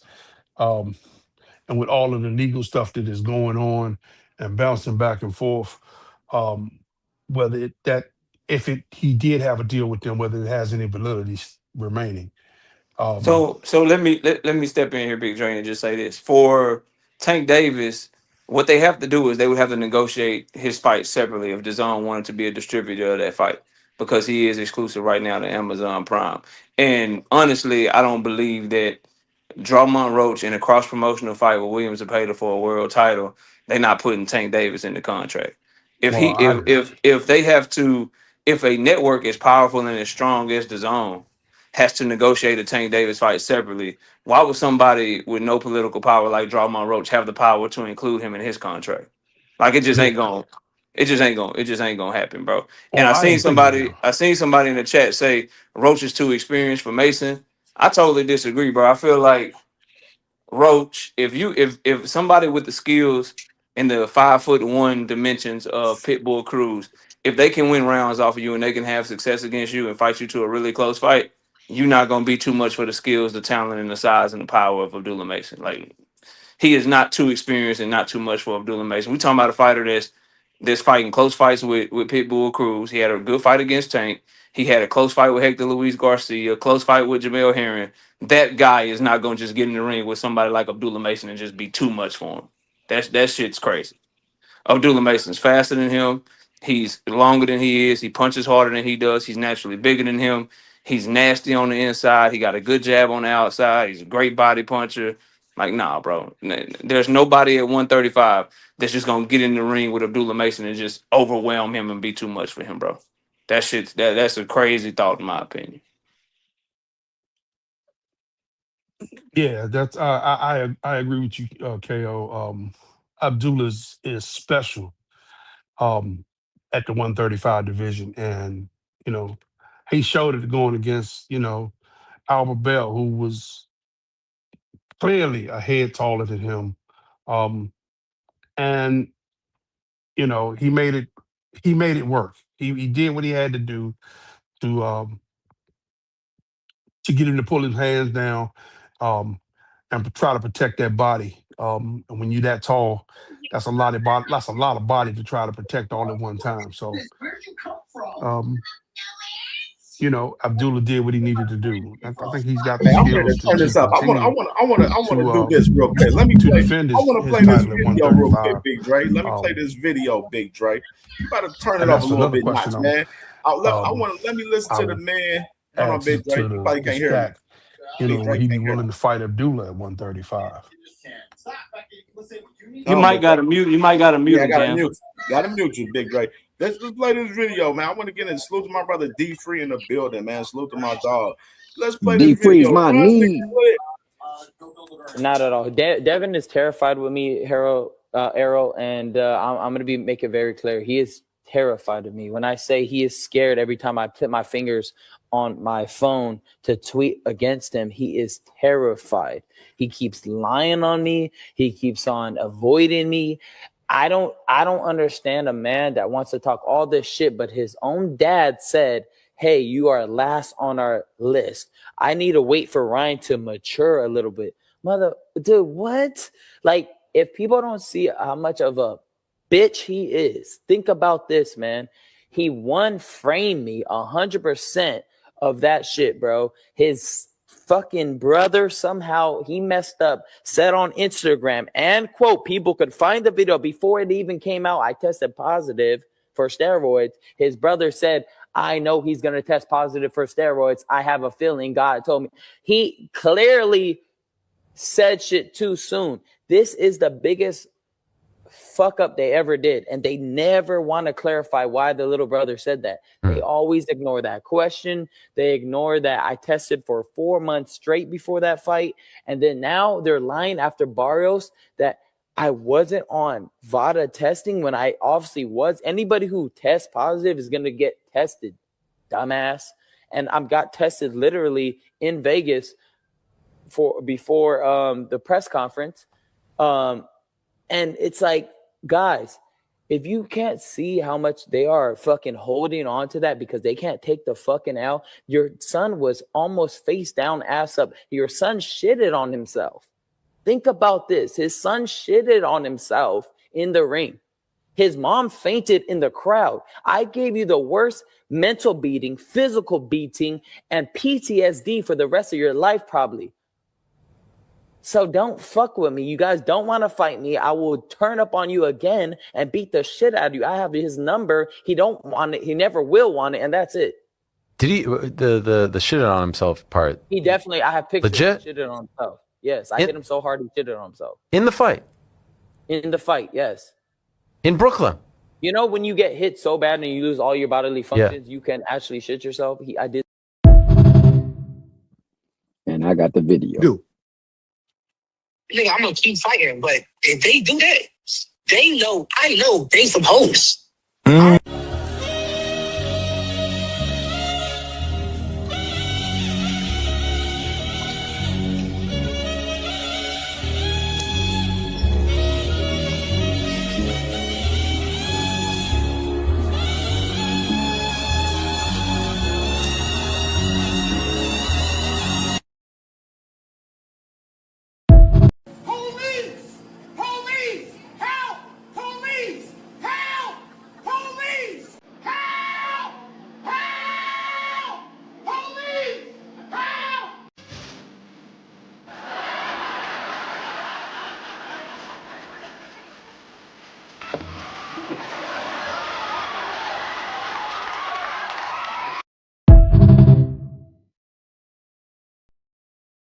Oh yeah.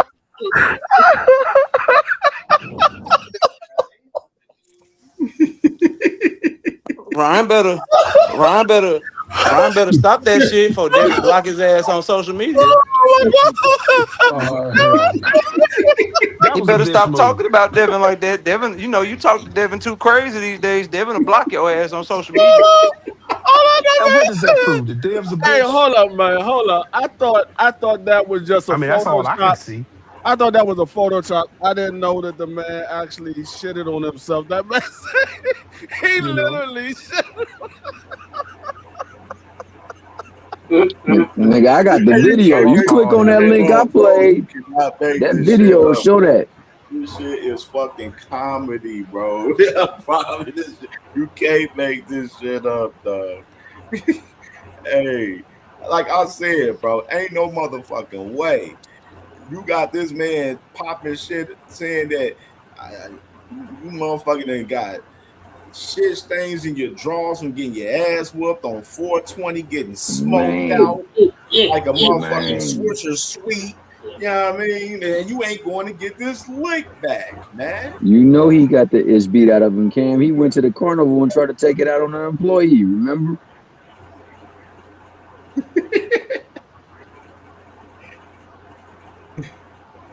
I mean, nasty work, man. Nasty times. And I got breaking news. I just got an email from Top Rank. New signing for Top Rank. Frank the Ghost Martin. Frank the Ghost Martin just inked a multi-year deal with Top Rank. Obviously, he's managed by Adrian Clark. Adrian Clark, he works with the man Brian Norman Jr. And so you got the man Frank Martin, new Top Rank signee over there on Top Rank. Frank the Ghost Martin over there on Top Rank. That's now. fire. That's fire, Cam. That's Top Rank dirty as fuck for that though. They dirty for that. They got that man. They about to be feeding that man to Emiliano. They about to feed him to motherfucking Abdullah. They might make a move up to 147. They about to start feeding this nigga to people, man. I like Damn, Frank. I got the email. I started thinking of the batch. So I'm like, oh man, they about to feed him to the wolves over there at Top Rank. That shit say multi-year, multi-fight. Why? In about a year and a half, he gonna be dropped. Cause they about to get his ass whooped. Yeah, if they don't they gonna be like, yeah, Frank, the only thing we could come up with is Abdullah Mason gonna move up and he gotta fight you next. You gotta go to Ohio. You gotta go to Ohio, dog. What I will say, but if Frank Martin get in there with Emiliano Vargas, and Frank Martin tightens up on his defense, Frank Martin can beat Emiliano Vargas. Yeah, I promise you. I'm with you on that. Chin and gas tank, D-Free. Chin and gas tank, bro. That nigga shit is on E. after Yeah, about 3.5 rounds, bro. yeah. I mean, it is. I mean, but that could have been because he was at You can 135 go that on that round. with the run too. Nah, he didn't his gas tank didn't look trash to you in the fight he just had with Nahir. The one he got to draw it. His gas I tank didn't don't look trash I for don't that. With I don't think Shiesty, with Shiesty. I don't think it was. I don't think it was his gas tank. I think he got caught with some shots. I think he got caught with some shots because his defense is faulty. I don't think it was the gas tank. He was moving around pretty well in that fight. It was just I don't know. He got caught with them shots kind of late for me. I just all them muscles looking like a running back and shit. This Maurice Jones-Drew shit he On on. Like, Twitter. nah, nigga. I'm not Oh man, fucking I'm with it. about to pull I'm up his just This clips right nigga now. I'm said just not Jones Drew. I'm not sold on Emiliano Vargas just yet because he ain't been fighting nobody. So I'm just saying Frank Martin could be that daggone fighter that you thought Emiliano was ready for, and he upset Emiliano Vargas. You might be right. I mean, I'm a, I'm high on Emiliano, not as high as I am on Abdullah. I just don't. I think Frank Morton, bro, he got his whole code cracked back in 2024, man. Yeah, but That boy, that was that it. boy. That was against one of the best. That wasn't against no average. No, I'm saying, but after that, his chin. Now he getting hurt against the here, all right. His chin looked fucked up. Like his chin might be fucked up. I just know Top Rank ain't thinking that And they gonna make him a world champion.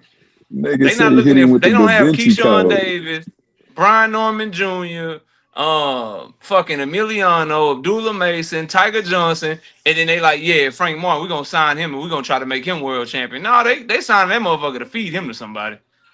Yeah. Guaranteed. Hey, I'm just saying, I Emiliano. I think This gonna be the. Emiliano be in trouble. That nigga get hit too much. My bad. Go ahead, be free. Now I'm gonna say this could be the test for Emiliano. If he can't make it past Frank Martin, he ain't that dude. He can't make it past Frank Martin. He ain't that God. dude. Oh True that. God. True that. I'm with you on I, that. I I definitely would favor Emiliano in that fight though.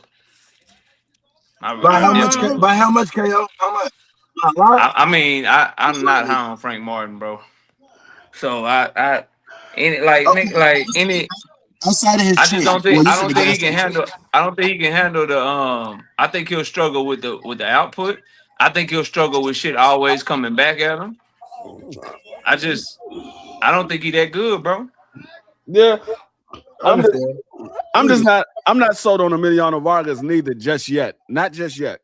He's still being baby fed. I need to see that man move to stage 2. He's still on stage 1. I need to That see nigga that said man he's move to still eating stage that 2. Gerber.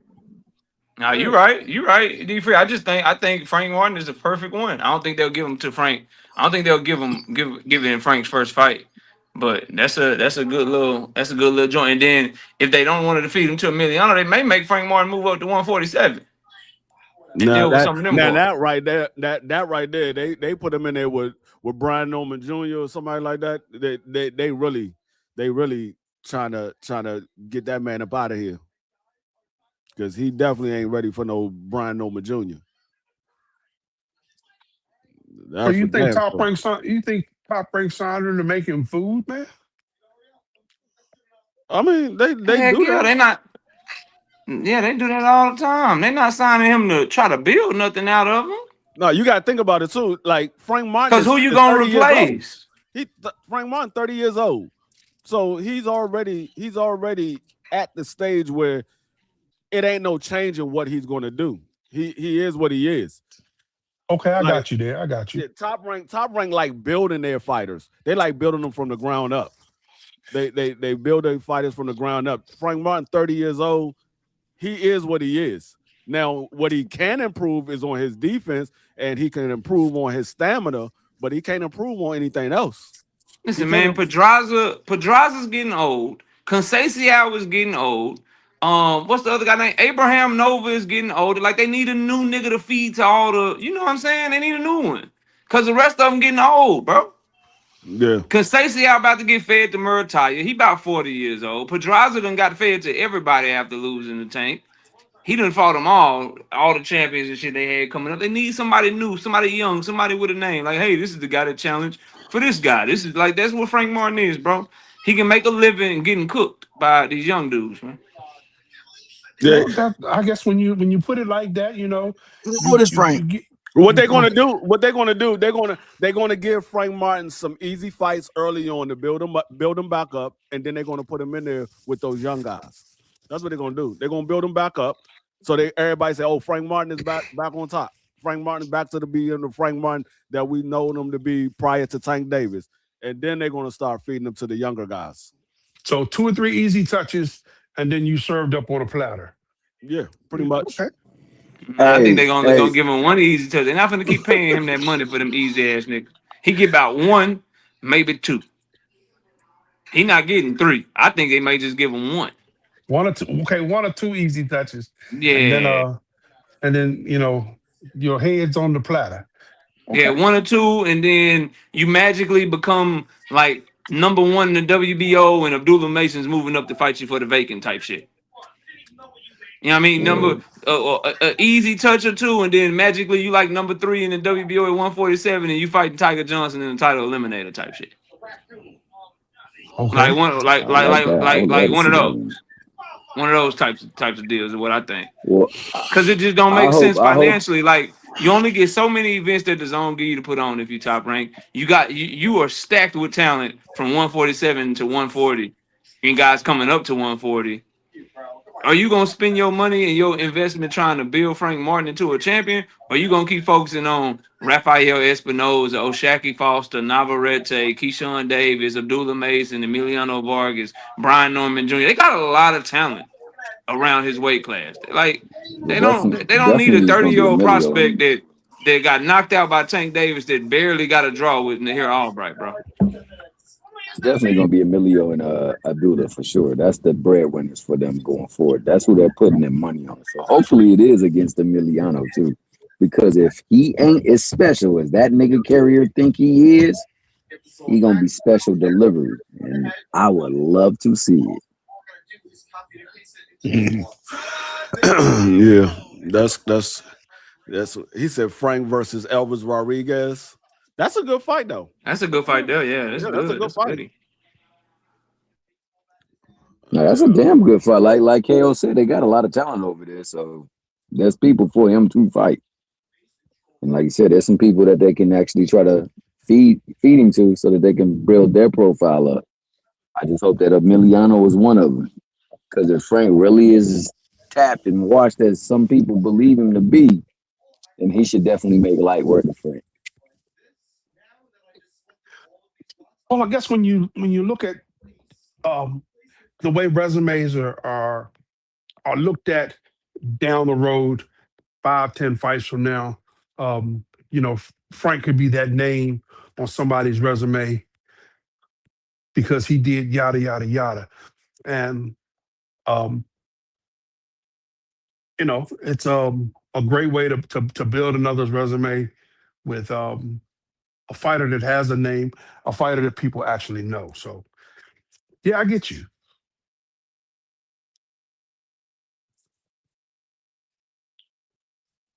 I don't know if you covered this, Cam, and I don't know if y'all saw it on the panel. Did y'all see the Jao Bataya? He's Yeah, suing the IBF. yeah. I mentioned that. I mentioned it earlier, man. Yeah, Like KO, yeah. it's crazy because it's like it's something that we knew that was gonna happen, that they was talking about happening. You know what I'm saying? But I don't think it's gonna have no. It ain't gonna hold no weight. It ain't gonna do shit. He over there crying, complaining to him, saying that they fucked his aspirations of being undisputed and everything and stuff by stripping his title and everything. Well, let me see. The IBF put out a statement well before or about the time that Zuffa was came out and started their program. Because of the things that Dana White said, the IBF was the first to say that we will not, since the Zuffa Boxing is not honoring any of the or recognizing any of the sanctioning bodies, we will not sanction any fighter in a Zuffa fight or promote it or in a Zuffa promotion. So when Jai Obataia signed to Zuffa, there was already the writing was on the wall. And that's what the lawyers are going to say. The writing was on the wall. And yes, I understand you paid your sanctioning fees, but we gave you those sanctioning fees back. You don't have a case here, sir.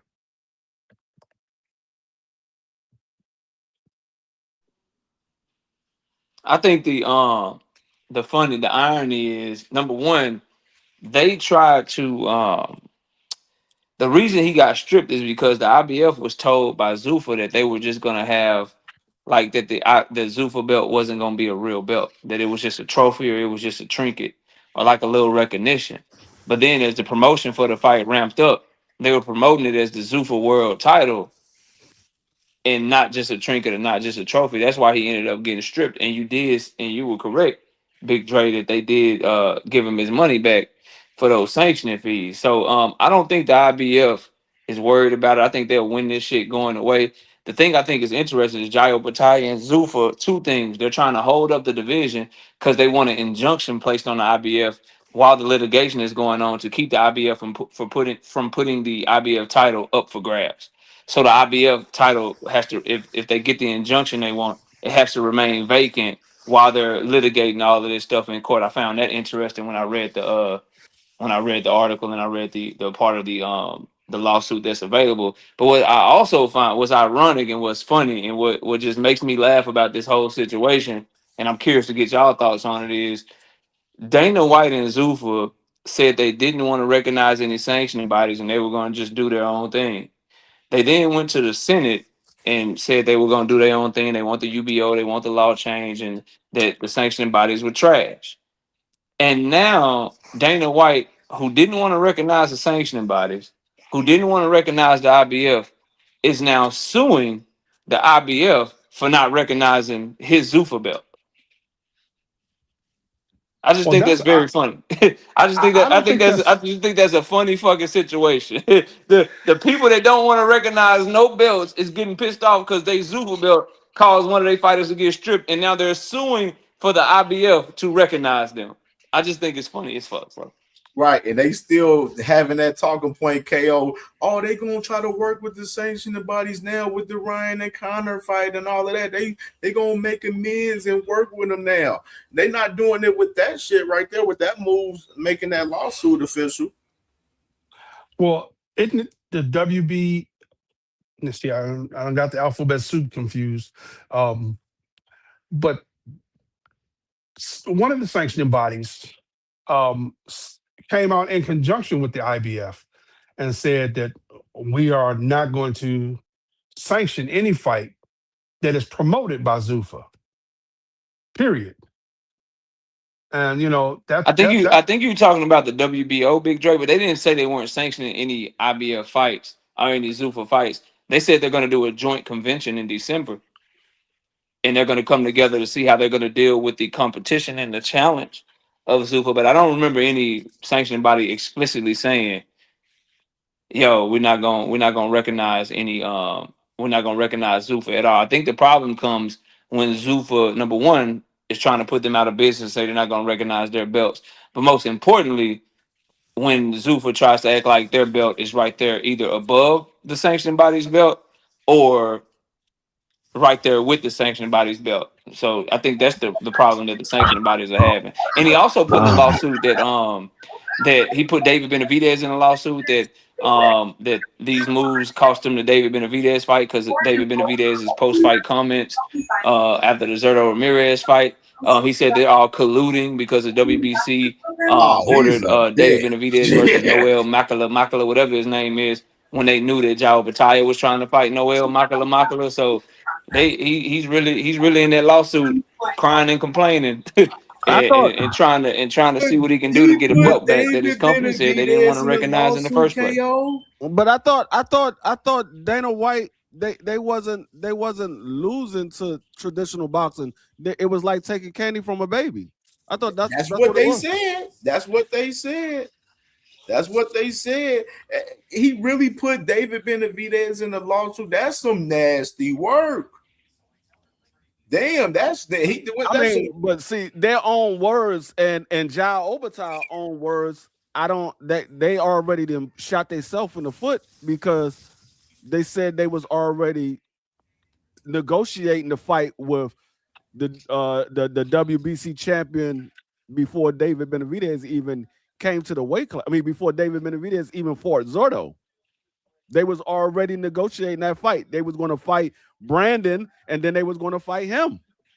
So how you sitting here acting like David Benavidez was going to have the fight when you already had another fight in front of David Benavidez?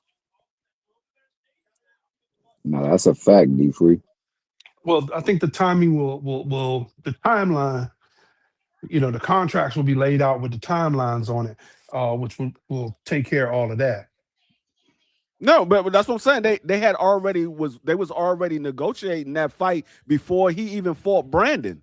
That's what their plan was. They were going to fight. Cam, Brandon. there go the article in the chat, Cam. Yeah, they were going to fight Brandon, and then they was going to fight the WBC champion. And this was before David fought Zurdo. So they wasn't looking to fight David next after Brandon. They was looking to fight the WBC champion. Okay. Well, like I said, when the lawyers lay out all the paperwork, the timelines will show, when things were started and when things were moving along. And I still think that Zuf is on the and Jai Opatai on the losing end of both of these lawsuits. Yeah, I mean, now you wanna recognize the sanctioning bodies when this whole time you were talking about I will not recognize the sanctioning bodies. There's only the Zuffa belt and the Ring magazine. I will not recognize any other sanctioning belts. Now you want to recognize them because all of your fighters that you want to sign recognize those belts. You might not recognize them, but they recognize them. Yeah. Why would I sign for you if I can't? Wait a minute. I gotta drop my belt. Oh, wait a minute. I can't fight for that belt. Jai Opatai should be taking them damn money, whatever he and his team spending on legal fees. He need to be spending that money trying to see if he can get out that motherfucking Zuffa contract so he can get some fights. That's what he should be doing. Yeah. Well, I agree with you 100% in that regard because, and then Shakur went over there and put on the Dog and Pony show and he says that he don't have to fight in the Zuffa uniform. He gets to fight in his own kit. But wait a minute, didn't you do a whole day's photo shoot in the Zuffa uniform? I don't think they put you in that uniform and have you out there looking like you lost your last puppy. If they were gonna let you fight in your own kit, you're the only fighter that they've done that with.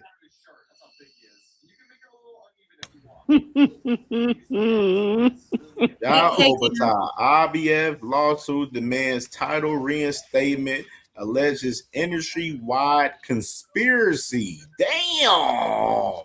He said industry-wide conspiracy. Ain't that about a bitch? Said the former IBF Cruiserweight Champion Radio Jai Opatai, July 14th lawsuit against the IBF alleges, among other things, that the New Jersey-based sanctioning body, along with the other sanctioning bodies and prominent figures in the sports, conspired against him and engaged in an industry-wide conspiracy to punish the Australian for signing with Zuffa Boxing and to deter other athletes from doing the same. Said according to 123 paragraph complaint in the U.S. District for the District of Nevada by the law firm Brownstein Hyatt. No, Cam, not to cut you off, Cam, but according to the 123 paragraphs, so they wrote their lawsuit is 123 paragraphs, bro. 123 paragraphs. That's a long ass paper, ain't it? Dang, bro, this shit longer than fucking Young Thug's paperwork. And then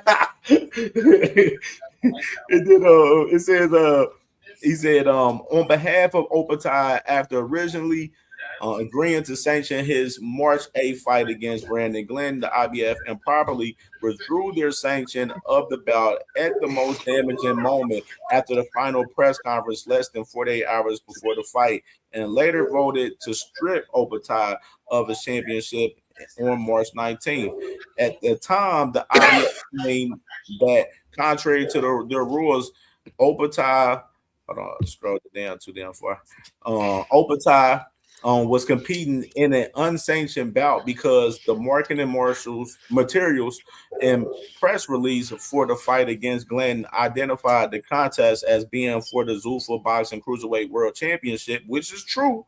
It made little to no mention of the IBF, which is very true because, like I said, they didn't start pushing that IBF belt until people in the media start talking about it in the fight week, and they put the IBF belt out there during the damn press conference. And you know what I'm saying? But they was flying around promoting the whole Zuffa World Championship the whole entire time, that whole fight week. You know what I mean? Which is that's IBF claim, which they have a claim in that shit. That's what he was doing. Said the IBF say that Zuffa is not an organization they recognize as an official sanctioning body. Obata, who went on to defeat Glenn by a wide UD, and his lawyers paint the incident in a much different light. However, after the president of the IBF sitting in his home allegedly felt embarrassed because of the IBF's belt placement during a press conference at the arena in Las Vegas, the IBF, encouraged by boxing's establishment, other sanctioned bodies and promoters, abruptly punished Ja. The IBF withdrew its sanction in 48 hours before the fight after accepting payment despite approving Zuffa's boxing involvement from the start. Ja was placed in an impossible position, pulled out of the fight he had spent months training for, and lose his 7-figure compensation or risk being stripped of the championship. Ja continued forward with the fight, and following his victory, the IBF formally stripped him. And said the conspiracy, which lawsuit alleges, also involves the WBC, the WBA, the WBO, Mauricio Solomon, Gilberto Mendoza, Gustavo Oliveira, and Levi Martinez, Alberto Leon, Eddie Hearn, among others, served to eliminate any opportunity for Opatai to compete for the Big Four titles or to ever achieve his dream of becoming a unified champion. As evidence, the lawsuit claims Opatai's team are in possession of chat logs between the parties that prove their allegations. It also cites the WBC and the WBO Cruiserweight champion David Benavidez' recent comments that facing Opatai's meaningless if he doesn't hold the title. So he's crying about this motherfucker over there at Zuffa. And David making his comments after beating Zerto, talking about fighting for his little Zuffa title is meaningless. So he's having us in the complaint crying about David Benavidez, which is fucking ridiculous.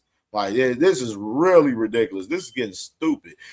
The suit further claims that foreshadowing public comments made by Hearn before the bout, claiming that the IBF would make a stand sooner than you think and strip Opatai were proof the organization never had any intention of sanctioning the Glenn fight and had planned their moves and inflict the maximum amount of reputational financial harm on him. And he said, additionally, alleges IBF violated the Muhammad Ali Act by accepting the $73,000 sanctioning fee before providing mandatory disclosures of where the money was going to the Nevada Commission. Opatai is hoping the suit will lead to his immediate reinstatement as the IBF Cruiserweight champion and compensate him for damages and legal fees and block the IBF from naming a new champion while the suit winds its way through the courts. When asked for a comment, IBF Chairman George Martinez indicated the organization will be releasing a public statement today or tomorrow on this matter. So there go dumbass radio job, but on time and being stupid as fuck per usual. Hey, scroll up real quick. Scroll up real quick, Cam. Is that the one? I'm about to pull it back up. Hold on. Let me bring be more on here. Let me pull it back up here. That was crazy. Let me pull it up. That man. Because it's a part. I think I might have sent you the wrong one. I want to send you the one that Lance Pugmire wrote. Because that one didn't have the part where he talked about the Noel Makala fight. Go up and see who wrote it.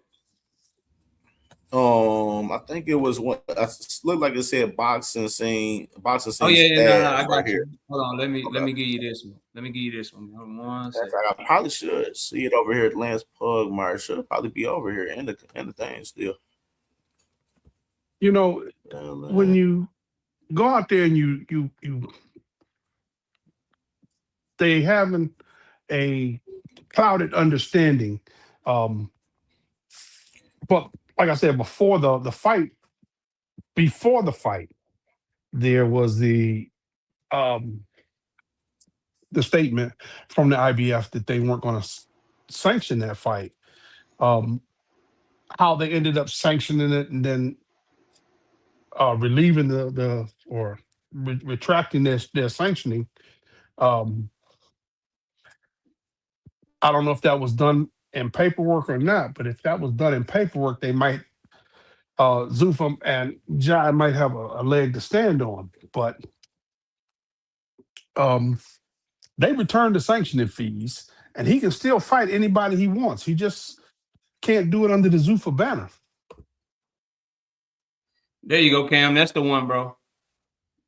They got a little Okay, bit. It got a little bit more information. Actually, got some quotes. It got some quotes from the lawsuit. And if you scroll down to, if you scroll down to the last paragraph, that's where they talk about the Noel. I got it. The dude that saying something was breaking up. I couldn't understand him. Who, me? You can't hear me? Well now I can. But you were like when you were explaining it, you were like breaking up a little bit.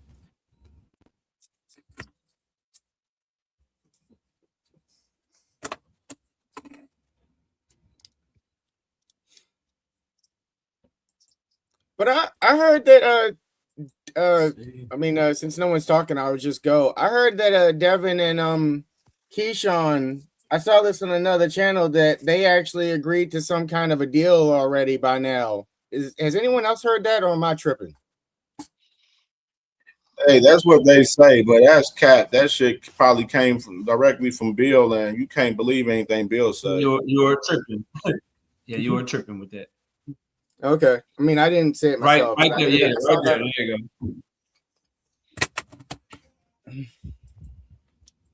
Yeah, So here it goes. It says right here in this on the article right here for Yahoo right here.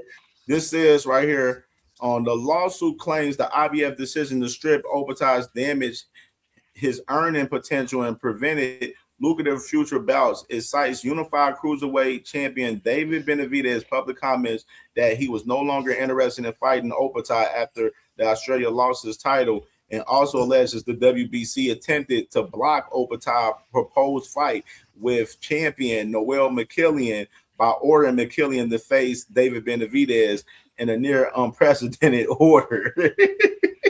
Yo, they mad as shit at Davey, bro. This is crazy, bro.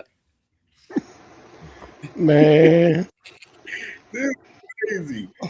This nigga's suing all the sanctioning bodies, all the promoters. He's suing fighters. Like, bro, you can't make this up, bro. All because he signed over there to Zuffa Boxing, where they themselves don't want to acknowledge the sanctioning bodies, nor want to play ball with the other promoters. And they're being forced to play ball with the sanctioning bodies and the promoters because of the fact that motherfucking Ryan Garcia is locked in with the zone, and the zone made them boys bend the motherfucking knee. What up, well, Cam? How y'all doing? That's crazy. Hey, Ju. Hey, I just want to say real quick, what's so funny about this? Well, nothing. I'm just laughing at this whole lawsuit. I saw it yesterday. What's so interesting about it is that like a part you read was saying how like they're saying that like they're suing IBF because the IBF like they like basically like conspired against them and wasn't gonna allow, intentionally didn't allow them to fight for his belt, and then they're against him and all sorts of stuff. But the reality is that what's so funny is that that's exactly what Zuffa did though, because Zuffa went to court. Like they're pushing a change to the Ali Act so they can not deal with the sanction bodies. Like they're on record saying that they're not going to deal with the sanctioning bodies. So to sue them is like, think about this: like you signed to a company who went to Congress and said we want our own separate thing. We don't want to be involved with the IBS, the WO, WBC, WA. Right? That's what they said. And then you signed to them. It was well known. Dana White is on video saying he plans to not acknowledge them at all. So in kind, they're like, okay, fine, we're gonna split. You do your thing, we do our thing. But now you're gonna sue the IBF for doing the same thing that your company went to Congress to do. It's crazy. It's like, no, I can play keep away with you, but you can't play keep away with me. Only I can play keep away. You have to give me all access. That's not how things work. Like you're like the lawsuit, the bill that they're pushing in Congress, their testimony is saying the same. It's like you're trying to sue the IBF for what you're going to Congress to do. And what you said publicly. So basically, they can easily just argue, well, this was something you should have understood because it was public knowledge that they didn't want to acknowledge each other. That they were trying to create a divide. So that's what's so crazy about it to me. Like you're crying, oh, and now he doesn't see the value in fighting me. Yeah, because you made a decision to go to a company who said that they didn't want to. They're better than traditional boxing. They don't want anything to do with the belts. Like what are we doing? It's crazy. I don't for real, sis. For real, that shit nasty work. I've been telling people radio job overtime. Literally, too rich. You are so fucking retarded. Like you're dumb as fucking radio job overtime. Like. If you don't understand what is going on with the sport of boxing and the business of boxing, as far as the promoters and the sanctioning bodies in the war, you know what I'm saying? Then I don't know what to tell you. You know what I'm saying? You can just cry wolf and be stupid with the other niggas if you want to. But like everybody knows right now, traditional boxing is kicking Zuffa ass right now currently. Like and it's showing even more. This is more evident with this story right here. Right, you like they're using Jalpatai as a tool. Like they knew. I'm sorry, they said all this stuff. Oh, you went over there, and they knew they're going to use one of these fighters to sue, right? And originally, I think the problem is that they thought that this Ali Act would have been signed and dealt with. And another thing that's probably going to cause a little bit of is the reason why they're not going at the Zuffa's not moving at the rate they thought they would is also because that Paramount merger, it's been paused for 2 weeks or 15 days by a federal court because 12 states sued and said that it eliminates competition, which is illegal. So now that's held up. The whole merger is held up because then they have to hear the testimony from these 12 different states, which California leading the way. So you have that being paused. We're coming close to an election, so now you're not getting everything. Certain bills are being fast tracked or the priority right now. This whole Ali Act is not the priority. And then I just heard recently from Ali's grandson, whatever, that apparently they're working with Congress right now. They're trying to change the bill in its current form, and so it's not the version that Dana even wants. So that's why, because they thought they were going to do their own thing, and now that they might not be able to. I mean, they still cross the line, but they already have people working on a different draft. They're cutting up the Ali Act right now. Well, I'm sorry, not the Ali Act, the new version of the Ali Act that they want to modify. They're now modifying that modification. The Paramount deal's not going through, and now you're trying to backtrack. It's crazy. You just got a lot of roadblocks that you didn't think was going to happen, and now you're like, oh, now I'm glad you mentioned that, Drew. Nico Ali Watch said there's some good news coming from Congress about the Muhammad Ali Act. Yep. So between that, the merger being paused, and now you're like, oh snap! I kind of trashed all the traditional sanctioning bodies. Now I need you to work with me. So yeah, forget what I said. Work with me now. Now we need you. It's crazy. You sometimes you overreach. Sometimes you overplay your hand, and maybe that's what happened here. And Joe Patai, that's what happens. You probably should pay attention to the people you sign with. That this was a choice. Yeah, I think when he looks at his contract with Zuffa and the the opposing counsel reads his contract and realizes that he signed this paper and he knew what he was signing, or he should have known what he was signing. And that's why you have an agent, so that your agent can advise you of the pitfalls of the contract that you're about to sign. You have a desire to be, unified, undisputed, even um, in your weight class. And with the statements that Dana White made, it's going to make that a little bit hard if you're fighting under the Zuffa banner. And you wouldn't sign with Zuffa, so you fighting under the Zuffa banner. And as much as they tell you that you can fight, on a ring card, we haven't seen a ring card in a couple of months now. I mean, there's they're about getting to a be little- one. Ryan and what's his name? It's a ring card this weekend. AJ card is a ring card. It's a ring pay-per-view card. They just gone down a tad because I said they would.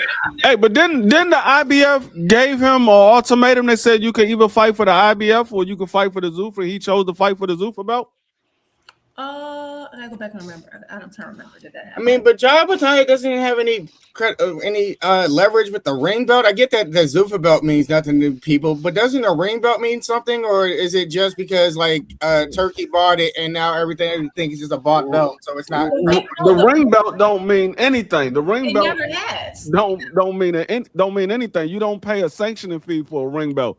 That's the only reason why that was one of their quote unquote perks why they said you can fight for the ring belt, because you don't have to pay any sanctioning fee, because the ring belt is not a sanctioning body. It's just something that they give the undisputed champion. And sometimes they don't give Hey, real quick, because I gotta run. CamJ, can we cook up something classic real quick? It won't take long. Can I get your assistant to cook up something classic real quick and just show them? So I want to make everybody that's in the chat and everybody on the panel aware that Jai Battaglia has been an IBF sanctioning body since 2019 when he first fought for the IBF Asian Pacific belt, and since 2022 he was a full-fledged IBF champion. Now, Cam, I just put a link in the chat if you want to click on that link and share it. And what he's about to share is the IBF rules for fighting for other belts. And when you pull that link up, Cam, we need to go to page number 15. Because I've been quiet, but I've been working this whole time while y'all been talking. I'm going to show y'all how we do this shit in real time. Go to page, let me see, it's page, because I got it right here. It is on page 15. It is under Rule -5E, number 1. So when you get that teed up, which is the actual IBF booklet for their rules and regulations that you have to go by when you fight under their sanctioning body, let's see what they say about Jai Battaglia's position. Just really quickly, so we can kind of dead this argument for the turkey lovers in the chat real quick. Exactly, because I read them rules too, and they're absolutely right. He about to waste his money. Hold on, resend it again one more time, because it ain't letting me click it for some reason. Yeah, it's not with me either, KO. Yeah. Okay, I got you. Hold on. The link don't work. Oh, can you let me hear? This is what I'll do. Bro. Share your screen. Can you let me share your screen? Can you allow me to share that real quick? Let me know when it's up, because I can't see it. It's up. We can see it. It's up now. All right, cool. So we'll go to page 15, just so we can kill all this. This is not even an argument, really, bro. This is this shit's over with. All right, so 5-E, prior approval required for unification contest. I think I went too far. Hold on. That's D. No, we need to go to E. But you're on page 8 and not 15, I believe. 5- boxer signed to a boxer champion or for another championship of another sanctioning body and seeking to unify a title unless prior approval is granted by the championships committee. Once the IBF has sent out the notice of the date of the purse bid, or once a contract has been signed for a mandatory bout, no request for a unification contest will be approved. A champion's failure to comply with this requirement will constitute sufficient cause for the championships committee and board of directors to consider withdrawing recognition of the title and remove him from the IBF rankings. In the event there is a request by a boxer to include an additional sanctioning organization on a scheduled title bout, the IBF reserves the right to deny said request. Here is the part that comes up that is going to apply to Jai Opataya. If a boxer chooses to participate in a bout with a sanctioning organization not approved by the IBF, despite the denial of the request, the IBF may deny or withdraw sanction of the bout, vacate the title, and or remove the boxer from the USBA rankings. Jai Opataya has no case. He should have read the regulations for the motherfucking sanctioning body that he was in. So he's wasting his goddamn money. Man, and all that shit. I told y'all from the beginning, bro, that lawsuit shit ain't gonna fucking work, bro. Once you sign off on it, that means you agree to all their rules. So that means Jai Opataya violated the IBF rules. They had every right to strip him, every right, and to not recognize him. He violated those rules. So what you're saying is, KO, how you said? I'm not a lawyer, but I play one on YouTube. he just got a phone call, probably. Yeah, man. That bro. That's why I told you that shit's dead, bro. And this the thing though. And I want because I see people talk about it in the comments and stuff. But the thing with y'all Opataya is, bro, he chose to sign over there with Zuffa. He didn't know what the hell he was signing up for. He thought he was gonna be able to go over there and have his belt and do his thing over there, and didn't recognize that it's a war going on between Zuffa and the sanctioning bodies and with the promoters.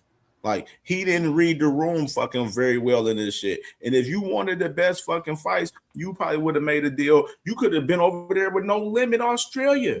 Look what they doing over there at No Limit Australia right now. They doing great shit. They working with PBC and stuff like that. No Limit Australia. They got the biggest fucking fighters over there in Australia right there, as far as in particular that company.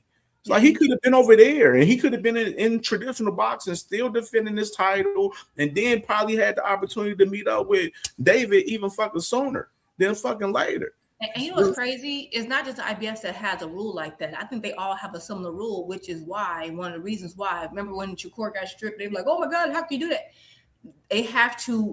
They have a right. They reserve the right to do that because they might not want their belt mentioned with like. I mean, anybody can create an organization today, throw a belt on the line. I could do it right now. I mean, I could just create a belt. And I can completely build my name by being mentioned along with the IBF or the WBA or whatever. Mm-hmm. So that's why they have that rule in place. So you can't cheapen their, and then you can't use their belt to gain recognition for your new organization when you didn't put the work, the time in. You don't even have a ranking system. Zuffa doesn't have a ranking system. You try to use my belt to validate theirs? Absolutely not. And that's why if Shakur would have tried to sue, he wouldn't have made it far either. It's because they all have to do like that in place. That man Jai Opataya over there right now talking about y'all ain't got love for Jai Opataya and Zuffa boxing. Y'all ain't got love for Jai Opataya. But Tay, this is my thing though. Yes, Zerto was ducking Jai Opataya, but nobody didn't tell him to go over there. He should have done his research before going over there. Check out the landscape and check out what's being talked about as far as how Zuffa approached their business. He should have did more research before making that move because they didn't show us anything of them trying to get these guys the biggest fights over there. And it ties into Shakur too. Because shit, Devin fighting Keyshawn, his ass gonna be over there at Zuffa Island fighting fucking Ryo. This is a clear case. Look at this, D Free. And literally, the man's about to fight Chris Billiam Smith and defend the Zuffa strap. This is a the clear same case guy that he mentioned in the money. interview that you talked about. He mentioned talking about, oh, I was trying to fight Noel McKillian, and boom, can't get that fight now because of the damn, David Benavidez, and took that fight away from him. This is what and then he said, I want to fight the winner of Chris Billiam Smith or Ryan Rozicki. Chris Billiam Smith won that fight. Now they pushing for them two to fight each other as planned. This is where you need Mr. Shelton Moore. All money ain't good money. But this is the thing too. This is why his claim also is false, because And the thing he's saying, oh, now Benavidez is saying he's not interested in fighting me. First of all, Benavidez said he was interested in fighting you before you signed. Before, if you look at the dates, before he signed to Zuffa. Number one. Number two, you weren't looking at Zuffa because y'all let it slip that y'all was trying to fight the guy that the WBC, what's his name? The guy that Davis now about to fight. Y'all let it slip that y'all were in negotiation. You were trying to fight him next anyway. Y'all were gonna fight him. Y'all gonna sign Zuffa, then fight that guy. You had never had an intention to fight Benavidez next because y'all kind of let the cat out the bag. So you're saying, oh, I had to go because no one wanted to fight me. You had that opportunity right then. No one wanted to fight me. No one wanted to fight me. Okay, well, guess what? And if you make the best decision for you, then stay your happy ass over there and stop whining. You violated the IBF rules. Did nobody tell you to violate the IBF rules? You did that. When you went over there, you could at the very minimum, you should have said is, hey, the IBF didn't approve of the Zuffa belt, so I can't take the Zuffa belt. You didn't do that. You chose to violate your sanctioned body rules. You got stripped. So if Zuffa was best for you, then stay over there. That means you didn't want the smoke that you claimed you wanted. Then you made a choice. Live with your choice. This is the one thing that we always say about these sanctioned body. All of them is a little Yankee at times, but the one thing we say about IBF, they hold true to their rules. They hold true to their rules. Whatever the one thing I want to say this. I want to say this real quick. Eric Craft asked a question. He said, so more than likely that middleweight fight. Now, still no word on that right now. But that fight card in Australia, August 8th, that's a DAZN card as well, along with Zuffa boxing too. That's the fucked up part. Actually, it's not even. They cooked them on the Ryan and Connor fight, and they cooked them on the Ireland fight for that as well. It's not even a Zuffa box fight. It's a Ring Magazine card. Right. They put that on Ring Magazine so he could fight for the WBC belt, because if he wasn't fighting on the ring card, that WBC belt wouldn't be on the line. I don't think that's it. Well, that's part of the right. That's correct. But I think the thing that got Jai, I don't think it's that they're saying, hey, if you fight for Zuffa, you can't fight for our belt. That's not what they're saying directly. The thing is that you are not about to put that Zuffa title next to our title, period. Which is why you haven't heard any mention of Ryan and what's his name? What's his face? Eggs. I'm gonna call him Connor Ben. I call him Eggs for short. The reason why you ain't heard of Eggs fighting for Zuffa belt, that's why the WBC ain't had no problem. You notice they ain't mentioned that Zuffa belt no more? That's why Jai messed up at. You're not about to use Zuffa, your belt, your own thing. You know, it's my way or the highway. You're not putting my belt next to that mess. That's again, Jai the one who accepted that Zuffa belt. That's on you. Cry about it. And by the way, everybody who's like, oh, Zuffa just means more fights. We're not getting more fights. We're not getting more boxing. We're getting more boxing lawsuits. We're getting more litigious around this mug. That's all we're getting is more court dates. I was also thinking that, like, if these lawsuits work, I see people get stripped right after they be having undisputed fights. I would think if these lawsuits worked like that, then more people would have sued already to keep their belts. Because I remember a few people like having undisputed title shots and then getting stripped like the week after or whatever. But see, this is the thing. This is like we gotta remember. Jai Obertai he doesn't read often. He doesn't read often because this ain't the first time that he's been stripped by the IBF. He was stripped before because he didn't follow their rules and they stripped him. He had to go back and fight for that belt once again. So this ain't the first time that he's been stripped. This is the second time. And where's y'all managers at? Shouldn't your manager should be like stressing to you these rules? Aren't you supposed to like follow this stuff? Like what are you doing? I knew the minute he put that Zuffa belt next to him, I'm like, that's a violation of them rules. You about to get okay. Like that rule's been there. It's not new. They didn't just put it in there. It's been there for the longest, like maybe decades, probably. It's been there. Well, one thing I can say about the IBF is they will strip a mother. They don't care. They are quick to strip you. They were the first one to strip Canelo. Hell, but Bud came out and says, I don't think I want to fight Boots, and just in casual saying. Right after he won his undisputed at 47, after he beat Spence. And, it wasn't 2 weeks before that IBF belt was gone. That was the second time that he got stripped by the IBF because they stripped him at 140 when he didn't fight the mandatory. That was the second time that he got stripped. I know the IBF will take a belt off you in a heartbeat, and they don't have any problems doing it. It's not even a question of whether they. And it was crazy as fans complain about the sanction bodies not following their rules, and then when they do, they crying. Look, what y'all gotta pick a lane. Like, that's the problem with it. Like, pick a lane, stick with it. Oh, they ain't following their rules. Oh, they are following their rules. Which one do you want? They follow their rules. No, I should not be able to make Jupe super duper belt, put it next to the IBF, and they just go for it. They're like, no one's gonna do that. You wouldn't let nobody do that with anything you built and created it that's been around for 30, 40 years. No one in here would do it. So asking the IBF to do it is ridiculous. You shouldn't put that Zuffa belt up.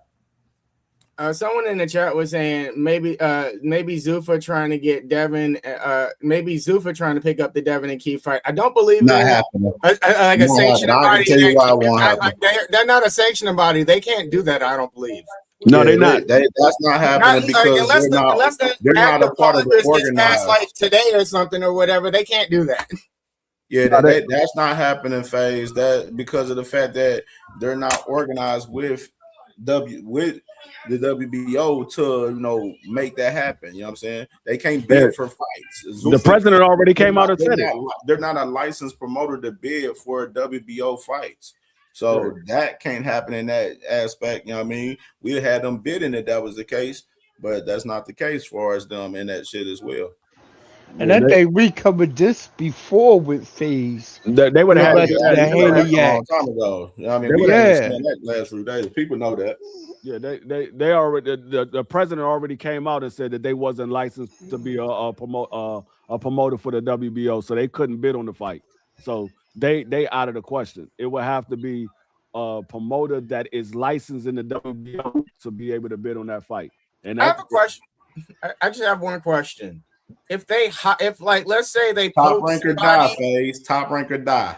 I was asking if Zuffa poached an actual promoter and then that promoter worked for them, could they then do it or no? No, no, because if they paid for Leonard Ellaby or somebody that's like a JIT promoter or whatever in the past, and then they had them working for them, could they then do it or does it not count? Can they do it? Could they hire someone that's already a promoter? Could Zuffa hire someone that has a promoter's license? Yeah, that wouldn't be able to happen. Would they be able to do what if they hire someone with a promoter's license? Could then the promoter who has the promoter's license could they apply to the Devin and what's his name fight because they have a promoter license that's actually a legit one with the IBO or whatever. The question is, what they got to be a license with the WBO. It has to be the actual station. If they got a person that was with a promoter with that promoter, Zuffa couldn't use a third party for that. Yeah, Zuffa can't use it. It's got to be Zuffa promoter. They can't use a third party. If that was the case, a lot of people will be doing that. Okay. But the thing is, what promoter is working with Zuffa? Because all of the promoters are working with the Zone. They're not working with Paramount. Dana is the promoter, I guess, right? Who? Dana. Dana is Zuffa's promoter, isn't it? No? Yeah. Okay, so they got a promoter. Dana is Zuffa promoter. Yeah. The thing is, Zuffa was built to be its own league, and y'all want to keep talking about with boxing, but they were created to be their own league, their own thing. And I think the thing is, the fans, as much as y'all love Zuffa, y'all don't want to accept that what it is. And it's like, I want to be my own league, but I also need boxing in order to be my own league. I want to use them so I can trash them later and destroy them. And then you're mad that boxing won't just allow them to do it. He said, oh, this is going to be like taking candy from a baby. This is so easy. And now that's not easy. Y'all mad and act like everybody's being so wrong to Zuffa. At the end of the day, they want to be their own league. Be your own league. You're not traditional boxing, you're Zuffa. I call the people who sign over there Zuffas. Let the Zuffas do the Zuffa and let us enjoy boxing. Take your butt over there, do your own thing. I don't see that as an impossibility. They want to rat the fence. When it ain't working right, when the merger ain't going through as fast as they thought, when when the The Ali Act Aliyah. not passing fast enough. Now suddenly, now you need traditional boxing to, give you a helping hand. But when you thought that you're gonna get all this wrapped up, it was screw traditional boxing, screw the belts. You're not doing it right. The thing is that the problem is sometimes people burn bridges too quickly. You burn bridges, and now you're trying to recreate it. It's singed already. It's already messed up. Go on your own side and stop trying to force people into Zupa stuff. Like we're not trying to hear it. They made their intentions known. Stick with it. True that. B Moore was popping, my boy. What's going on, man? I'm Man, just sitting over here. man. Chilling, smoking weed, enjoying this boxing talk today. This has been a great show today. This is great. This has been great. I'm loving it. I'm loving it. I'm loving it every moment. Top ranking dive fellas. Top ranking dive fellas on that bid, fellas. We know DHP ain't got no money for that bid. I'll say this: that Frequency Fire was saying in the chat that Jake Paul could get the fight. I actually don't think that would be a bad idea. I don't think it's necessarily like his idea of them putting it on Netflix. But like if he took a Samantha Serrano card and then put him on an undercard or what? I mean, not an undercard. Put him on as the co-main or whatever. Then it'll probably boost the ratings for that thing. So I think that could help out. That's one promoter that might like it. I want for Leonard Ellaby and GTD to get that fight and put it under the prelims of a tank fight. That will be hilarious. Hilarious. I will laugh. I'll laugh my ass off. Right They now, could just be the main. They don't need to be the co-main. They could be the main on that. I mean, if you're gonna have someone troll him, you should have Oscar then like put him as the first fight in the preliminary bouts to the Ryan Garcia Conor Ben fight. Man, I don't know if you guys heard, man. I told Deen, man, we all gonna just get the money together. You know what I mean? We're gonna put the 200K up, and it's gonna be on bias ass Philly promotions. You did? That's how we're gonna do this shit. Well, but then again, D1 said he was gonna put it in his backyard. Yeah, hey, tell you, and D1's backyard. D1 got the venue. You know what I'm saying? CamJ gonna come with the, you know what I mean, the Cleveland folk. You know what I mean? And then we gonna have this, you know what I mean, bias ass Philly promotions. You did? That's how we gonna do this shit, guys. Keyshawn Davis. We're gonna have Deen AB to come up there. You know what I mean? I'm gonna have D holler out with Gillian Wallow. You know what I mean? We're gonna have Boots show up. You know what I mean? Holler at Mel and them. You know what I mean? We're gonna have a nice little setting. You know what I mean? It's only gonna be about 13 of us, but goddamn it, we're gonna do it. Man, Bill Haney and his goons won't make it out of that going backyard alive. It'll be a hell of a fight out that motherfucker. No, you know, Hacker gonna show up trying to defend shit. Hold on, guys. Snatch up old Sean Haney. Nah, Hacker ain't gonna come. Somebody wanna sock that nigga. Snatch his little ass up, kick all the asses out that motherfucker. And the motherfuckers limping back to fucking Henderson, Nevada. For real. Hey, but you know what though? Hey, I just can't wait for some more fights to come up. Tell the truth.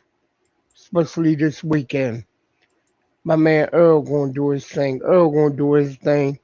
And they're gonna shit against Tim Tszyu. Tim Tszyu sucks. Like if he can't beat Tim Tszyu easily, he really needs to retire. Yeah, he's gonna beat that man down. It's gonna be a bloody mess in that ring. You know?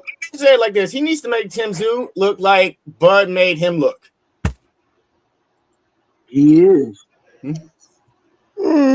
Tim Tszyu don't have no outstanding issues like Errol did.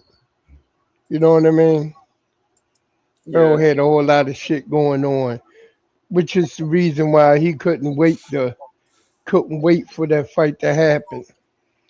He was kind of hoping it turned out a whole lot better than he thought. But the bottom line was he was sitting back waiting for Earl to collect all those belts, and that made it more easier for him.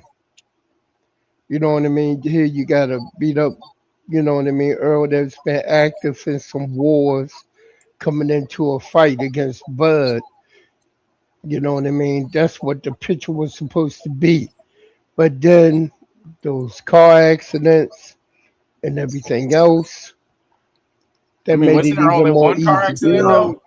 Wasn't there? No, Did he have multiple car No, accidents? I so think he look, only had one. he had two. He had somebody that ran a red light and he hit Oh, his car, and they hit his car. I think it was on the build up to the fight. It was really close. Within like like a year, within a year of the fight, it wasn't really hugely reported on. But yeah, he did have a little. Somebody ran a red light and hit his car. mm, He didn't not take too much damage from it or anything like that. Well, at least we don't fucking know at this point with these lying motherfuckers. Whatever happened to us, so he probably could have took some damage off that. yeah, especially with the eye, dealing with his eye problem. The You eye know what I thing, mean? bro. He knew I that thought shit the idea before. came He because knew of that the shit car before. accident. He knew that shit with motherfucking Ugas. He knew that shit. He knew that shit before. That eye thing didn't just pop up. I feel like that's something he could have been went to the doctor and took care of. I thought the eye thing happened because one of the car accident. It happened because of one of his fights. Yeah, Oh, I think okay. it happened in a. I think it happened in training. Oh, okay. I thought it happened in the car accident. Yeah, My when I think it happened in training when he was getting ready for that fight with Pac Man. Yeah, his retina issues that he had going on with him. I remember that. But Yeah, you see what but you I see what definitely. Sugar Ray did when he had that issue pop up. Sugar Ray went on, got surgery, and he stayed out as long as he had to make sure that he was healed up from that. Then he came back and he got Hagler. So Certain temperament of athlete, just and not even just a fighter thing. I think it's an athlete thing. Some people come back too early and shit. Some people end up getting another injury just that bad. shit, you know.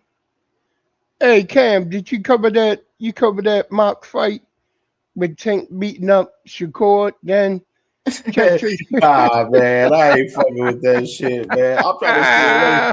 That AI videos, that shit, like a lot of like the boxing, the boxing AI shit. I don't like that shit. You won't see me even fuck with that shit, bro. No. I did. That shit crazy. When we do the little crazy little AIs, when I be playing around, that shit be cool. But ain't fucking man, I might show that the bar. I'll fuck I around think and get it the bar. I'll show y'all the bar. I'll show y'all that bar. I think it'd be cooler if they took boxes that we That shit can't like was funny that though. didn't. Motherfuckers was mad as hell when they posted that video. It's a video of Tank and Devin fighting in the streets and motherfucking Yes, Tank I see dropped it. to the left. You know what I mean? And Mhm. like I seen the comments on Instagram and Twitter, bro. They was like fans was like it was hella Haney fans so fucking pissed in the comments, bro. The I Haney wonder. fans was pissed in the comments, going off. Like I'm pretty sure whoever made that video probably got that video reported. I'm pretty fucking sure. I'm I pretty wanted to sure. see. Yo, I didn't get I'm to pretty read sure the they probably comments on reported the that shit. Shakur fight one. The one with him fighting Shakur, I didn't get to read the comments on that. I know You that niggas shit up was here talking crazy. about AI videos and shit. Nah, B more brought him up, man. He brought him up all that. Yeah, What's because good? they got that viral clip right now with Tank and Shakur with that shit. That shit's crazy as hell, man. Man, Man, but big hey man, hold what on. y'all up to, man? Let me ask y'all, man. So do y'all believe this is gonna be the last dance for Earl Spencer? I want to play this video to get y'all thoughts right here as far as Earl right here and Ronnie Shields as well. I'm really just not thinking about anything. This is really just for me. You know, the kids are great. You know, the family's good. You know, this is really, you know, just for me. If my family had it their way, you know, I'll be done, and you know, right off in the sunset, and you know, on a ranch somewhere. So, so this is for me. Maybe I can make another run at this. So, definitely, you know, going to make another run. Title run, you think? I don't know, man. I'm just going. Just go, yeah. Just See how going. it is. A storm is headed down under. You know, he said, hey, if I was to come out and lose, my career's over. I'm done. There's no sense in me trying to push for what. You know, he has to satisfy. This is for him. He's satisfying himself. If he wins, he may or may not say, I'm going to do another fight. He may say, you know what, that's it. I'm satisfied to where I ended. Excuse me. And if he wins it, he's going to assess himself, by himself, you know what, I think I could do this again. I want to do another one. If not, and even if he wins, he say, you know what, I'm done. That's it. I'm satisfied with what I accomplished. And, you know, it's all about self-accomplishment. A storm is headed down under. I mean, I would go further and say if he doesn't beat him easily, he should retire. Because I think of Tim Tszyu as a C fighter, like level wise, and like that was when he was like, to me, when he was at his best from what I saw or whatever. So, and then people have said he's like fallen down lower since then. So like he should still be able to beat him really easily. Man, after a 3-year layoff, come on. I don't see that, man. I see a dude coming off the couch after 3 years. Yeah, but I think Tim Tszyu sucks. So I don't think Tim Tszyu, and at least I think Errol was a fighter when he was at his best. So if he's gone down that's levels, a long time ago. But even if he's gone down levels, I said I think Tim Tszyu was a C fighter at his best. Errol being an A fighter at his best means to me Errol has only gone down to either a little bit above Tim Tszyu or what Tim Tszyu was at his best, and he's no longer at his best, so he's gone down too. When was the last time Errol was at his best? When was the last time he was considered an A fighter? Sean Porter. Fighter.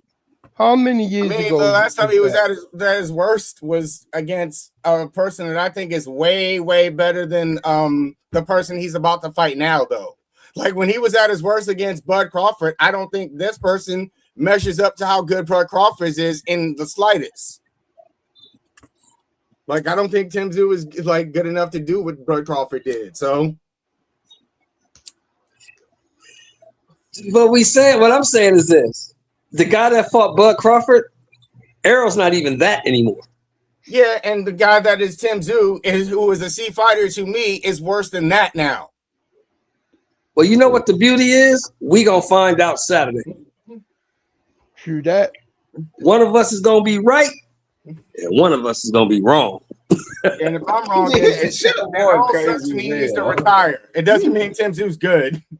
It just means Errol sucks.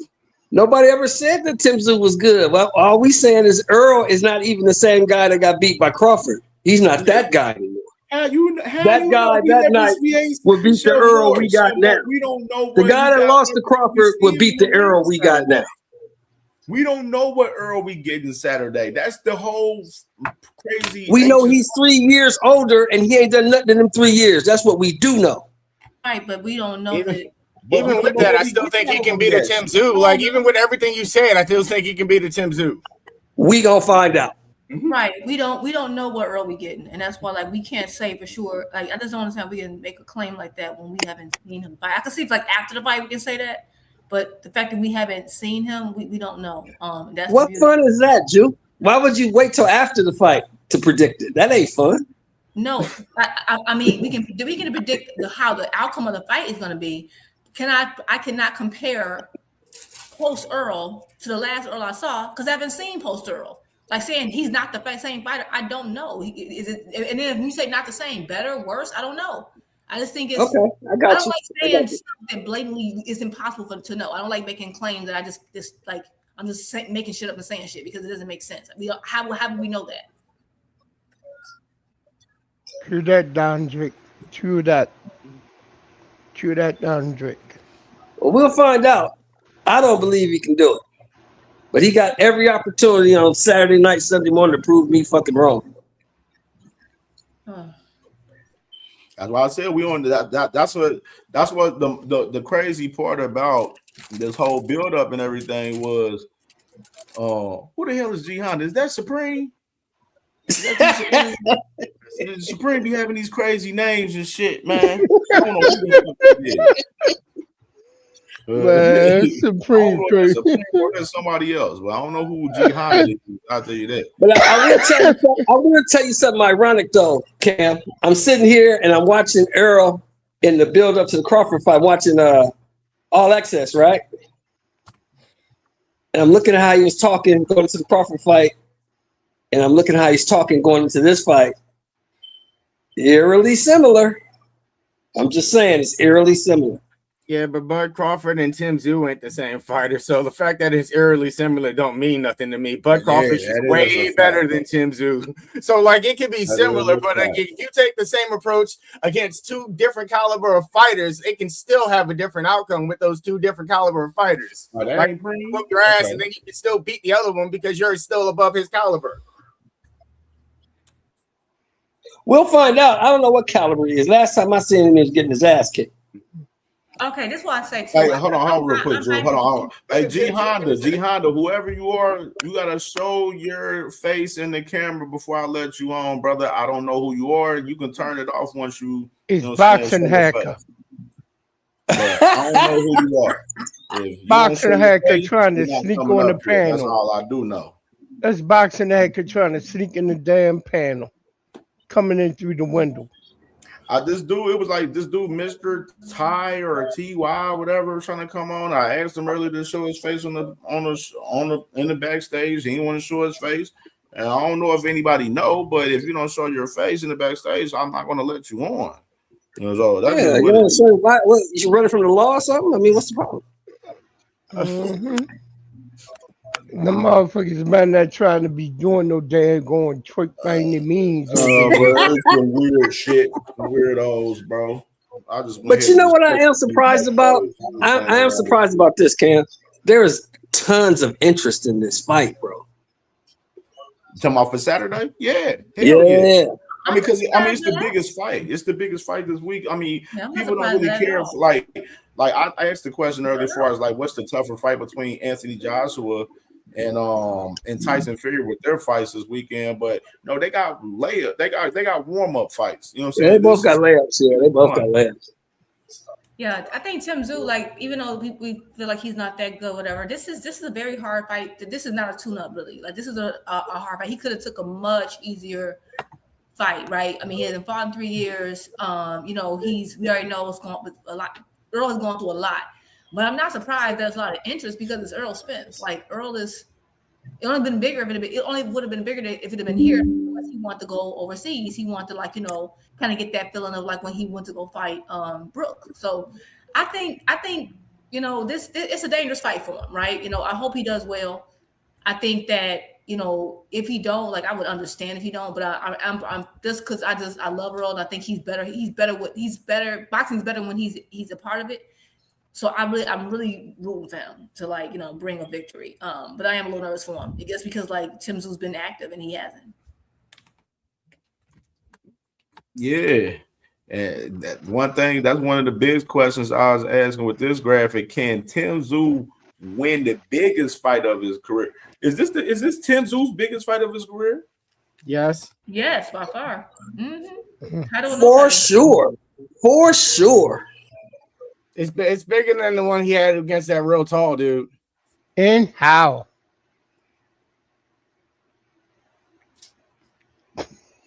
Yeah, Tim Tszyu had the suit on yesterday and shit. I'm like, boy, Errol should have cooked his ass. Said that boy dressed for his funeral, man. Errol should have cooked him. Man, I would have cooked him if I was Errol with him having that damn suit on with during the damn face off, bro. I would have cooked him. But then, you know, coming up, being all the way real with it, coming off a 3-year layoff, you don't want to say too much. Oh, he was. Errol said the fight ain't.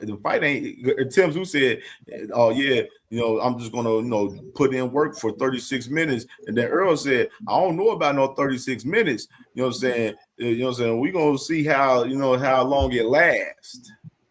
Ooh, okay, Errol, you talking spicy. Okay, Errol. No, nothing. I'm loving about this fight. I'm, like, excited, but I'm also, I don't know, I'm nervous about everything. The new trainer, like I really like. God dang it! Why do I keep forgetting everybody? Ronnie Shields.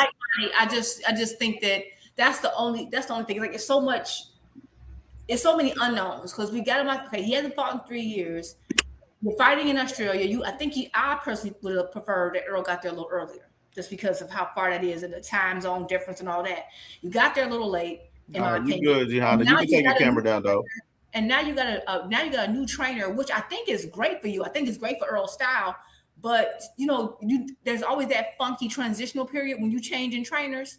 You know what I'm talking about? Like they like stuck in between, and they always look a little weird and like kind of like a newborn baby duck. They always look kind of weird when they first transition. And it takes like a fight or two for them to start looking, like kind of like coming up themselves in that new style or that new trainer. And I don't think he's gonna try to change a lot about Errol, but it's still gonna be a difference. So he has a lot of new stuff he has to adapt to. So that's my thing. But I am excited to see like how he looks under Ronnie. Yeah, I want to score with this quote, and then I'll pass it to G Honda after this. Right here, you got Roy Jones right here saying, if the fight gets past 4 or 5 rounds, Errol definitely will beat Tim Tszyu. So that's Roy Jones' thoughts for us to fight with Errol Spence and Tim Tszyu this weekend. And G Honda, man, what's going on, man? What's popping, man? What's your thoughts on this boxing talk? Man, salute Cam J, bro. What's good with you, man? Bro, salute to the panel, man. Oh, man, it's all good, man. I mean, Roy Jones definitely shared my sentiments, man. I think it's going to be a 5th round stoppage, be a body shot, because I don't think Tim Tszyu got anything to keep Errol Spence off of him.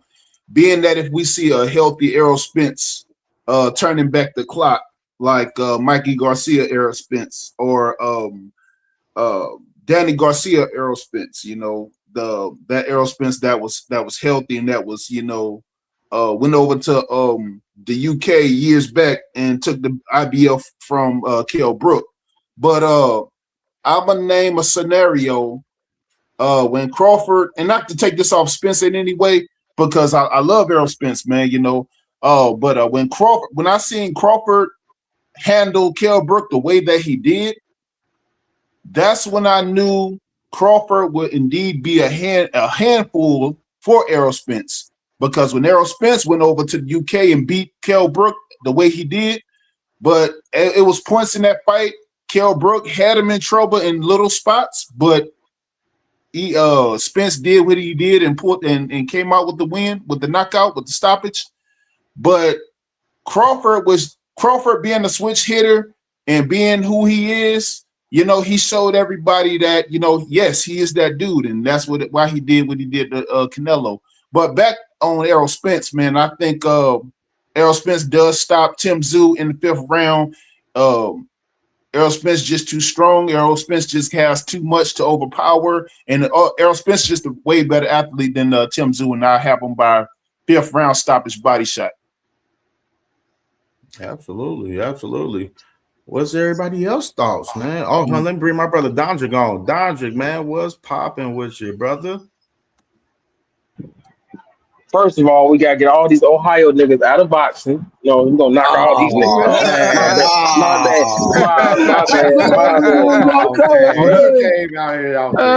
bad. Keep that hate alive. Nah, I'm just letting y'all know. But this Errol situation, I think people kind of. Hold on, I think I got a little feedback.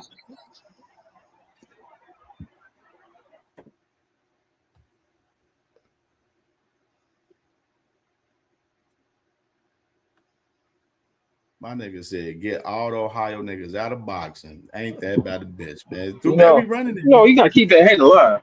You gotta keep that hate alive, nigga. That's what we running, man. I mean, y'all ain't run the goddamn thing. But the EJ thing is, I think, like, first of all, Shelton a fucking hater, so I never paid that nigga no attention because he hated. I wasn't even gonna cut your ass out today. Granddaddy, I ain't asked you nothing. That's why you get no pudding pops, nigga. No pudding pops for you, nigga. No bingo. Go ahead, get right. Nah, but it's like we didn't do that to Sugar Ray when he took off. We didn't do that to George Foreman. We didn't do that to B-Hop. Like, these dudes went to jail. Things happened. Like 3 years, he's been in the gym. And he's been around Ronnie longer than y'all should know. Hey, bro, can I ask you a question? Yeah, what's up? I'm sorry, man. I didn't mean to cut you off, but do you think B Hop fought way past his prime or no? Yes. You put me on a doll. Yes. D Hop was just smarter than most fighters. D Hop was way smarter. Notifications. I won't get none of his notifications no more. So you saying Errol? In your opinion, is on the level of Sugar Ray Leonard?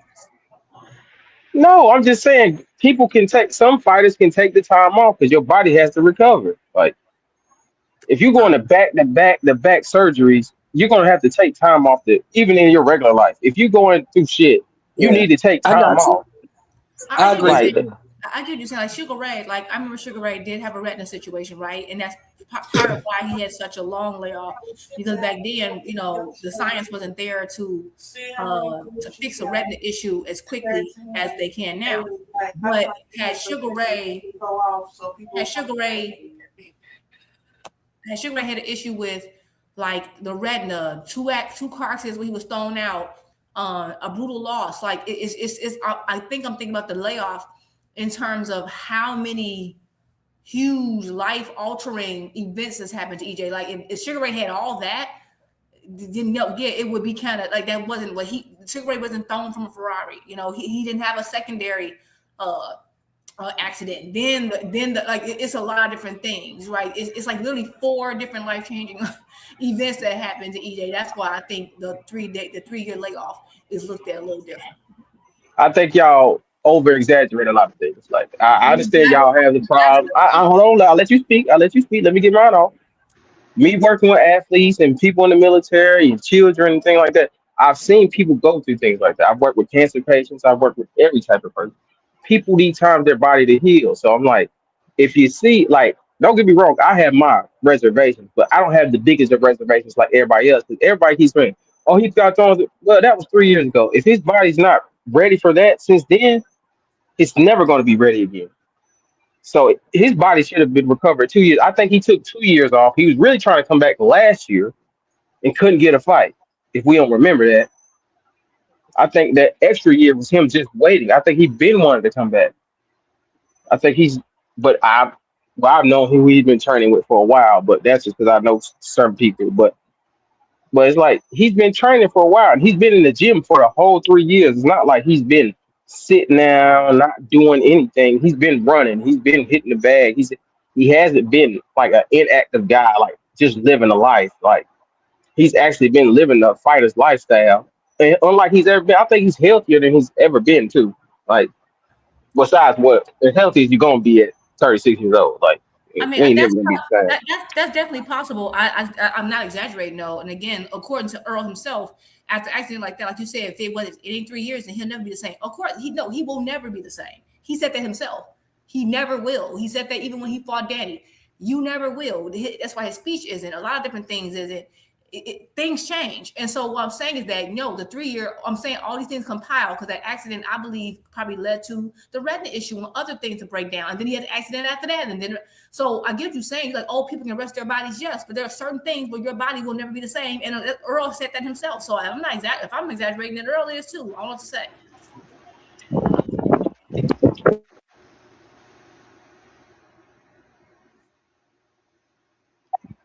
All right, well, he knocked goddamn Tim Zoo ass out. I don't want none of y'all coming back to the clan because all y'all niggas banned. All right, you banned, 2 Cents banned, Juke banned, goddamn Sheldon, you been banned. Shut your mouth. Shut your mouth. Y'all banned. Y'all all banned. You banned. Who else? Who else banned? Jay banned. You banned. This week, no, hold on. You got 2 bans. Since you talking, you banned twice. Now you got 2 bans. Yeah, I got 2 banned. Oh no, Dondrick banned me from the EJ Hush. What up? That's right. I'm banning you. That's 3. Now that's 3. That's 3 strikes. You banned 3 times. Now you gonna be keep it up. You gonna get 4 bans. Keep it up. You gonna get 5. 1,000. Infinity. You banned forever. You banned forever. Well, I'm gonna keep going then. Keep going. It's okay. Yeah, you're still banned. It's okay. She got with Buzz Squad. Banned again. Oh, you want to take up for a banned up? You banned too. You banned too. How about that? Yeah. Who else want to get banned today? Everybody getting banned. You don't have authority to ban nobody. Hush up. Yes, I do. I'm the head of the clan. You banned twice. You double banned now. You triple banned. I don't want to hear I that. was triple banned 3 minutes ago. Now did you walk it back? First you said I was double banned, and you said triple banned. Now I'm back to double banned. Now I'm quadruple. I'm talking about double band on the double band. So now you quadruple Yeah, band on the double band, and you're banned again. And I'm gonna keep banning you. You're banned. Banned. First Banned. of all, no, you ain't nobody banned. The thing is what you're doing is that first of all, I'm saying if EJ comes back and beats this boy, I'm giving him all credit. So that's how you don't even understand how you see it. You don't even understand when people on your side. You so silly, and you so eager that everybody won't say exactly what you want them to say. You don't realize that what I'm Girl, I can. saying. Hey, calm down. You can get all up. I'm joking. I'm joking. I can joke. Hey, chill. Juke. Juke. Juke, you're yelling for no reason. You're yelling for no reason. Relax, Juke mad for no reason. Juke over there serious. She's so serious, bro. Chill out. I'm not sensitive. I'm messing with you. I'm joking. Jesus Christ, girl. Jesus Christ. Jesus. Keep yelling. Keep yelling. Hey, just for further note, we rocking with Errol, man. You know what I'm saying? Earl coming in, he ready to No, you didn't say the right words, Cam. You didn't say the exact magic words, so it's a problem. Child, he don't even know. He'll have to argue about people. Banned, still banned. It is so funny because last month they were saying I was an EJ fangirl. Now I hate him. Y'all all over the place. I need y'all to get y'all emotions. Anybody say you hate him, you just banned. I ain't banned from what? Exactly. Hush up. You don't know how you talking. For the clan, girl. You ain't in the clan. You banned. You still banned. I don't care. I don't care. You are banned. Why you banning her, man? Why you banning her, Nah, Drew, Why you doing it like that? Logic Saudi, man, right there, man, because Why, man? right there. What's wrong? I'm showing y'all how to gaslight people in real time. I'll be gaslighting. Magic words about my EJ. You banned. You gonna say the magic words? Hush. Man, You see how mad you is over me joking? I don't care. Not my EJ. Hey, Cam, I told you, man. My heart and she's still banned. Still banned. My heart's with EJ, Cam, but my wallet is with Tim Zoo.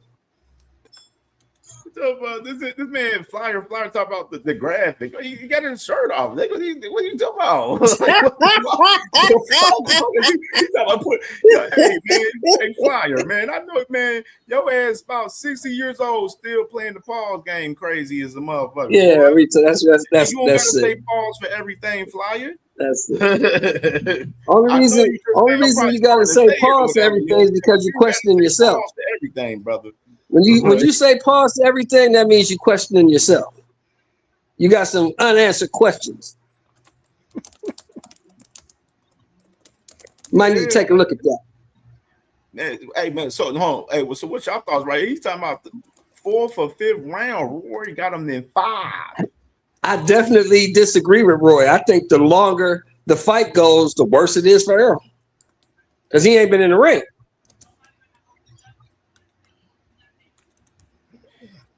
Hey, Earl said it ain't gonna go the whole 36. Well, we gonna see. He must know something. Earl must know something, man. He must know something. He's telling me it ain't going the whole 36, man. I'll tell you this. I will be the happiest I ever been to lose $100 if Earl win this fight. Damn. I will have no problem paying that man his $100. I tell you what, Tim better not brawl with him though. Tim better box. Immediately. He better box and move. What? Hold on. That is a good question. What fight have we actually seen Tim like try to fight on the outside? And man, like Tim Zoo fight one way. Tim Zoo fight one way, man. Tim Zoo fights one way, bro.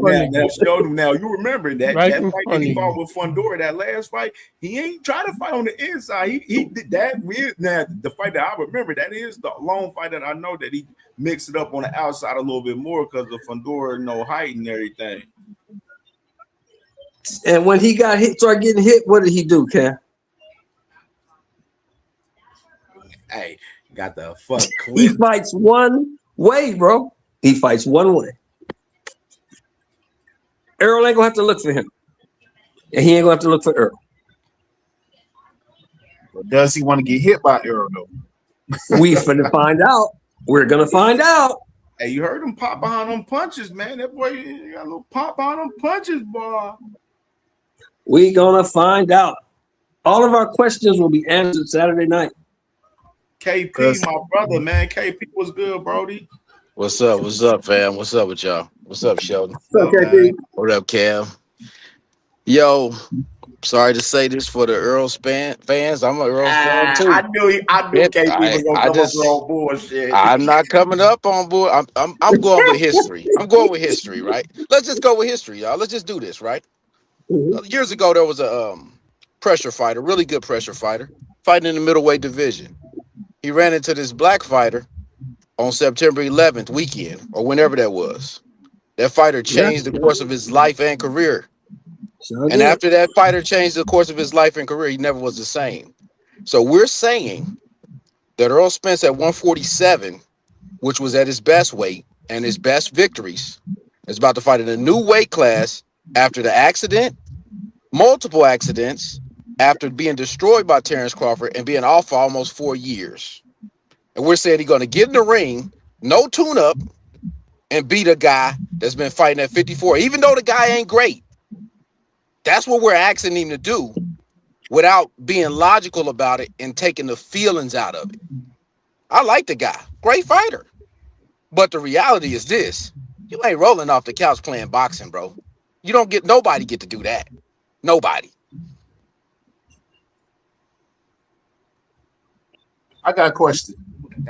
I'm with you on that. I mean, I'm with you on that for sure as far as the inactivity and stuff. But like I said, like I told Sheldon, like it is a big question surrounded around Errol because we don't know what we're going to get out of Errol because we haven't seen what we saw from him in 3 years. We haven't seen him fight in 3 years. So that is a big question mark about this week. But my thing is with Tim Tszyu been bruised and battered over the last 2 years. Bruised and battered. But Cam, guess what? And he's not the same fighter from a couple years ago as well. He's not, but he's been fighting.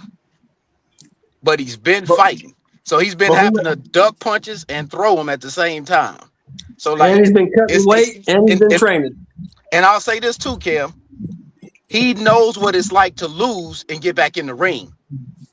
I know that boy keep that head on the line too. That defense ain't that good and everything, bro. He's coming straight forward. I also feel like this style right here, like y'all gotta think they about perfect. They perfect for each other. I like the cute little shit. I try to throw the little Bud equation into this shit. I like it was real cute. But the whole thing is Bud is a total different fighter from fucking Tim Tszyu. Oh, yes, he is. Total different fighter. And Bud is a much better fighter than Tim Tszyu. And on top of this, and add more context, Tim Tszyu style compliments for Errol to whoop his motherfucking ass. You are correct. That's the fucking fact that matter. And another thing, well, how do we know with these 3 years how that Errol Spence is probably more healthier coming back. You know what I'm saying? 3 years removed from fighting. He may be more healthier now. You never fucking know. So there's a lot of questions are surrounded around it. But right for a sports bet and stuff, they have Errol as the slight favorite. Slight favorite right now. You know what I mean? Okay, so Cam. 50 fight. You know what I mean? Cam. Before he lost to Terrence Crawford, nobody would ever say that he would be that close of odds with Tim Tszyu. I mean, times change, KP. I know times change, bro, because I was going to Dallas for fights. The style complement each other. He's out in Australia. He's going in enemy territory. It's perfect style. I think it being even with the odds, I don't mind that. I feel like that's I'm surprised Tim is in the favorite in a sense, since he hasn't fought in 3 years, to be honest. I this is my thing. 60% of Errol Spence should be able to beat 100% of Tim Tszyu. I never. I disagree because I think people forget when Tim Tszyu first came to PBC.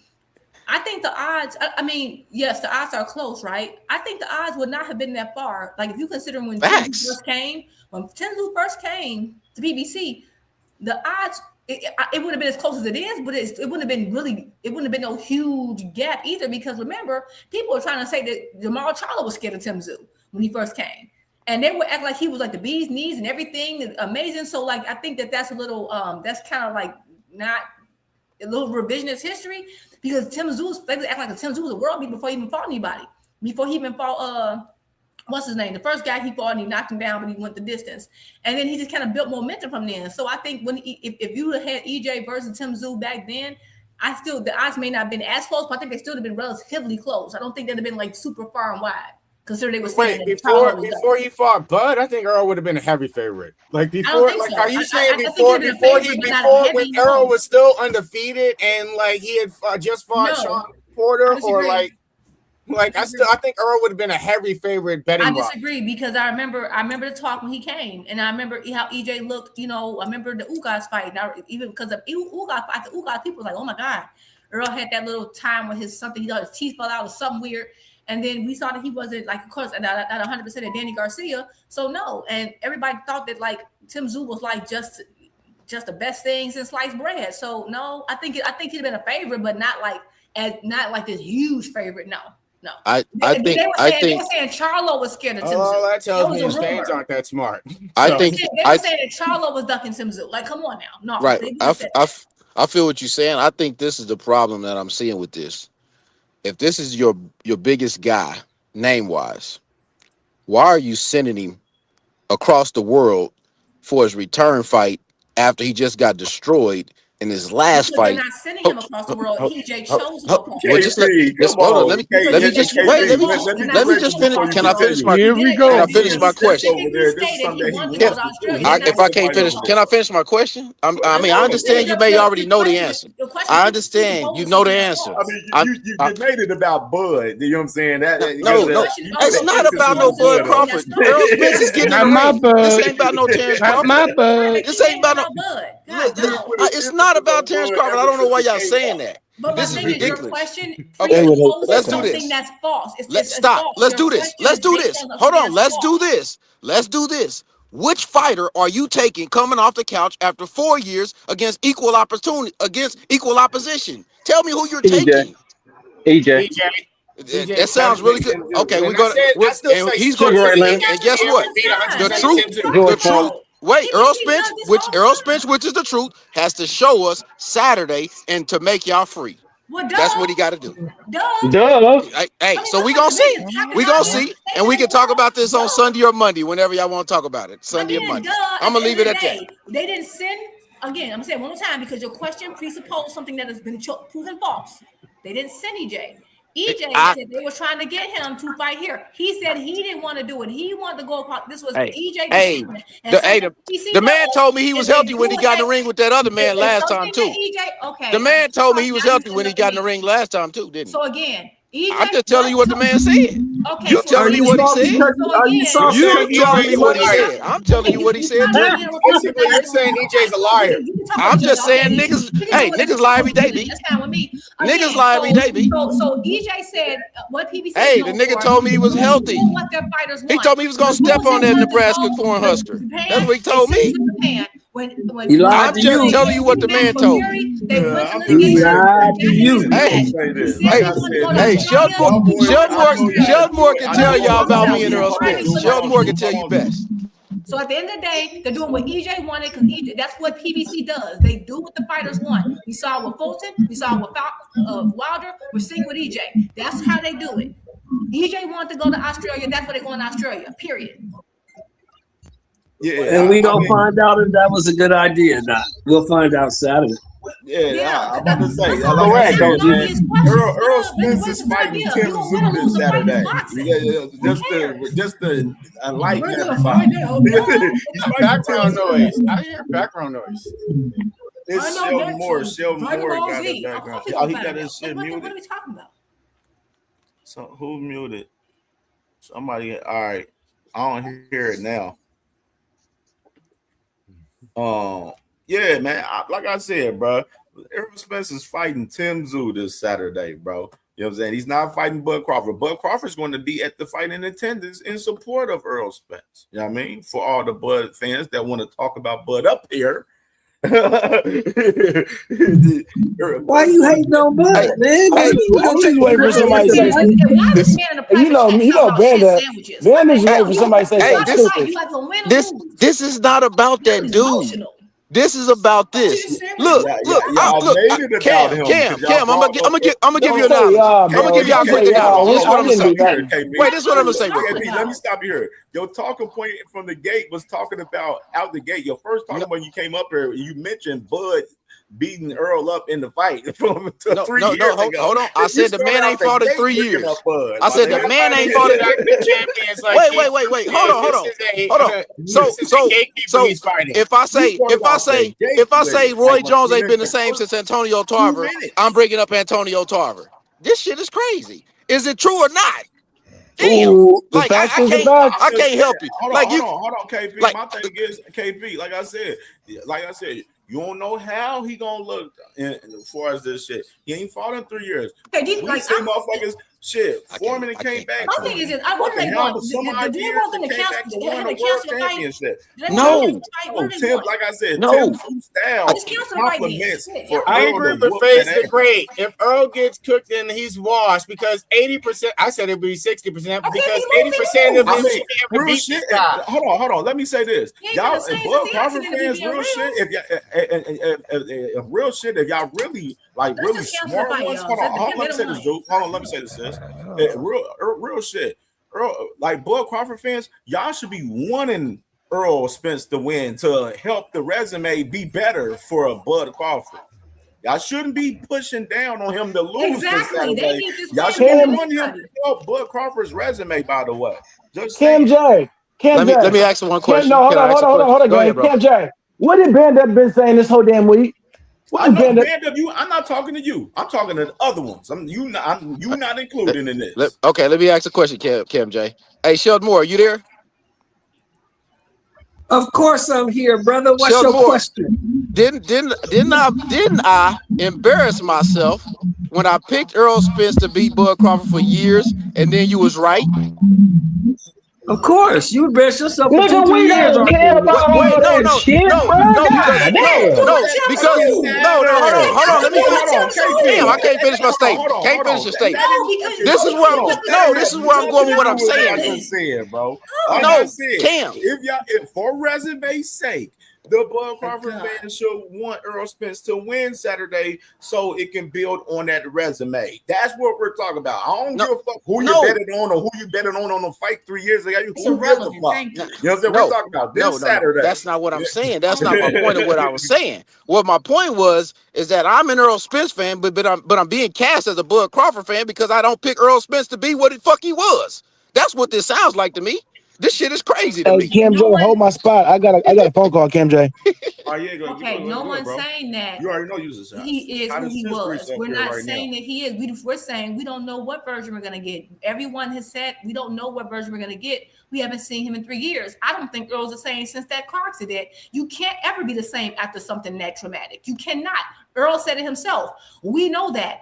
We know water's wet, fire's hot. We get it. These are very Captain Obvious statements. We get it. It's a very high risk for Errol, but that's what Errol does. He takes very high risk fights. He's always gambling on himself. If he loses, he loses. He wins, he wins. We hope he does win. That's what happens in boxing. I don't get why we're all this whining and arguing about. I don't know. Do y'all want him to just cancel the fight, never fight again? Then I don't know what y'all want. Yo, what's the deal, panel? How y'all doing? Hey, what's up? When I'm looking at if Earl lose, basically he just watched because I just put in the chat like 80% of him should beat Tim Tszyu. I mean, Earl's not coming back to fight an active champion, similar to like how Tim Tszyu did. This guy this Tim Tszyu guy, he been stopped 3 times in 3 years. He's like a gatekeeper. I could just name off guys that I feel could beat him in a boxing match. This guy ain't no beater whatsoever. He had a name because he was doing this thing before he got cut.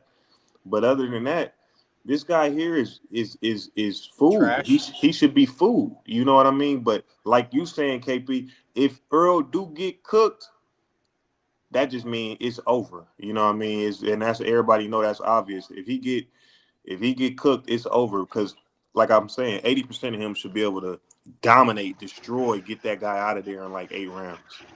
So basically, what we doing today is if he win. First of all, hold on, y'all. Basically, the whole argument today is because I'm gonna stop trolling right now. I'm gonna be serious for a bit. So since he lost 3 years ago, took the time off, everybody's word as they should be. But so if he wins, I'm hearing, oh, if he doesn't beat this dude the way y'all want him to beat him, he should retire. Even if he does win. If he No, loses, no, no, he no. should Yes. retire. No, I'm Yes. not And saying then that. I think Tim 2 sucks. hold So on, yes. hold on. Hold on. No, I'm not saying that, Well, Dondrick. I'm saying that no, I'm not talking about you. I'm not talking about okay. you. I'm talking about in general. But if he comes back and looks better, then what's gonna be the thing? What's gonna happen? What if he looks better than he did when he left before he left? Keep fighting. Keep Keep fighting. fighting. Get a step up fight that shows me that maybe This is a step. get back to like Name me 10. Name me 10 people that can beat Tim Zoo. Name me 10 people in 154 that can beat Tim Zoo. I could name dudes at 147 that can beat him. don't, I got They Brian can't. Norman, They can't. Keyshawn Davis, Devin Haney, Ryan Boots, Garcia. Keyshawn Davis, Devin, bye. Ryan. Do Keyshawn I have Davis will do I have stop to name Tim all the Zoo. people at Would you 154? stop? Can I name people at 147 that can beat him? Like, do I just have to name people at 154?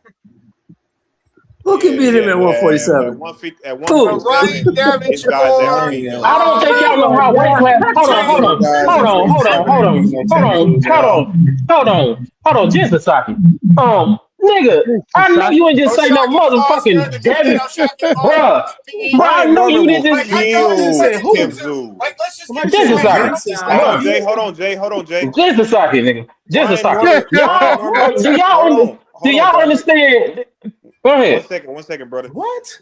Dondrick, What are we talking about Brian here? Norman Somebody finna just said move Jensen up. Saki beat Tim Zoo. No, I never said that. I I'm said about to say, Brian I know Norman. somebody ain't say that now. I'm like, I that said damn man, Brian I kick Norman. you out the damn panel saying some dumbass shit like that now. I think I That's just as dumb as saying Brian Norman to beat Tim Zoo. That's just as Brian dumb as Norman saying to that. kill Tim Zoo. These What are dudes you talking are about? total different. I don't think people understand. Hold on. I don't think people understand why there are weight classes. These niggas is cutting from probably 190, 200 Conwell, pounds to Jesus 154. Ramos, Fedora, Jesus of at course, 60. 60. Charlo. Okay, I'm saying, Both what of do the you want me to name? Charlos. What weight class do you want me to name, Dondrick? What weight class? 54. 54? Okay, Conwell, Virgil. Of course, he already lost to Fundora. Charlo. I got the boy Boots just beat. I got Boots beating him. Shit, I got There Bachram ain't beating there him. no more Bachram either. already Try beat him. again. Josh Kelly. I mean, who you want Hell, me to Sean name? Porter could beat him if he came out of retirement. No, he can't. Stop saying dumb shit. Nobody Can we thinks high stop of this saying guy. dumb ass shit today? Connor First Ben. y'all saying Connor Ben could 47 beat pounds. him. Now y'all saying Connor Ben. Shut Connor Ben will up. beat him. Stop. Wait a Connor Ben minute. is Okay, ass. hold on. Oh my Connor Ben. God. I just saw Connor Ben. Actually, I will agree with the Connor Ben one. Go Tim the Zoo is distance ass. with Regis Prograis. I don't know about that. Nah. Regis I just saw Prograis at his Connor best, Ben. I think, would have done it. Not Go the the Regis Prograis distance now. with Regis never been Prograis. stopped though. Regis Prograis has They not don't know looked boxing. good. Whatever. The last time Regis Prograis looked good is when he Tim fought Zoo does suck. Cepeda. But he never got stopped, Juke. He never got stopped. This dude Tim Zoo Again, been the getting last stopped. time I don't care about being stopped. I said the last time Regis looked great is when he went to war. Was it Jose Cepeda? That was the last time Regis looked good.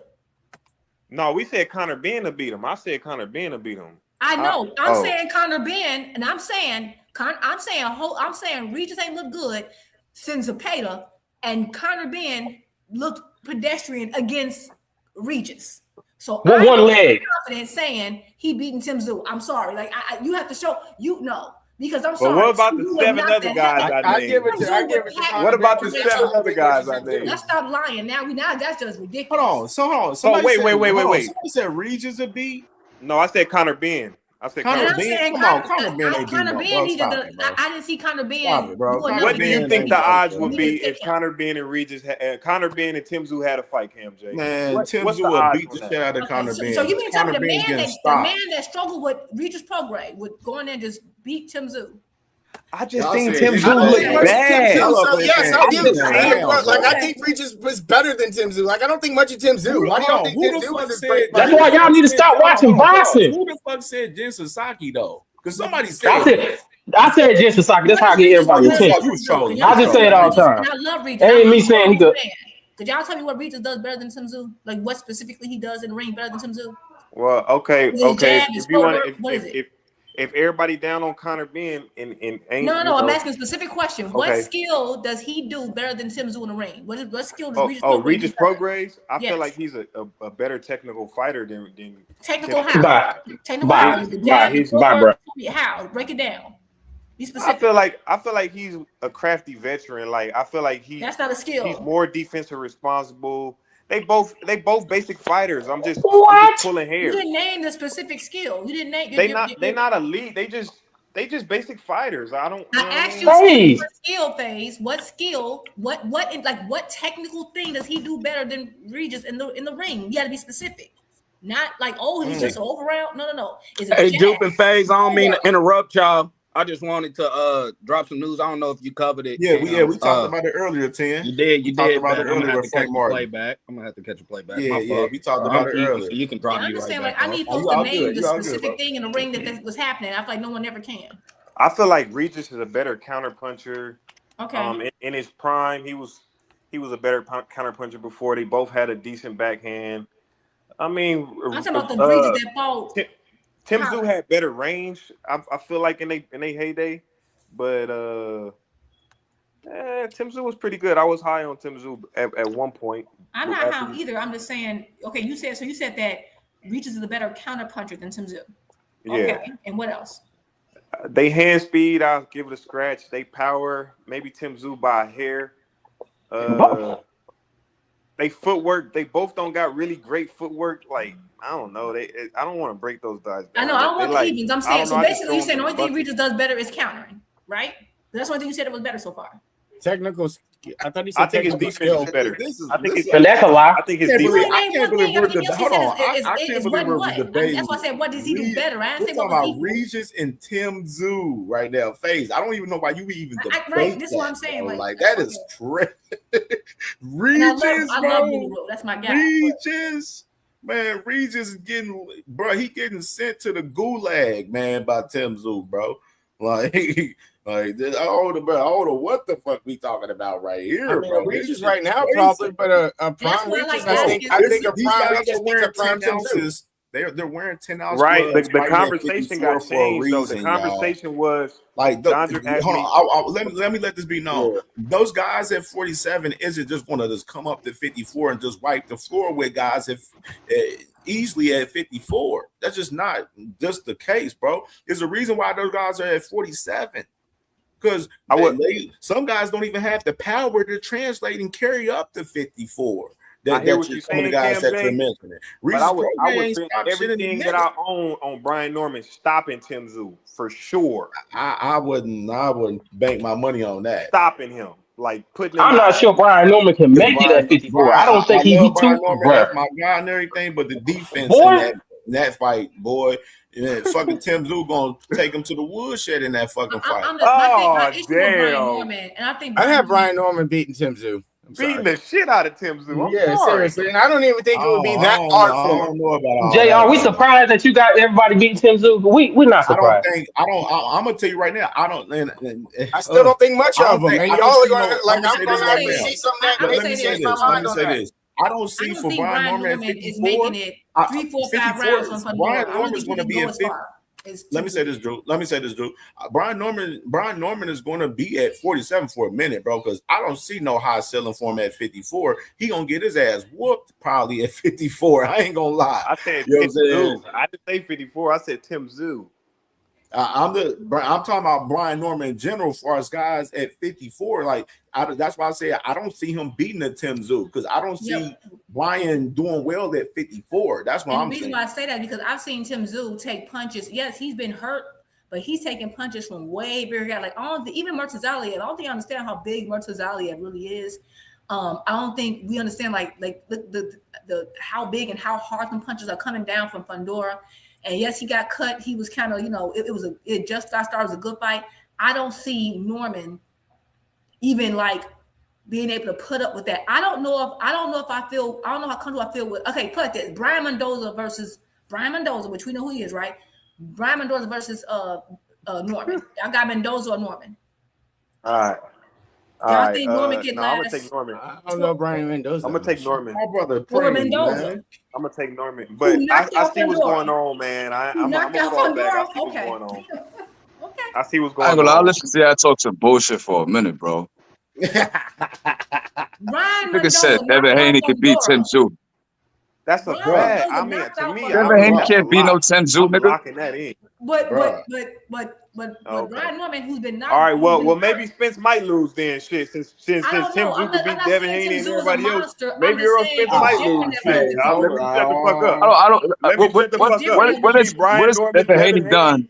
No, hold on. What everybody. has Devin Haney Let me done? shut the That fuck up, man. maybe that's a good idea. You But right. what You has right. Devin Haney done that indicates he could beat Tim Zoo, bro? All right. Well, shit. Hey. I'm Earl Spence asking, better like, who watch did out he because he beat? got a motherfucking world beater coming at him. He got a world beater coming at him on Saturday. Earl better watch out. So fuck it. Your face. How long you I been ain't finna watching go back boxing, and forth bro? about that. If y'all think he a 2 world beater, weeks. then Earl 2 Spence better weeks. watch out. No one says he's a world beater. No, but We asked you skill for skill, and you said counter punching, and you having a hard time breaking But down. now Supreme is saying that he can beat elite fighters, Juke. That's what he's saying to me. Who's Devin elite? Haney's not an elite fighter, gang. No, we Devin said Haney. Tim Zoo is a I don't even contender. like Devin He's a Haney, and I still contender. keep He's him never as been. a What elite fighter. fighter did he say he can be? Who you think is elite phase? Devin Haney's an elite fighter. I mean, I would say the I don't, guy I that don't Understandable. know if I feel comfortable saying he's an elite. elite fighter. I haven't seen Devin fight too many people his size to say that. So I don't know. I've seen Tim Zoo fight people An bigger than elite him fighter don't the get hit with same the same size. hook 10 times in the I've same only round. seen Devin fight one person who was truly his size, like maybe once or two times, and the one time it was a disaster. So I don't know if I can say Devin's an elite fighter. I think he's really, really skilled, but I've seen the most elite fighter he fought is really two to three divisions smaller than him. So I don't know. I've seen Tim Zoo getting there with guys much bigger than him and survive. I haven't seen Devin do I that. don't think Haney could beat Brian Mendoza. I've never Then he said seen he could. Devin fight anyone bigger than him and just like knock him out. I haven't seen it, so I can't That's a say fact. Devin's elite. Like that's what I said. Like I said, You said if you could that's the name 10 case, people then from 154 that could beat Tim Zoo. Or you said 147. Devin won't even step in the ring with anybody bigger than him. He has to have the size advantage at all times. So until I see him do something like that, I can't call him elite. Nah, I ain't gonna lie, Phil. I had to come up here. You was talking some But bullshit, bro. skill wise, no, I like Supreme Devin's Supreme nice. said that. So you know that's y'all beef. I ain't come up here to Now I came up here defend to Devin see why Haney you or nothing talking like some that. I was bullshit, talking bro.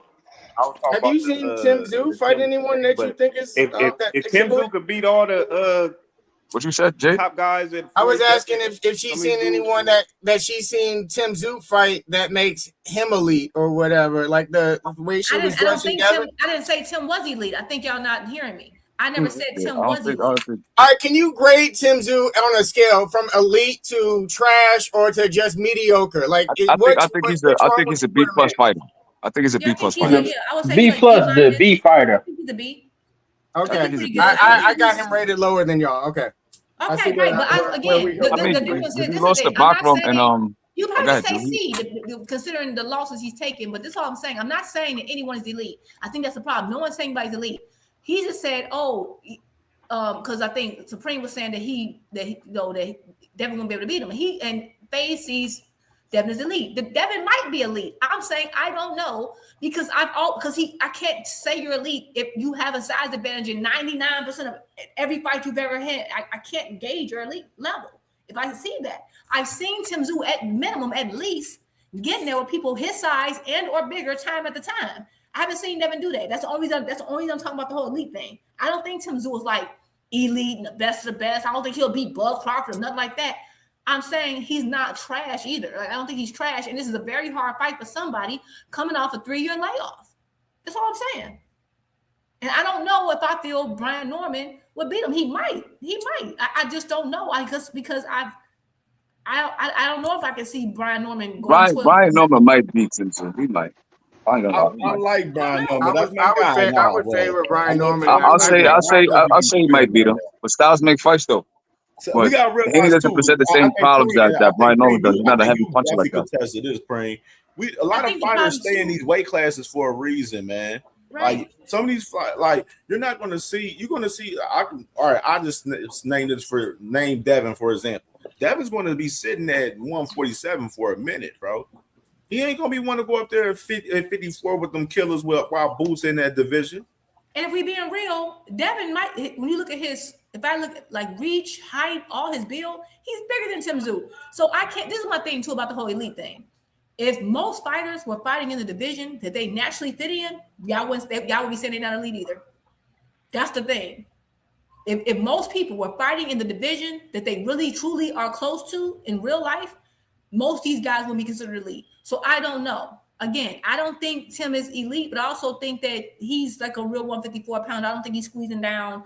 I don't think he's doing, so yeah, and 154, you're likely going to lose. Like 154 is not a division where you're going to keep it old for a very long time. It's just not how 154 is made. 147, 140, that's where you got these people cutting down in weight, and they look like I'm elite because I'm winning all these fights. But can you do that with someone this size? That's when I know if it's real or not. That's what I'm saying. Again, Devin might be elite. Brian Norman might be. I don't know, but I know at 154, a lot of people can talk that stuff about everybody else, but you can't hide it at 154. People don't always have. You can't always have, except for maybe on Pandora. You're not going to be in a situation What where you phase always where you have a at, bro? size advantage. It's not going to happen at 154. That happens with these other divisions. They can't hide at 154.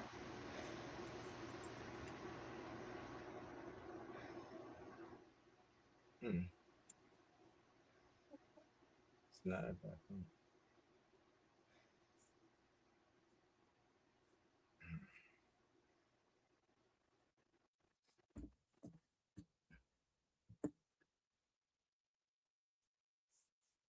Tim Tszyu is not a contender. If he was, no, he's not a contender because he's been a champion already. You saying he's not a contender because he's been a champion already? Yes, he's been a champion already.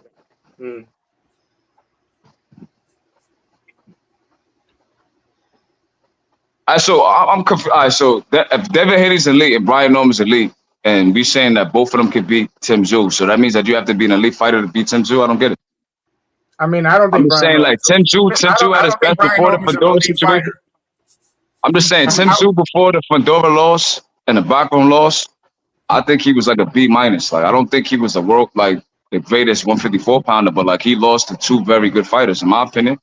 So Tim Tszyu right now, he's a C plus. He's on the decline. Took two bad losses. He's not the best right now. But I'm just saying, like, just because he lost to Fedora and Bakram doesn't mean like he's always been trash. Like, I feel like he always had fundamental flaws.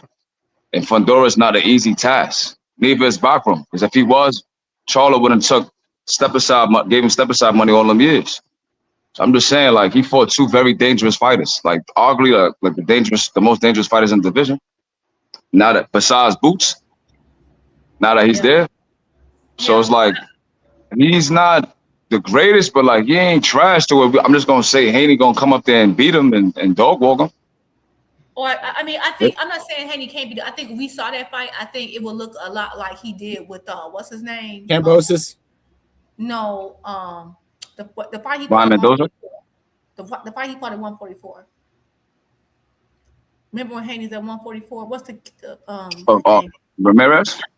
Oh. Yeah, like I said, I think Tim Tszyu, I'm gonna be honest, Tim Tszyu might be C plus, B minus. I think Tim Tszyu's good, but I think 154, you get run down very easily because those fights are just hard. There's not a lot of easy fights at 154. You can't, it's like you can think you're running from a hard fight and run into, you think it's a cherry and it's a pepper. That's what happens, and that's why 154 has the most upsets.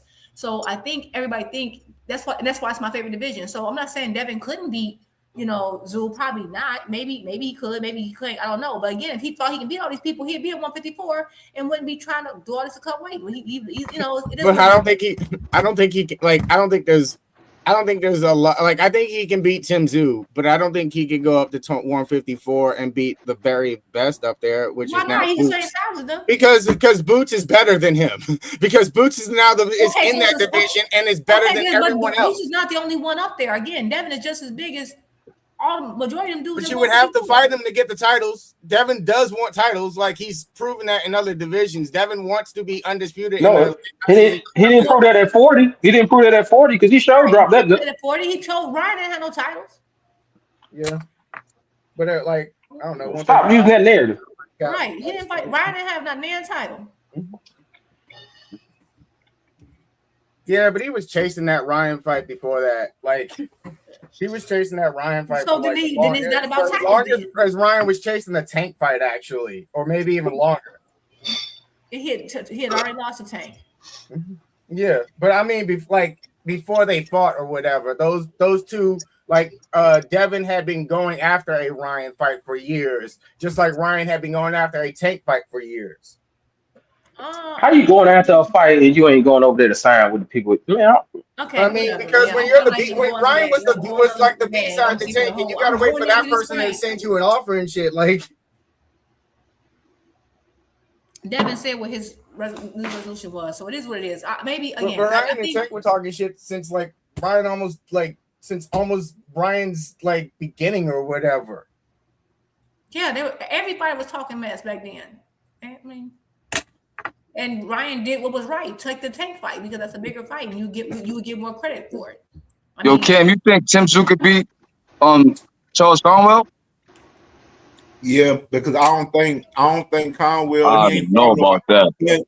He ain't fought nobody on Tim Tszyu level, and then that loss against Jorge Perez, that was a bad loss for him. That wasn't a bad loss. It was the upset. He lost by split decision, bro. Like he didn't get knocked out. He didn't get a knockdown. Like he arguably beat that nigga. Losing. Now, it's not about him getting like locked out or none of that. It's about the fact of you losing to him. Conwell was supposed to lose. Baez would beat Tim Tszyu. I don't know about that. Paez is like 6'1" with a long reach, very awkward, could box, and he can move. Like it's not like he's. I don't think. Yeah, Paez ain't trash. Paez is putting hands on Xander. Hey, who was up here saying that Tim Tszyu is? You saying Jorge Paez is like trash? It was not what? Who was that said Tim Tszyu is not a contender? Well, that was someone in the chat thing. I was reading. No, bro. I think Conwell that was Jay. That was Jay. Hey, they basically saying that Tim Tszyu is trash and everybody at 147 can beat him, and I don't know. I mean that's cool, but not everybody. Who said he's not? Who said he's not a contender though? Oh, I don't know who said that. Some miscellaneous nigga in the chat. Jay said it. Jay said it. I was reading somebody's comment, but I'm the one that read the comment. Oh, okay. Because I was gonna say, if we take names out of it and somebody is recognized as, let me see here. Where is it at? Okay, yeah, right here. So if you're number 5 in the WBC, number 1 in the WBO, and number 6 in the IBF, I think I would consider you a contender, because that's by definition what a contender is. But I know some people hate definitions and meanings of words and shit like that, but by definition, he is a top contender in the 154-pound division. Oh, that's Gail talking. I don't think Charles Conwell's from Ohio, man. That's the first time I've seen Cam pick against Ohio. That's nasty work. No, all these Ohio niggas gotta go. Hey, man. I think Charles Conwell. I think he'll brutally stop Tim Tszyu. I think it'd be a 50-50 fight. You disrespectful motherfucker. Hey. I asked Tim Tszyu on that one right now. What you think about that, KO? Conwell ain't been in the ring with a Tim Tszyu yet. He hasn't been in the ring with one of them guys. I mean, I think they both, with their fighting styles, bro, I favor Conwell because Tim Tszyu easy to hit. He's a small. He's like a 5'7". That's what I'm saying. Pounder. And he squares up on the inside. Yeah, he's small. I think 47 pounds. I think Conwell. I'd edge Conwell in that fight. Younger, less punishment on his body. Chin is probably better at this point because Tim Tszyu chin has been cracked a couple times now. So yeah, I favor Conwell, bro. I think them Fundora fights was really tough on Tim, bro. Yeah, I think so too. Fighting Fundora once is enough. Like I said, I don't think the problem with Tim is like, yeah, he's been cracked like quite a few times, and fighting Fundora, like I've seen him fight like much bigger people, like a Fundora, right? Like Marcus Ali, dudes who can actually crack. So yeah, I'm trying to think. Didn't Conwell? When's the last time Conwell? I would definitely favor Conwell. I'm just saying that I don't think that everybody can just come to 147 and just beat him. Like I said, I think it will look like. I favor a lot of niggas over Tim Tszyu, to be real with y'all right now. No, I do too, but not everybody at 146. Not everybody at 147. Not niggas at 47. Everybody at 147. I was just naming like top people or whatever. Like I don't think like No, I think Devin can beat him. Like 20 people that can beat him at 147. I think I only listed like 5 people. I think Devin can beat him. I think Ryan can beat him. I think Brian Norman Jr. probably can knock him out in a war. I ain't taking Brian. I ain't taking none of that. Brian. I can't pick I think Brian can stop him. But if Brian can stop him, Charles Scarborough definitely stop that nigga. Brian Norman shit is tricky though. I think Devin beating him in a boxing match, just like I don't see Devin Brian Norman is tricky though, because Brian Norman chin is fucked up too. So if Tim Tszyu catch him, that could get dicey too. So that one's a that's my toss up. thing. And Brian Norman. So you say that, but Devin chin fucked up too. This shit fucked up, KO.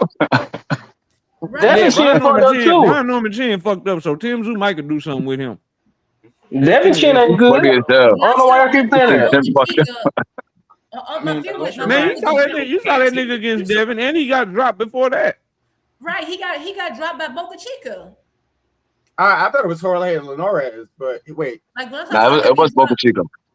Are we talking about Devin or are we talking about somebody else? We talking about Brian Norman Jr. Oh, okay. He got But as far as like he got hurt pretty bad. The 147 pounders though, like can't none of them fuck with Virgil, can't none of them fuck with Fundora, can't none of them fuck with Boots. Like they can't fuck with the top of that division. They get up there and get smoked. Easy. You think Devin Haney can beat Bacron? If he can stay away from him long enough, but if Bacron touch him, he can't pull no Josh Kelly. I don't think Bachman's got the boxing skill to just go. That nigga Bachman will put Devin Haney in the third. Y'all niggas be dragging it. Y'all see one fight and be. Devin will be winning that fight until Bacron touch him. Like he can't get hit. That's what I think. One time. I don't think he can get. I don't think he can get afforded to hit with anything that means anything the entire fucking fight. And remember, when you get the 154, the gloves go to 10 ounces, man. I don't think he gonna have no steam on them shots to keep Bacron off his ass, man. And Bacron got a 74-inch reach. I think Bacron beat the shit out of Devin Haney. He'll try to Jose. He'll try to Jose Ramirez. That's what I meant. Yep, it would have to like Jose. I don't think he has the speed or the boxing skills to catch him like y'all thinking. I mean, so you want a nigga to run around the ring the whole time like a little hoe? I mean, I just think that's what he will do. Man. You want me to say what I think he'll do, or what do you want me to say what I want to happen? Okay, that's what I think he'll do. I think Devin has the feet to stay away, but the problem is that in order to win a boxing match, you also have to land. So now you're dealing with someone whose reach is longer than yours. You got to get around that. So that's the thing. Like you have to punch him at some point. You have to get close enough to punch him. And like that's true. I forgot about that. It's the difference in the weight of the gloves. You can't just move around the ring and win the boxing match that way. You can't just move and not punch. If I'm training anybody with Devin, you just throw with his ass. You just throw with him. You throw with him and just try to hit him while he's punching.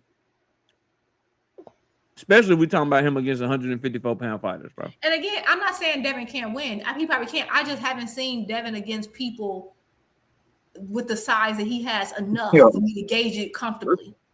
What's wrong with you, Rick, man? When did Boots duck Bacron? A lot is wrong with that nigga. A lot. Didn't Crawford duck Bacron? That nigga Bacron was tweeting Crawford like, Mr. Terrence Crawford, I'm ready. Bud, I must say, I don't remember anything with Bud and Bacron. I remember Bacron tweeting Bud every day. I'm ready. What's up? What's going on, brother? Yeah, Bacron was trying to fight. He was trying to fight him at one time. I don't think Bachman sets up his knockout punches well enough to beat Devin. Who the hell did you see fucking Devin fight? What you said, Jay? All this shit, man. I don't think Bachman sets up his punches well enough to unless Devin just gets into like a fist war like he did with Jorge Ramirez. This nigga ran from Ramirez, bro. What do you? I don't know what y'all be seeing, bro. So you saying Devin could beat Josh Kelly? No. I mean, I would put that as I wouldn't put Josh Kelly as an automatic winner, where it'd be like an overwhelming favorite. But I don't think I would put Devin as a favorite in that either. I think he can get with Josh Kelly, bro. I think Josh Kelly is trying to stop that nigga. I think Josh Kelly is to me, stop that Devin. becomes a pure Josh boxing Kelly, match. Josh That Kelly doesn't ain't become got the like demeanor who to can knock stop this a brother nigga. out. That's Yes. just like a technical boxing match, and who's the better skilled boxer or whatever. Hold Josh Kelly is on. stupid enough to try to box Devin and be like, yo, I'm faster, nigga. I'm flashy. And like he ain't no killer, bro. He ain't finna come I out know there. he ain't no killer, but Devin ain't either. This is what I would say. I feel like at this point, considering everybody's saying, and again, I'm not like completely against what y'all saying about Devin winning these fights, but considering that 154, 147 is kind of a wasteland right now, you know, he can take this little Keyshawn fight, cool. I expect to see him move up because I feel like and I'm not saying he's not skilled, but y'all right. I do want to see these fights now because Devin is about as big as everybody else. He really is. He's only 159 pounds. Oh, sure. Yeah. Oh, I didn't see him even. Listen. And then when the video was on, I didn't see the weight. I only saw a picture of the weight after. Okay, I'm let it go. Maybe whatever. No, he walk around 159. 159, but he 165 the morning of fights. Yeah, he exposed everybody. He walk around 159 and shit. Okay. And then step on the scale was already on the scale. It was already on the scale. Come on, bro. Come on, nigga. Right. It was already on the scale. That nigga Haney took a month to get on the scale, bro. Yeah, he might. I'm a hush. Maybe he is. I don't know. But at this point, I want to see him go to 154. Is way more smoke up there. You know, the weight and cut, and he want to cry about weight cuts or rehydration, none of that. He's right there with guys his natural size, and we can see it because Y'all want to see him go to 154? My only concern with Devin as a fighter, again, I think he's very skilled, is that I don't feel comfortable like saying, oh yeah, Devin is like elite because again, 90% of his 99% of his fights against dudes who like is 20 pounds, 30 pounds smaller than him. So I can't say you elite. So I see the opposite. So go 154. Y'all rather see him go to 154 than fight Ryan Garcia? I don't see Ryan. Actually, Ryan did 154. They can fight at 154 if all I care. I don't care. I'd rather them fight at 147 because I don't think the fight at 154. I don't think either of them can be a champion. At least at 147, if they get past Conor Benn and Keyshawn respectively, at least that's a unification. Why can't Devin be a champion at 154? He elite. He the same size as him. He ain't good enough. No, he's elite. That's what they told me. He elite. And he's the same size as them. The water walker, Kale. Man, Devin getting that bitch against he's elite. Any of them top 154 pounders, man. Okay, but then turtle food, nigga, fish food. That boy can't fuck with them. Stop calling him elite. Then they say he elite when he fighting smaller dudes then, because 154 is his real size. I remember Bill saying that years ago. And when he was at 140, he could fight at 154 today. I know he can. Go up that end. Until he do others, stop saying he elite, because he having the size advantage and beating everybody. Yeah, he elite from at 147. At 154, top 15 at best. Top 10, top 15, man. Or he can stay at 147. Like I said, he can stay at 147, fight Keyshawn. I think Ryan's the fight. But we only brought him, this only came up because someone was saying that he can beat Tim Tszyu, which he might be able to, and everybody else. So he a world beater. Yeah, Tim Tszyu style fucked up. Tim Tszyu feet are flat. His feet are slow. He's better outbox him. I think he'll look like he can Jose Ramirez that nigga. No. I'm tired of you today. I'm tired of you today. Listen, dog, if Tim Tszyu put his ass in that Tony Harrison ring, then we got a conversation. That's what I'm talking about. Oh yeah. You know where they going to. And Devin, if they going to Australia, if you going to Australia for Tim Tszyu like he did for Cambosos, and they throw his ass in that Tony Harrison ring, then I might change my mind. Yeah, that ring was tiny. That ring was micro. Them motherfuckers was fighting in a shoebox. Yeah, that was Tony that stand a chance. I don't know why they allowed that. Yeah, that shit was an 8x8. Boy, that was a sparring ring. That was, remember that remember on Creed, they put that nigga in the tire with the big Mexican. They was foot to foot in that goddamn tire. That was that ring they fought in, bro. On Creed 3. That's what they put put Tony Harrison in. And Tony a great boxer, but I don't care. That was just, there was no way you could, and you already have gas tank issues. That nigga took that one half step back and he was on the ropes every time, no matter where he was at. That nigga, he jumped back one time, his ass was on the ropes. He sure was. There was nowhere to go. There was nowhere to go. I feel And bad. they said y'all got no respect for Debbie Gates. Nah, bro. He's a good fighter, but that jab and grab against niggas that's bigger than you that can cut the ring out. Like nigga, Virgil Ortiz is walking through you. Jerron Boots in his might fucking end your career. Sebastian Fundora is gonna be reaching your ass from across the ring. You can't run from a nigga 6'5" with an 84-inch arm reach. Yeah, it's You always can't run so from niggas. low. Like, bro, you got no shot with the top of that division, bro. Question. Oh, do you think this is a fight I'm thinking about, even though I've heard they sparred before? Devin versus Lubin. Nah, I don't want to see that shit. Lubin washed. Damn, who you think will win? But Lubin beat right him. now, Devin. No. T.O., you just doing too much today. I don't like this. I don't like there ain't enough hate in your voice today. I don't feel the hate. I don't feel the hate coming Okay, down. I don't never I don't hate, like bro. this. That's what I'm talking. Well, you be we ain't I hating give my enough. opinion and I tell the truth. A nigga who We ain't just got hating good out enough in the today. second round. We ain't that hating good nigga's enough today. done, bro. Cam, do you got the picture of Lubin after the Fundora fight? Nigga, it's over with for this nigga. You act like this is the Lubin that, you know what I'm saying, from Lubin back is in the done. day. Lubin That is nigga's done. up, fam.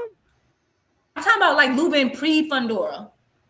Okay, I mean, yeah, that's a fantasy fight. I thought y'all was talking about like You know for what I'm saying? real. Fantasy, no. Oh no, Lubin at 60, I'm first of saying all. fantasy because Lubin going to 160 now. So no, I'm saying fantasy.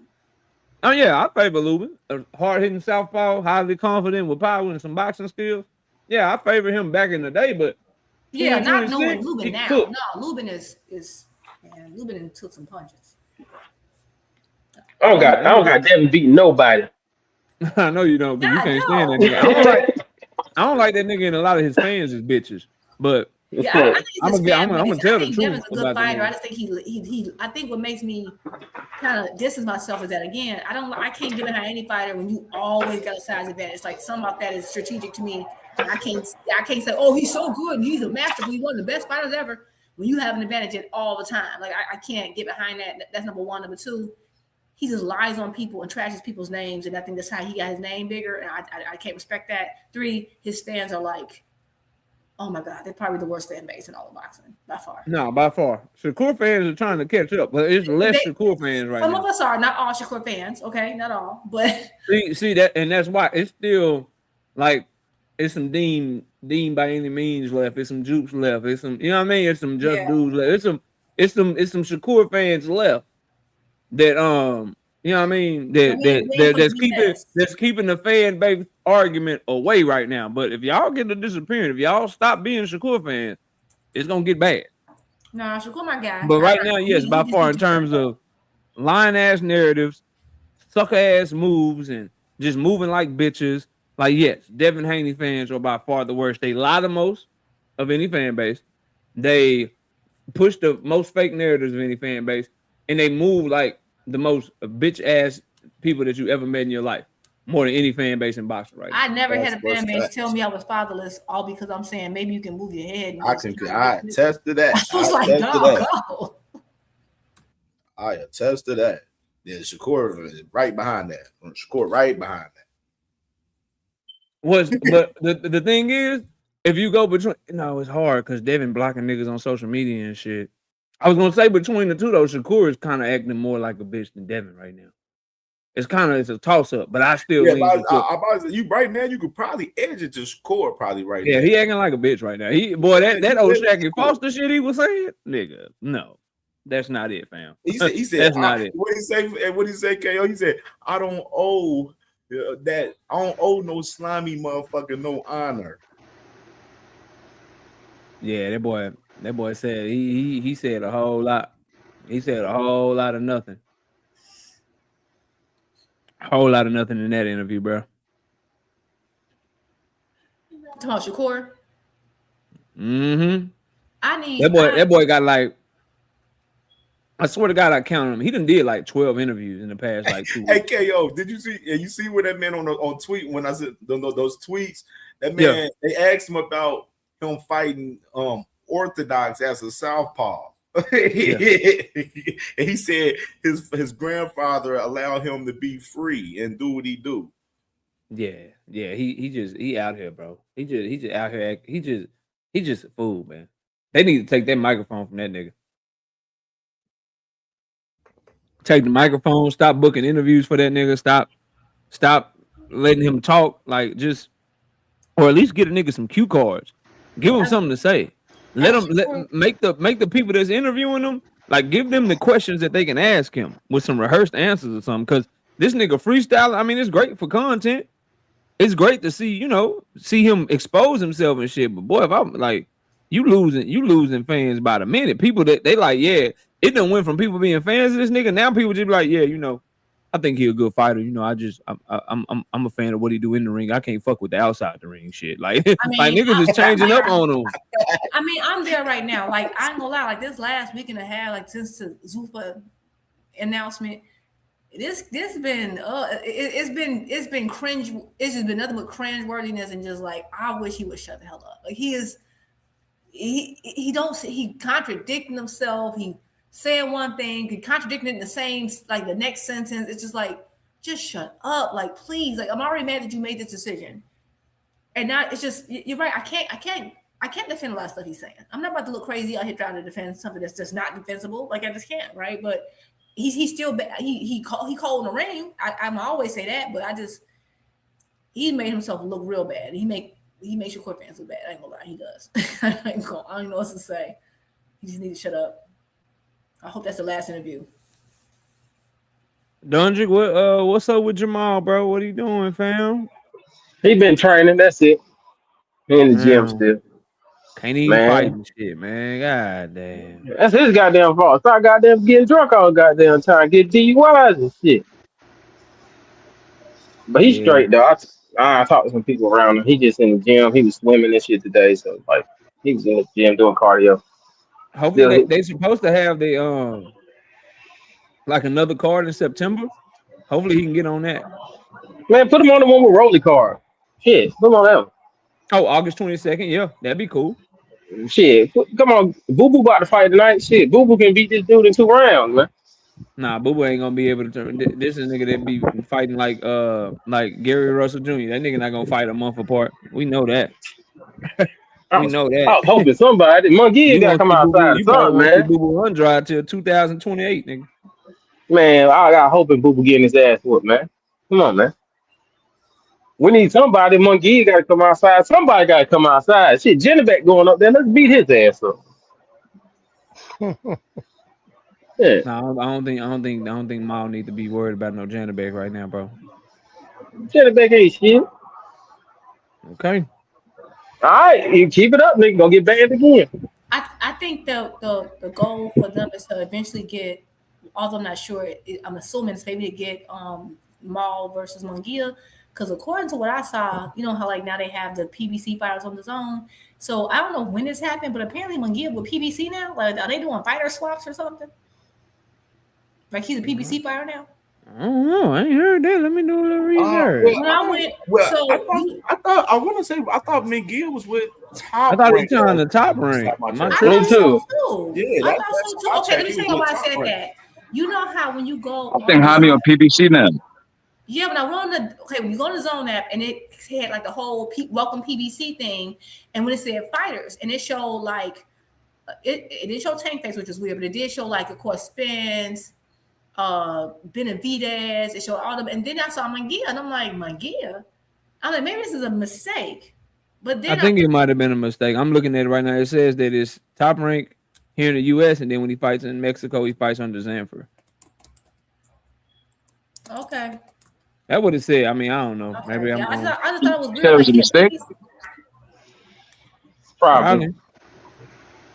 I just thought that was weird. I don't think it was a mistake, bro. Was it the Bruno Savachi rematch on Canelo undercard on PBC?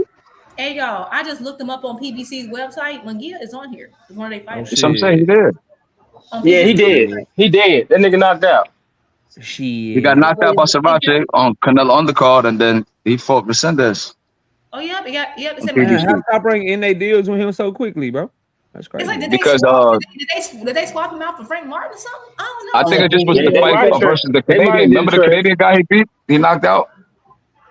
Yeah, it was a Canadian dude who knocked out. Yeah, Bosnian. He knocked out Bosnian. No. Yeah, I know you talking about. Yeah, but Bosnian. I think that was a one fight deal though. That is so. Yeah. Oh, and he beat Resendez, who was a PBC fighter, so they probably got options on him. You know what I'm saying? They probably got options on him after he beat Resendez. Because Jaime Munguia was not on PBC's fighter list before. Well, I don't know. I ain't checked in a while, so I don't know. They swapped. They probably swapped Resendez for him. Like, hey, we'll take him. Y'all go ahead, take him over there with y'all. By the way, Radio 2 Rich. By the way, just to enlighten you, PBC are signing new fighters. Albert Bell just signed with PBC on a 4-fight deal, and Charles Conwell, after this last fight, August 1st, he's going to be heading over to PBC as well. So what you just said is announcements. They told you. Too Rich be saying anything. Radio 2 Rich. You got to leave those Rick Glazer talking points alone, Radio 2 Rich. You're not smart for these conversations, brother. Damn, Rich. In high school, you was the man, Rich. Radio Rich. What happened to you, nigga? God damn.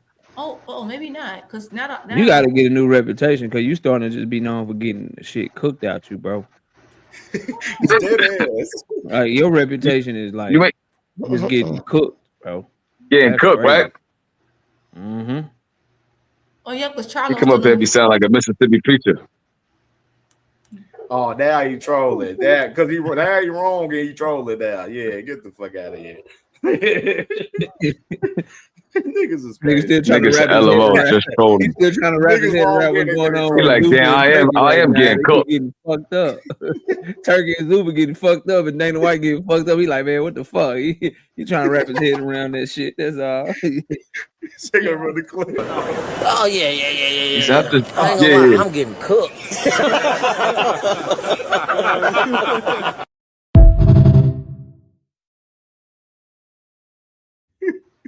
Like niggas ain't see this shit coming. It's been like almost a year since they announced the Zuffa shit. Niggas thought everybody was gonna go sign the Zuffa.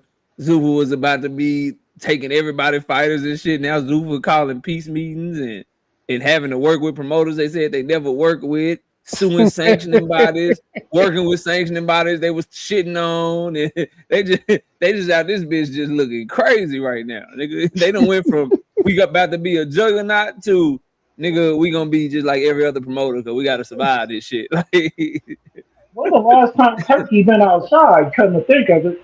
Rich, I smoked the shit out you, bro. Go, you crazy out your head, boy. I smoked the shit out you. Yo, Ken played for them. It's like he was like, you like what people tell you what to do? So shut your bitch ass up there. That's the off the bro. The shit play that shit, bro. I got you. And all this, I don't mind niggas telling me what to do, nigga. Top nigga has to. I ain't gonna lie. Shut your bitch ass up then.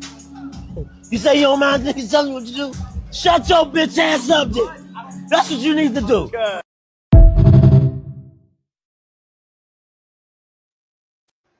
I ain't gonna lie, that's hilarious to me, bro. Hey, did y'all see what I shut your bitch ass up there. Cam, did y'all Cam and TKO, did y'all see what I sent y'all? No. You said TKO. No. He said TKO. I think that nigga called me. I said KO. I said KO, nigga. I said KO, nigga. I ain't say no TKO. That nigga called me TKO. No, I'm just Technical knockout boxing. That's yo, I'm gonna get off so Rich can get up here, man. Yo, KO, cook this nigga. You talking about the Canelo shit you sent, Dondre? Yeah, you hear me, KO? The Devin shit I sent you. I'm gonna get off the channel. Cook this radio nigga, man. I mean, I got a little bit of time. No problem. Easy work. I don't know what the fuck he wants to debate about.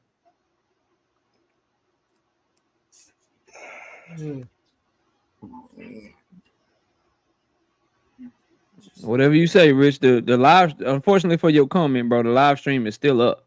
So that shit sound good till niggas can actually go watch the live stream. So you keep telling yourself whatever you need to tell yourself, bro. I'm about to say he got body. Yeah, the live stream is still up, bro. You know what I mean?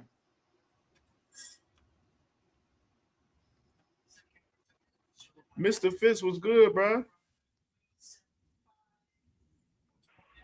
Ain't nothing, just listening to y'all cut. I got a question. Man, what's your thoughts, man, on this boxing talk, man? I was watching those interviews with Tim Zoo, and I can't help but see that dude's scared. You don't like it. You don't like his vibes. You don't like it the way he carrying himself, huh? Nah. Did you see you saw the Arrival interview Yeah, I where watched he was all of them, dressed in bro. the suit? Mm-hmm. Something off-putting about that because that dude keep grabbing on his jacket. He's not looking directly at the people talking to him. And I don't know about y'all, anybody coming to the turf or the hood and they want to fight me, I'm up for it. And he just don't seem like that. Earl not even standing in front of him, and it seemed like the dude getting punked.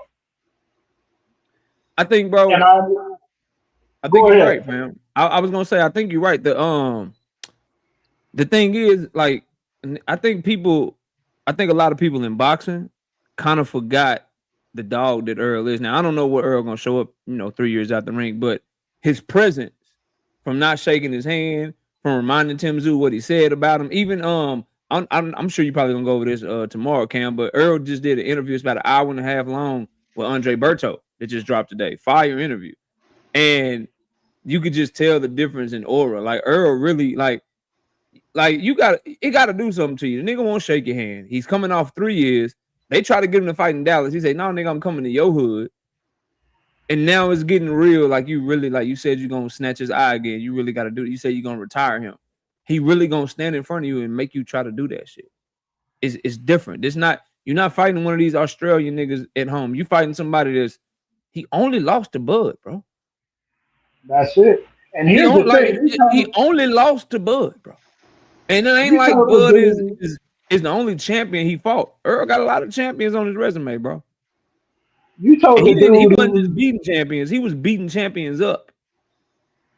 Like clearly, like 10-2, 11-1, 12-0, and beating your ass.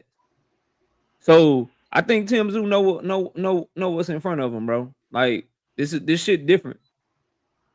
This shit different. This is every bit of what Sebastian Fundora was coming to do to your ass. He coming to fuck you up. Cause I don't care what nobody say. All that running shield shit, all that shit cool. I see Earl getting behind that power jab, trying to get inside and doing what the fuck he done did his whole career. I don't see all that. Oh, he gonna box off the back foot. He gonna show a different wrinkle. He gonna show this. I think he may just be locked in, more fundamentally sound. I think he'll benefit from the time off more so than just like having a new fucking trainer. Like I don't know, bro. I think you're right though, Mr. Fitz. Man, But radio he too talking rich to the ducking dude smoke, that was bro. saying Nigga scared. for collecting people's eye. We all know Earl take people's orbital bone. And you just said you're going to take his eye. Not to mention, when you look at Tim Zoo's last fight, he didn't look all that great in his last fight. The dude couldn't even punch, but he was still catching him. And Tim Zoo was looking gun shy, off balance and everything. Yeah, I think Errol gonna whoop his ass, man. I hope he does. Big fish need that, man. Yeah, car wreck notwithstanding, inside the ring, Tim Zoo is definitely taking the most punishment. He's definitely taking the most punishment between the two inside the ring. So we'll see how that shit go, man. I can't wait to see that fight this weekend. See, when they asked Earl about the weight, he said, "Why you change the weight?" He said, "Because I want to." Tim Zoo just looked down and I had nothing to say. It's over for dude. He getting beat up Saturday. Sunday his time.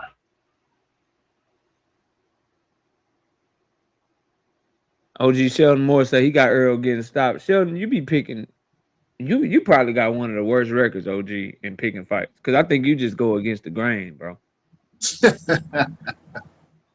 I really do believe that, OG Shelton. I think you go against the grain just to go against the grain so you can get on the pound and be like, see, I told you niggas. I told you With a niggas. smile on his face.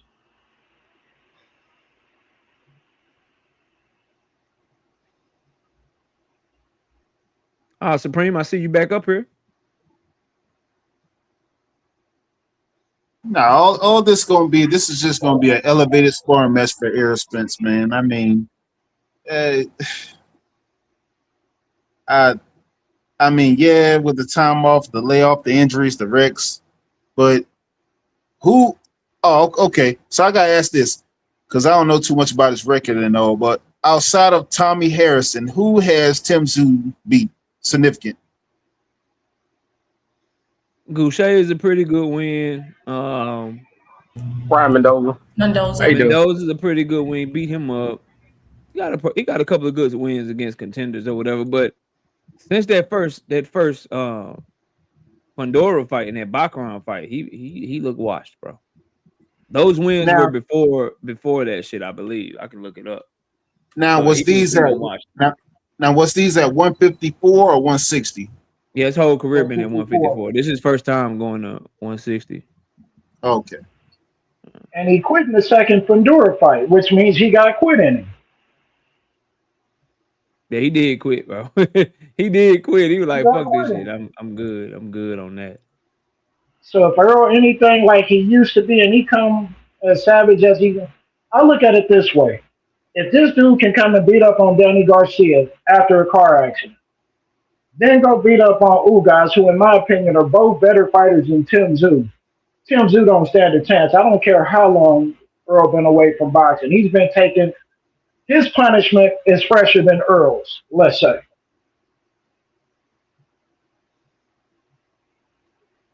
So I got him getting beat.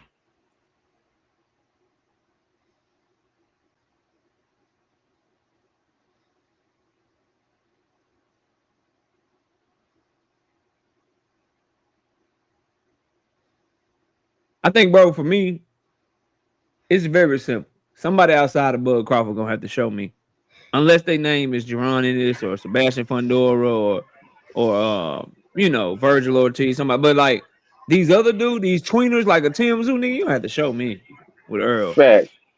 Like you gonna have to show me, bro. Like, you know what I mean? It's just he just been too good for too long for me to just be like, yeah, Tim Tszyu is the one that's gonna do it outside of Bud Crawford. Now, if he was fighting Boots or one of these bigger names, or he was fighting Janabek at 160 or something like that, bro, you gonna have to show me. Like, I think Earl can be champion at 160. This nigga Denzel Bentley just got elevated to the champion. Yeah, Janet Beck moving up, so it don't matter. They're open too. The IBF. What the fuck is? Yeah, I think Spence definitely a better fighter. My concern is that it's just that like since Spence has been out, Tim has had 7 fights. He's 5-2 in his last 7. That's just a lot of activity. They kind of think, that I'm worried about ring rust for Earl. And just again, we just ain't seen him. But I think Earl is a better overall fighter. I don't think that's an argument. Rich, I win everywhere I go. I don't know what the fuck you talking about. Let me get off so I can get up here. Before I had the platform I had, nigga, I done been everywhere and cooked everybody. I don't know what the fuck you talking about, bro. I don't know what the fuck you talking about, like at all, bro.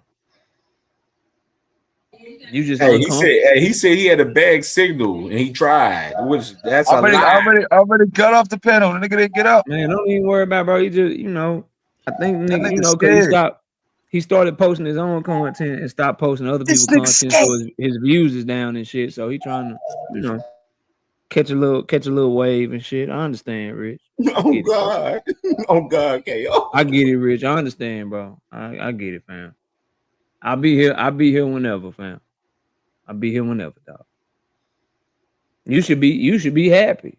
You know what I mean? If you come to my platform, you're gonna get 1,000 eyeballs on you and shit. And you have an opportunity to make me look bad. You can even have an opportunity to clip some shit. You just can't never find shit to clip because you stay looking stupid. That's all. We Mo School, you got an echo, bro. What's up? We Mo School.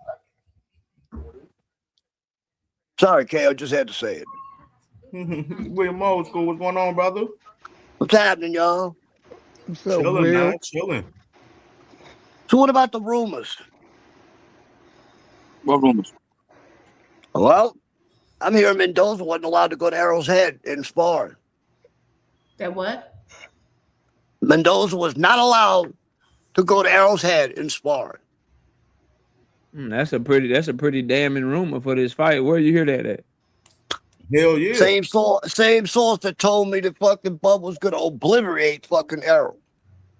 Same guy who's been telling me all my info that's been 90% right.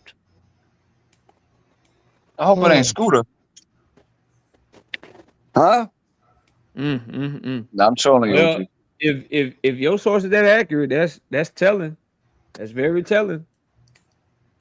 Look, I got $100 look, Tim Zoo stoppers then.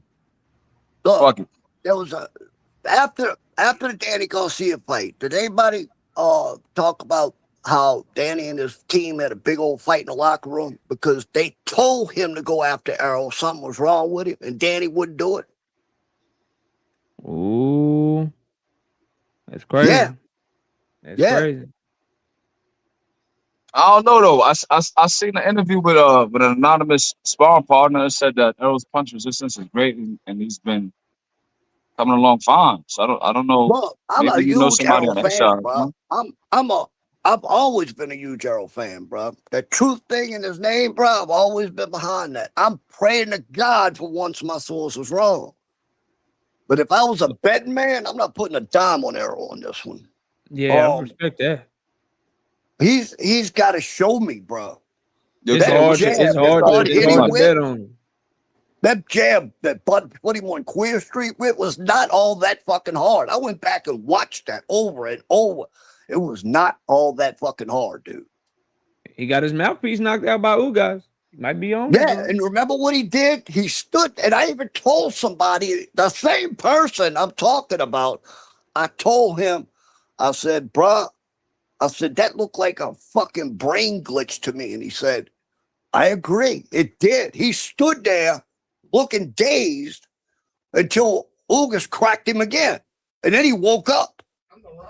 He said he was looking for his mouthpiece.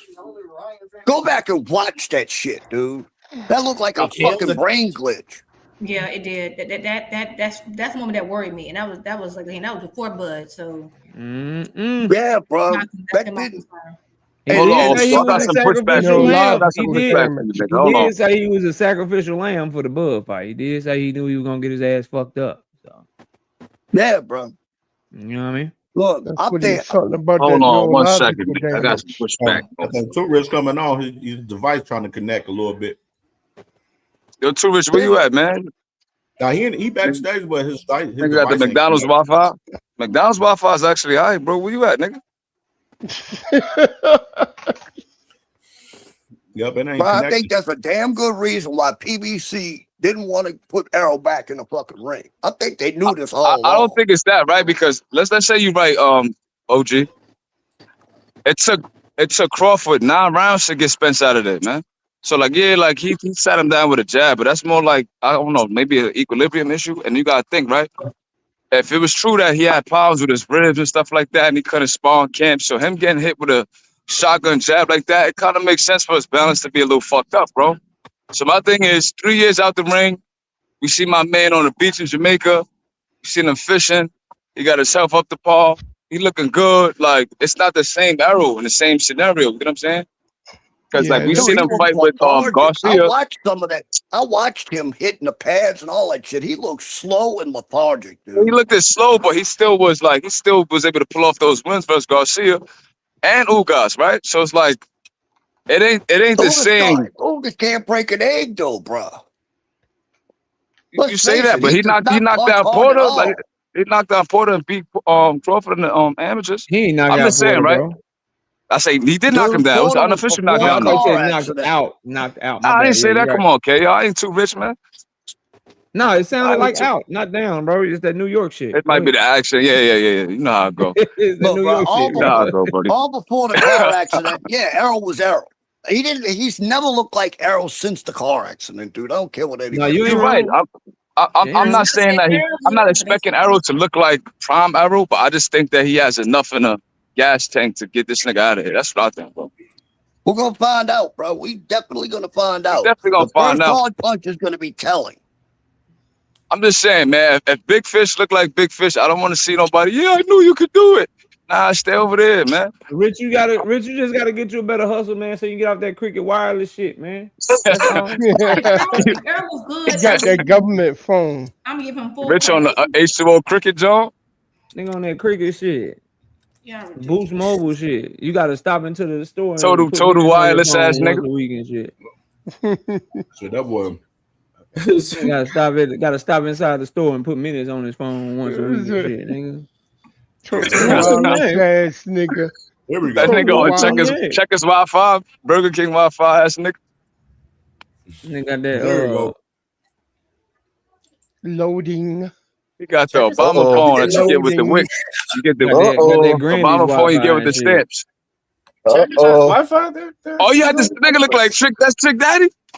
Bruh, shut the fuck up. He said, I don't know My nigga what look like this he world. Trick like Daddy, baby, cause I was Rich, Rich, why you like you just put a squeezed bottle of Parquet on your teeth and just left that shit there, bro? nigga look like Hey, bro. Hey, that's Trick Daddy. hey. I don't want to scare y'all away, bro. I don't want y'all to know Baby, a cause real I'm a nigga here, bro. dude. I don't want y'all to know a real nigga here. I want y'all to think A it's real just a nigga? regular YouTuber, bro. That's a fact. Now I believe you when you said you was ducking them investigations, man. Look like you did some shit. You feel? I'm trying to tan like a smart nigga, bro. I'm trying to play a bro. Was that a t-shirt sleeve? You cut the sleeve off a t-shirt on your head, bro? Bro, come on now. Hey. Yo, I can't hear you though, bro. Real shit. This nigga look like Trick Daddy, bro. Computer. Damn, bro, that library fucking ain't working, bro. Yeah, you sound like a different Wi-Fi. computer. He said, baby, cause I'm a dude. Nah, bro, you sound like the underground. You sound like the color changing click, bro. You sound like Swisher House right now, bro. Nigga said Swisher House screwed up.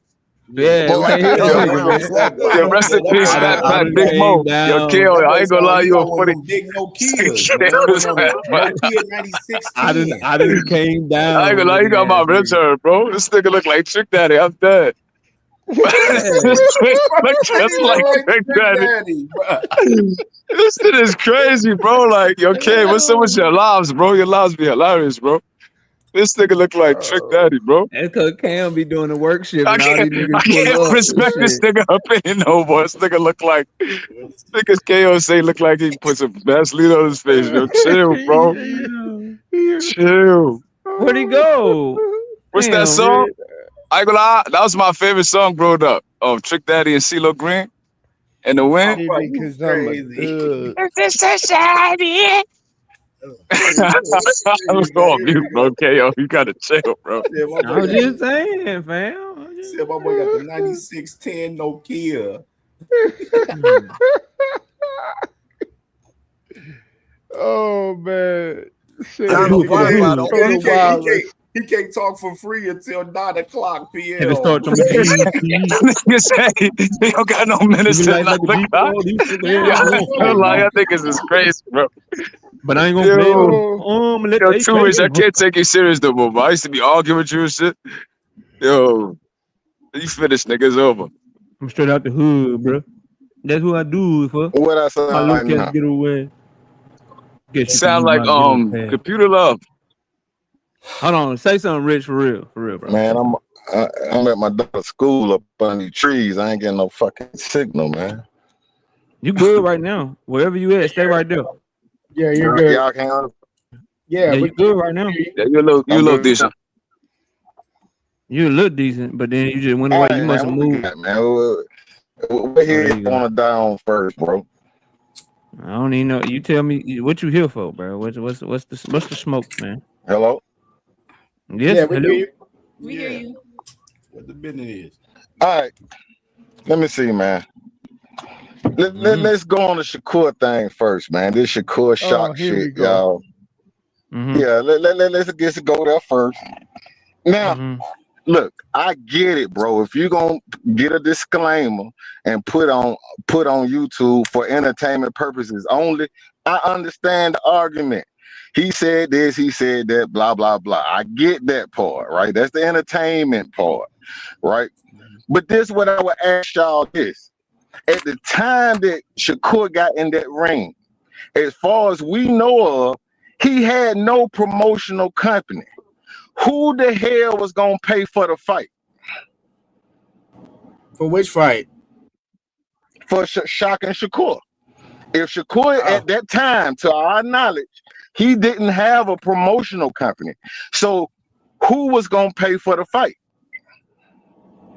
I mean, Whoever doesn't was Shockey have a promotional company? So here's That the don't make no problem with that sense though. argument.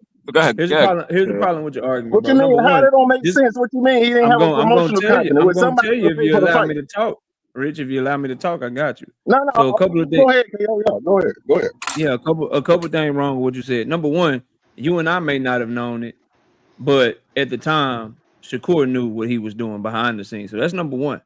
Number two, he had. At what point does he get held accountable for the things he said he was going to do? See, the problem isn't whether or not you think Shakur Stevenson can beat O'Shaquie Foster. I'd actually favor Shakur Stevenson in that fight. The problem is he told O'Shaquie Foster to pick up the phone. The problem is he jumped in the ring and said he was going to stop the nigga. The problem is he told him to fight Ray Ford and then I will fight you next. And the problem is he's going against all of that shit in these new interviews saying something totally different. That's the problem. There's no argument for that. There's no debate for that. So you might want to try to move to something else, bro, because this shit is no facts in your favor, bro. Hey, no. We got to back it up.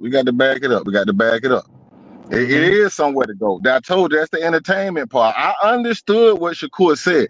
See, I was under the presumption that fight can't happen because who the hell gonna pay for it? Now let me use your argument. If for some of the people that want to say Top Rank we're gonna pay for it. So let me use your argument because I heard you say that when it comes to Devin Haney, where they don't lowball because they really don't want Devin Haney to take the fight, he's gonna drop the belt because it's much better for Top Rank to make an in-house fight for Keyshawn and Brian Norman. Okay, let's rock with that point then. Okay, where in the hell make you think Bob Arum was gonna feed Shop to Shakur when he can make an in-house fight with Shop and Navarrete? Who said anything about Top Rank putting up money for that fight? I'm finna land. Y'all talk about the boxers like they play, like they pay for fights. My point is, Top Rank could have easily made an offer to Shakur if they wanted to make that fight, but they didn't. We can't find Todd DeBuff, Bob Arum, nobody acting from Top Rank acting like they want that fight. You see what I mean? Because the problem, they just hold up. I'm finna land. They just fed Xander to goddamn Boots. They might be feeding Keyshawn to Devin. Why would they feed Shop to Shakur? You see what I mean? What they gonna have left? So number one, you just argued against your own point because if they're feeding Xander to Boots, if they're feeding Keyshawn to Devin, and Keyshawn and Xander are much bigger names in the sport of boxing right now than O'Shaquie Foster, then why wouldn't they also feed O'Shaquie? If they're willing to feed bigger names that they can make more money off of, why would they not be willing to feed O'Shaquie Foster? They're trying to keep it on realistic for man. No, sir. You said that dumbass shit. Don't start cutting me off now. No, bro, stop it, fam. Stop it, bro. I let you finish. I let you finish. Don't get emotional on me, bro. Don't get emotional. I let you finish. So that's number one. That's number one. You arguing against your own point, so try to remix that shit and come back harder. But the point is, forget that shit. Shakur Stevenson, in his own interview, saying that he been talking to Zuffa for a long time and been dealing with them since before his last fight, which was in January. So if he knows he's been dealing with Zuffa and he's been talking to them about this deal since before his last fight, then that means he had a backing. That means he had Zuffa, Dana White, Turkey, Paramount Plus, and again, O'Shaquie Foster is the B-side. O'Shaquie did what was required of the B-side. He went so far as to fight the nigga Shakur told him to fight to get the fight with him. Then after that, he even acquiesced to shit that Devin Haney is unwilling to acquiesce to. He said, look, bro, I fought Ray Ford. I'm willing to fight you at 135, 140. And then Shakur is the one who said, make sure he pick up the phone. When I beat him, don't make no excuses. If you beat Ray Ford, I'm going to fight you next. He is the one that said he would send an offer. He would make the fight. And then he didn't do it. And he is the A side in that equation. And I find it very, very hypocritical of you to know that Shakur is the A side. Know that he said he was going to send offers and have his team make the fight.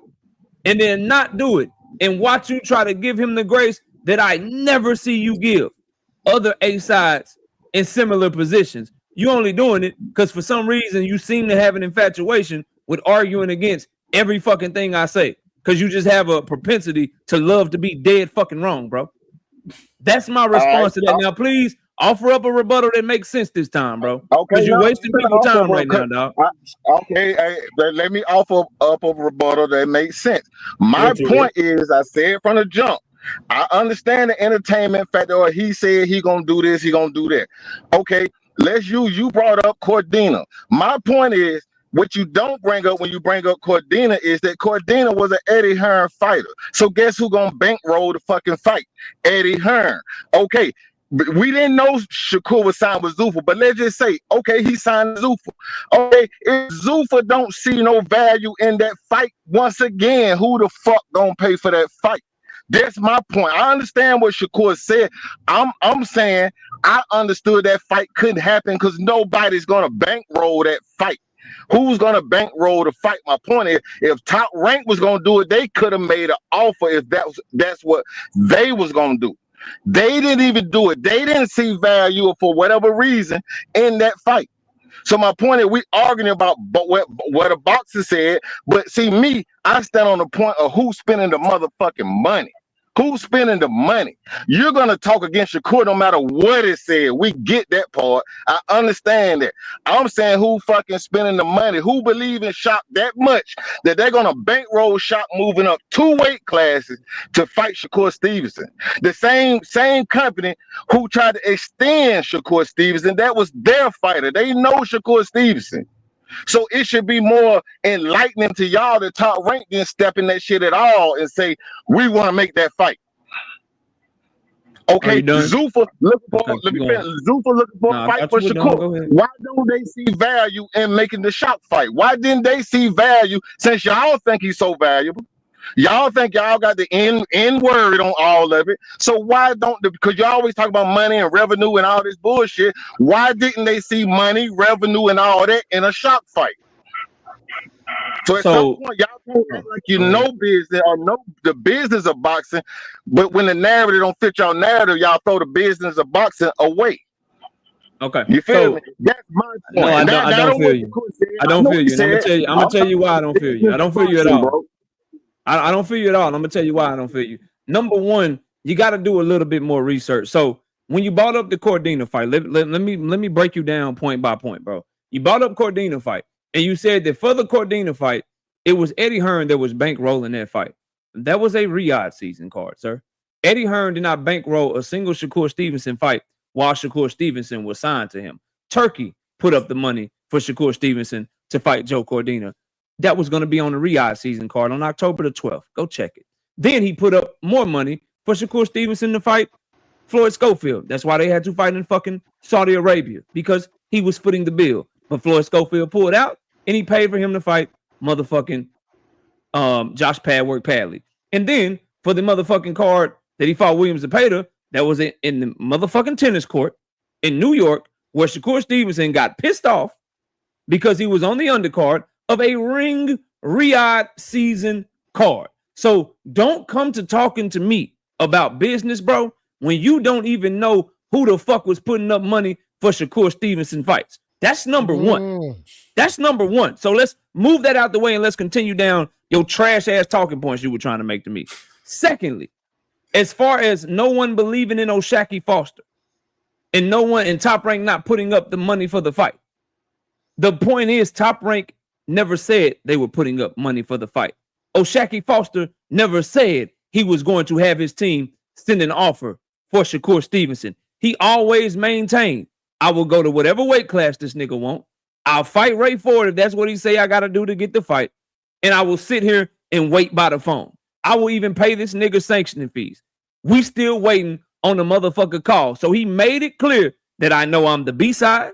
I know I have no power in this situation. I will do what it takes to get the fight. It is Shakur Stevenson who said he was going to send an offer. It is Shakur Stevenson who said he was going to call. It is Shakur Stevenson who said he had to fight Ray Ford for him to get an opportunity. And it is him that is backtracking off of his word and moving a completely different direction and putting goalpost after goalpost after goalpost in front of O'Shaquie Foster, bro. There's no way around this shit. That's why I told you might want to go to something else, bro, because you're not making any sense, fam. Before you, I'm not rebuttal done. that, bro. I'm Let me not tell you done something. talking. I'm not done talking. I'm not done Go talking. ahead, bro. Go ahead. So this is what I'm gonna do now, because I'm about to see if I got a real one. Because the first thing you said when you got up here, I got a very, very good memory. You said it's a real one up here, but it's about to be a real one up here. So I will not respond to anything else you say unless you first say, KO, I was wrong about the Shakur Matchroom and Joe Cordina shit. If you can't start off your sentence by saying that, then we got nothing else to talk about. I want to see how We ain't got real nothing you else are. to talk about. Well, we ain't got nothing else to talk about, bro. And so let me say this. Bro, that shit don't work. Pulling up your own talking points and the semantics of who paid for this fight, that ain't got nothing to do with if the Riyadh season You funded said it, Cordina. Rich. You said that Matchroom put up money for Joe Cordina and Shakur Stevenson. That's what you said, bro. Could have Now it's funded the goddamn semantics. Shakur When your ass fight. is dead Why wrong, didn't now the it's Riyadh semantics. season see value Bro, you in a the trash, Shakur dog. Chop fight? I Come don't on, know man. how That many more shit don't times I work gotta with me, prove to you bro. that you just Talking trash, around man. shit But don't go work ahead, with dog. me, bro. That don't work with me, bro. That don't work. You talking around corners and bringing up semantics and all that crowd pleasing shit. That don't work, bro. Because the Riyadh season Semantics? could have funded the It's called Chop right fight and if they wrong. saw You just value dead in the wrong, fight, bro. bro. You just dead wrong. You don't even know who paid. You don't even know who paid for Shakur Stevenson last 3 fights, bro. You don't even know who's funding that man's fights, fam. And then you pretending like you know what you're talking about, bro. Let me talk. Let me talk. I'm not bro. emotional. Let me talk. I'm not emotional. Let I'm me just talk, cooking you, What I'm fam. saying is, That's the all. same people that you said could fund Cordina fight, they could fund the Shakur fight, bro. That shit don't work with me, bro. Talking all around the corners, bro. That don't work. That don't work. Well, all I'm saying is, Addressing your whoever points paid directly for to money, prove you're they wrong signed. doesn't work with you. Goddamn, I let Okay, you talk buddy. the whole time, boy. Like, I let you talk the whole time. See, this what happened when y'all getting cooked, bro. Y'all don't want to let niggas talk. You see what I mean? Right now, You're not even cooking though, bro. You continue Hey, on. Rich, you're not even cooking though, bro. Go what you're talking point to, Rich. Hey, let me. I'ma land it right here. I know where I'm at, bro. I know where I'm at. I'ma land it right here, bro. I'ma be easy with it. Remember what Snoop Dogg said at the Source Awards? Damn, I ain't do all this talking with No, KO. you Talking, good. can I land my You got plane? too much to talk, bro. Go ahead. You got the floor. All right. So all I'm saying is all that bullshit about who funded the fight, the same people, if they saw value in the fight, could have funded this fight. So I'm giving y'all Shakur talking shit, whatever. That's why y'all talk about him every goddamn day. You see what I mean? But my point is the money, bro. Who's putting up the money for the fight? That's the case. If Zuffa looking for a fight right now, if they wanted to make a shock fight, they could do it. They don't. Nobody sees value in pulling shock up 2 weight classes, bro. I understand what Shakur said. Shakur don't pay for his own fights, bro. That's all I'm saying, bro. He don't pay for his own fights. So use the business of boxing in cases where you want to spend these narratives, bro. Don't leave the business of boxing out because you want to spin a narrative, bro. See how easy I'm that explaining it. words I thought you were done. Go ahead. Are you done? The problem is, Rich, you keep talking the business of boxing, but don't know what the fuck you talking about. You brought up the Joe Cordina and who funded the fight. I just directly showed you that you were dead motherfucking wrong. And you can't say that they see no value in Shakur versus O'Shaquie Foster when we watched them put on Shakur versus motherfucking Williams Zepeda on the motherfucking undercard. We watched them put on Shakur versus Joe Cordina. If Shakur didn't get hurt, that motherfucker was moving up from 130. And he just got knocked the fuck out by Fakache bread, bro. The fuck are you talking about to me right now? So don't ever come by, bro. I'm telling you, fam. Don't come to my chat trying to hold nobody else accountable, bro. I don't want to hear shit. Because if you won't hold Shakur Stevenson to his word, bro, and what he said he was gonna do and then not doing it, when you know that nigga had the ability to try to push for whatever he wanted and he didn't, I'm not trying to hear nothing you say. You can't even be man enough to admit that your ass was wrong about fucking something as simple as who putting money on the fight. No integrity ass having nigga, bro. Go pick your kid up from school and be a good father, because you can't fuck with me, bro. Man, bro, I don't know what I'm like. He went in circles damn near right there, bro. Like that shit was nasty. I don't know if you could hear me, but when he went, he got off the panel. Yeah, man, he ran Yeah, off, that. man. Nah, but why they don't mention that Josh Paddy last 4 fights was at 130? I don't get that. Then Joe Cordina got knocked out at 130 and was moving up. So like, why it's forced them moving up like something like These Shakur fans dudes the first don't know timelines. They don't know context to a lot of these situations. They know context when it fits the narrative for their favorite fighter, but they don't know the context of the whole spectrum, and they don't want to talk about the whole spectrum. They only see shit from just one side. That's why niggas lose debates 90% of the fucking time, because these niggas only see shit from one side of the spectrum, bro. And I've been telling Too Rich and hell of these Radio Clan niggas this shit for months now. Y'all niggas, y'all one-sided mind niggas. Bro, y'all gonna continue to lose these debates like this. Y'all gonna continue. And then look at Basha Hackett's still silly ass, right? He said that Josh Bradley was in. He dies on a daily basis. Nobody, you know what I mean? Josh Bradley is a 3-day replacement. He's a walking dead body out here on YouTube. That's a fact. But they say that Josh Bradley was a replacement, but then Roach is a replacement. I don't get. You understand what I'm saying? Like, why mention that? Not mention that Roach is a replacement. This is my thing. The fact, and KO said it very fucking well. The fact that these niggas can't hold they fucking favorite fighters accountable for their words and their actions. It speaks a lot about these niggas' character in real life, bro. In my opinion, bro, real shit. Because niggas have no integrity or morals with this shit when it come up to their favorite fighter. So it tells me a lot about niggas when it come up to real life shit on that shit, just in that bigger vision. And like logically, there's nothing I don't get, because I see he brought up. I see it wasn't just that Too Rich brought up, but folks in the chat is also saying like, oh well, like who would have paid for it? And Jay Prince said he didn't want to do blah blah. What's so crazy? Remember when Shakur had that interview? It was like him and Steven Espinoza. And Steven Espinoza asked him about, how he runs his career and about how sometimes people can get in touch with the people in your career. Are you now the person running it? Well, according to him, he said then, no, it's me. I got it now. So that's the problem. It's like now you're saying, oh well, he don't pay for his own fights. He don't have a say. No, you said the opposite. And that was the whole point Espinoza was saying. It's like we reached out to make this tank fight. Your people said one thing, okay? You're saying another. But everyone was like, oh, no. They're trying to say Espinoza was wrong. But everything he's saying is coming out true, because now you're saying you talked all this mess, told him to fight Ray 4. And now you tell him, oh, but I don't make my own fights. It's not my problem. They don't see the value in the fight. You didn't talk to your team about potentially making this fight if Ray lost. You didn't press your team, because when it was when you wanted certain fights, you were fine. So you mean tell me your team was ready to pay for like lesser fights? That meanwhile, like the shock fight, like that you kind of built that fight. That could have made some money. They paid for fights that they knew weren't gonna make any money. So suddenly you want to bring up the money issue? It's crazy to me. Like you can't claim that you have, like you talk to your team, you know about what's happening, blah blah. You explain the direction you want to go in. You can run things for yourself. You're a businessman. And then claim, oh, well, the money wasn't there and they weren't interested in it. Okay, but I thought they worked for Shakur. Like, I just need folks to pick a lane, because I feel like they're on two sides of the argument depending on who it is.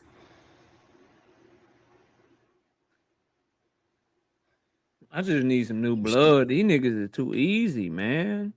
Man, that's why I'm sitting up here looking at it. I'm like, shit is boring now. Bro, I was sitting there watching this shit back, and I'm like, I'm listening to Too Rich, and I'm like, man, something really wrong with my dog Too Rich brain, man. He just not that smart at all, man. He's just not that smart. Like, he's a terrible debater. Terrible. He's a horrible debater. He thinks he's smarter than what he is, and he's not that smart at all. Like he don't even have no logical talking points. His talking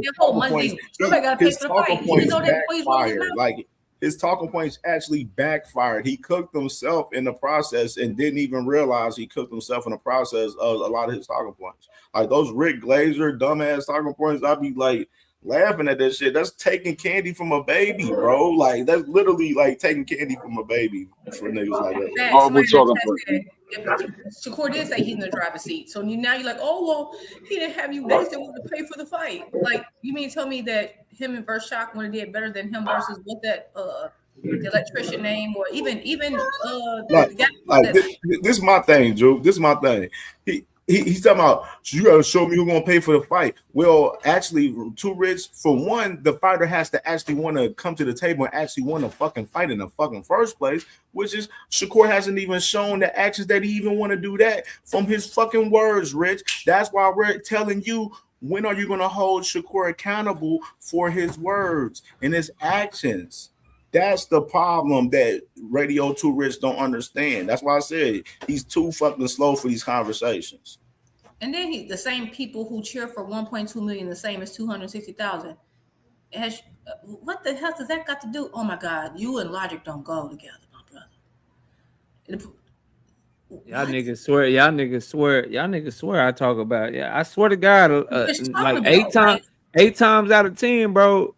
Y'all niggas will bring up Tank Davis before I ever will, bro. Y'all niggas be tripping. Bro. Right. What does Tank pay-per-views got to do with this? I'm trying to tell you, bro. He actually said 1 + 2 = applesauce. That's what the logic you just said. 1 + 2 = applesauce. At the end of the day, Shakur said he in the driver's seat. He went around telling that man to take a fight, and if he only gonna give him the fight if he beat Ray, he beat Ray. Now you want to talk like this man knew what was up. That was on his job to figure that out. He's the A side. And this was crazy. Y'all flipping down. Oh, Shakur. That's like I defended Shakur and it was the Haney stuff and the percentage and stuff. You can't. One minute you claim it. Oh, he should command this, and that. And the next, oh, I ain't got nothing to do with that. Who get paid for the fight, and no one will back me and pay for these fights, but they'll pay for these lesser known names. Get out of here. Too Rich, I think you will understand, Too Rich, right? A lot of your talking points, bro. When I'm listening to you and KO debate, I'm listening to y'all debate, and I know the shit that you're about to say before you even going to say it, bro. That's bad. When I know what you're going to say, like you're already cooked, and I'm pretty sure KO know what you was going to say too, bro. And that's easy to like your talking points is easy to see through and point out and cook easily, bro. Like, and it's crazy. You're not that smart. Big names. I'm sorry, but Shaq has a bigger name than 90% of the people on Shakur's resume. I agree with that too. He has one of the biggest names. I can't be sitting there. What are you talking about? I can't sit there and be cheering for him to fight Yoshino and Padley's and shit, and not Shockey, bro. Like that's just that logic is insane to me. And he's done more. He don't look for big names. Okay, listen. Y'all don't hold people say the word. That man said what he was gonna do. He didn't do it. I love Shakur. Shakur's an amazing fighter. I picked Shakur to win, but I'm sorry. You can't get around that. Y'all knew how big Shaq's name. He knew how big Shaq's name was or wasn't when he made that commitment. He knew that he would have had to have somebody pay for it before he made that commitment. Everything y'all talking about don't make no sense. It's irrelevant. Because y'all call people ducks and said people scared of Shakur and won't fight Shakur for less. Now he's blatantly telling you, I don't got to keep my word. I don't care if he's my mandatory 2 times, and now you're defending it. What if? I don't care about no Devin. Hey, I don't care about that. You made it work. You said you would do what you was gonna do. I don't care about that. Teach everything talking about you is all about an if. God, dog. Forget if. Let's talk about what actually happened. He said he would fight him if he beat Ray. The end. There's nothing else to discuss. Yo, if it's a fifth, we all be drunk. 1 + 2 = applesauce. Y'all ripping and running all around the point. At the very least, you can say Shakur's wrong. We can consider that ducking. If you can't say that, just stop talking. Because y'all don't call people ducks for way less.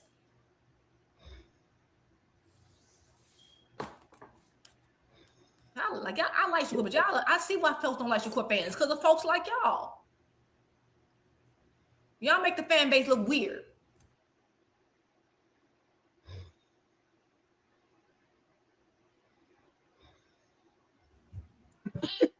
It's sad, bro. What does that do with Tank Too Rich? Hush. Tank said he had a 65 deal, and maybe he does. Did you confirm he didn't? No. So hush. What they got to do with the fact that Shakur lied and said what he's gonna do and didn't do it? Nothing. Just stop talking. Big Dog Willie, what's popping, boy? What's up? What's going on with you guys, man? Just Chilling, waking man. up. Chilling, man. Chilling. What's happening? Just enjoy Too Rich death just now. Who? What you say? Radio Too Rich. Just you probably just woke up or something. Probably you probably Yeah. Yeah, Radio Tourist just died just now. So I hear part of it what you were saying. Like I said, I'm not going to renege what I said, but yeah, Shakur has to make this fight unless he fights somebody big, a big name like a Devin Haney or somebody that's in this weight class that has a belt. So, but he has to make this fight. I mean, that's basically what it comes down to me. Whoever said, I don't know, I seen in the comment, whoever said that that Shock can beat Shakur, please bet me if that fight happens, please. I'm looking for all bets for that. I love it when the man actually make the fight. Yeah, Eric, this is my thing. See, this is my thing in Radio Too Rich and some of the Shakur fans. Y'all talk about, oh yeah, y'all ain't gonna bet on Shakur to beat Shockey on the fight. Me, I got Shakur beating Shockey in the fight. It's all about him making the fight. And that's one thing, it's something there to me as far as him not making a fight. It tells me a lot about that situation from that sparring possibly with Shockey. Maybe his story may be a little bit true because he's been putting too many roadblocks in the fight. Now the man is telling us right now that Shockey got to go out and beat one of his former opponents in order to fight him now. After he done already told him to fight his little brother Ray Ford, and he beat Ray Ford, and he was in the ring and did all of the bullshit, and didn't be a man of his word to make the fucking fight happen. One thing that T said, I gotta let that go sit ahead. with y'all spirit and understand that shit that y'all boy don't want to fight a Shockey Foster right now, bro. That's just what it is. One thing T said though, he is looking for the bigger fight, bigger money fights. I mean, So, but right now, Big Dog Willie, what is looking like he's about to fight Rayo Valenzuela, a same fight that he said that he didn't want to fight right now, Big Dog Willie.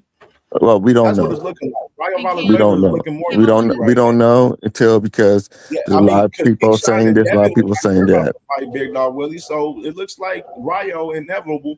While Zuffa was promoting him before they announced Shakur being over there to Zuffa, looked like that fight's going to be happening more so for Shakur for that first fight on Zuffa. I don't believe anything that comes out of Zuffa, out of Top Rank, out of PBC, out of Eddie Hearn's mouth. I don't believe anything until it happens. That's what it comes out to the fight. Did you see? Like, Did you see the recent? Hold on, Cam. You're gonna need to hear this. I promise you. Did you see Sean Zatel's post about an hour ago? no, I don't believe that either. I'm talking to Cam. I Cam, thought you were talking to me. Cam, did you Yeah, I'm see about to go Sean check it Zatel? now. Let me read it to I you. missed it. Okay. Let's see. And this is what I was afraid of. Shakur, I can't. This man. So, Sean Zatel reported about an hour ago saying that he's hearing that Devin is inking deal with the zone, multi-fight deal, by the way, too. So all the Haney fans, y'all wish look like it's coming true. Look like Devin Haney is going to take DHP straight to the zone. And like I said before, the man Shakur is going to be on the island fighting Rayo. Which is why he shouldn't have did it, and he should have waited. And don't go over there unless you had that. He had already signed. I don't understand why you guys are so like. This has been like a thing with you guys in the Zuffa thing. Like you act like he's going to Death Valley and never going to return or something like that, or he's going to like some kind of weird space in like the Twilight Zone to fight, and nobody gonna ever see him again. We don't know what's going to happen, and I think this is just, you guys. I think like a narrative you guys go with. And to be honest with you, I think I'll start with Tank Davis that I like the place. So, that's just how I feel. It's just really weird to me as you guys being Tank fans. It's been this ongoing narrative. Hold on, let me finish. Can I finish? This ain't got nothing to do with Can I Tank, finish? brother. This got something to do with your fighter. No, I'm just saying. Right now is I over said, there about to fight as a Rayo Shakur fan, Valenzuela I right didn't want Shakur to sign over there because we Hold too many him unknowns. accountable, I want Big the Dog fights Willie. now. This ain't got nothing to do with Tank. God, Okay. No, you guys let me finish, man. man, go back to sleep. Shit. Why you always get so upset about everything? Who said I'm upset? I mean, You always seem like you're upset about everything. Like everything's Armageddon to you. I didn't say I was But upset, and just because you feel I'm upset, don't mean I'm upset. okay, well, it seemed like you're I was upset. not talking enough to tell you. Okay. Okay. Anyway, Move so This little what I was crazy, trying to man. say, about that, it was just like it don't. I think you guys have to give these people a chance, and I'm not saying Zuffa does the right thing. I'm not saying, but it's these promotional companies all have these issues, and I don't know why it's such a big deal. Like I'm not a big fan of Zuffa either, but I mean, when people sign over there, I mean, it's for the money, and I understand why.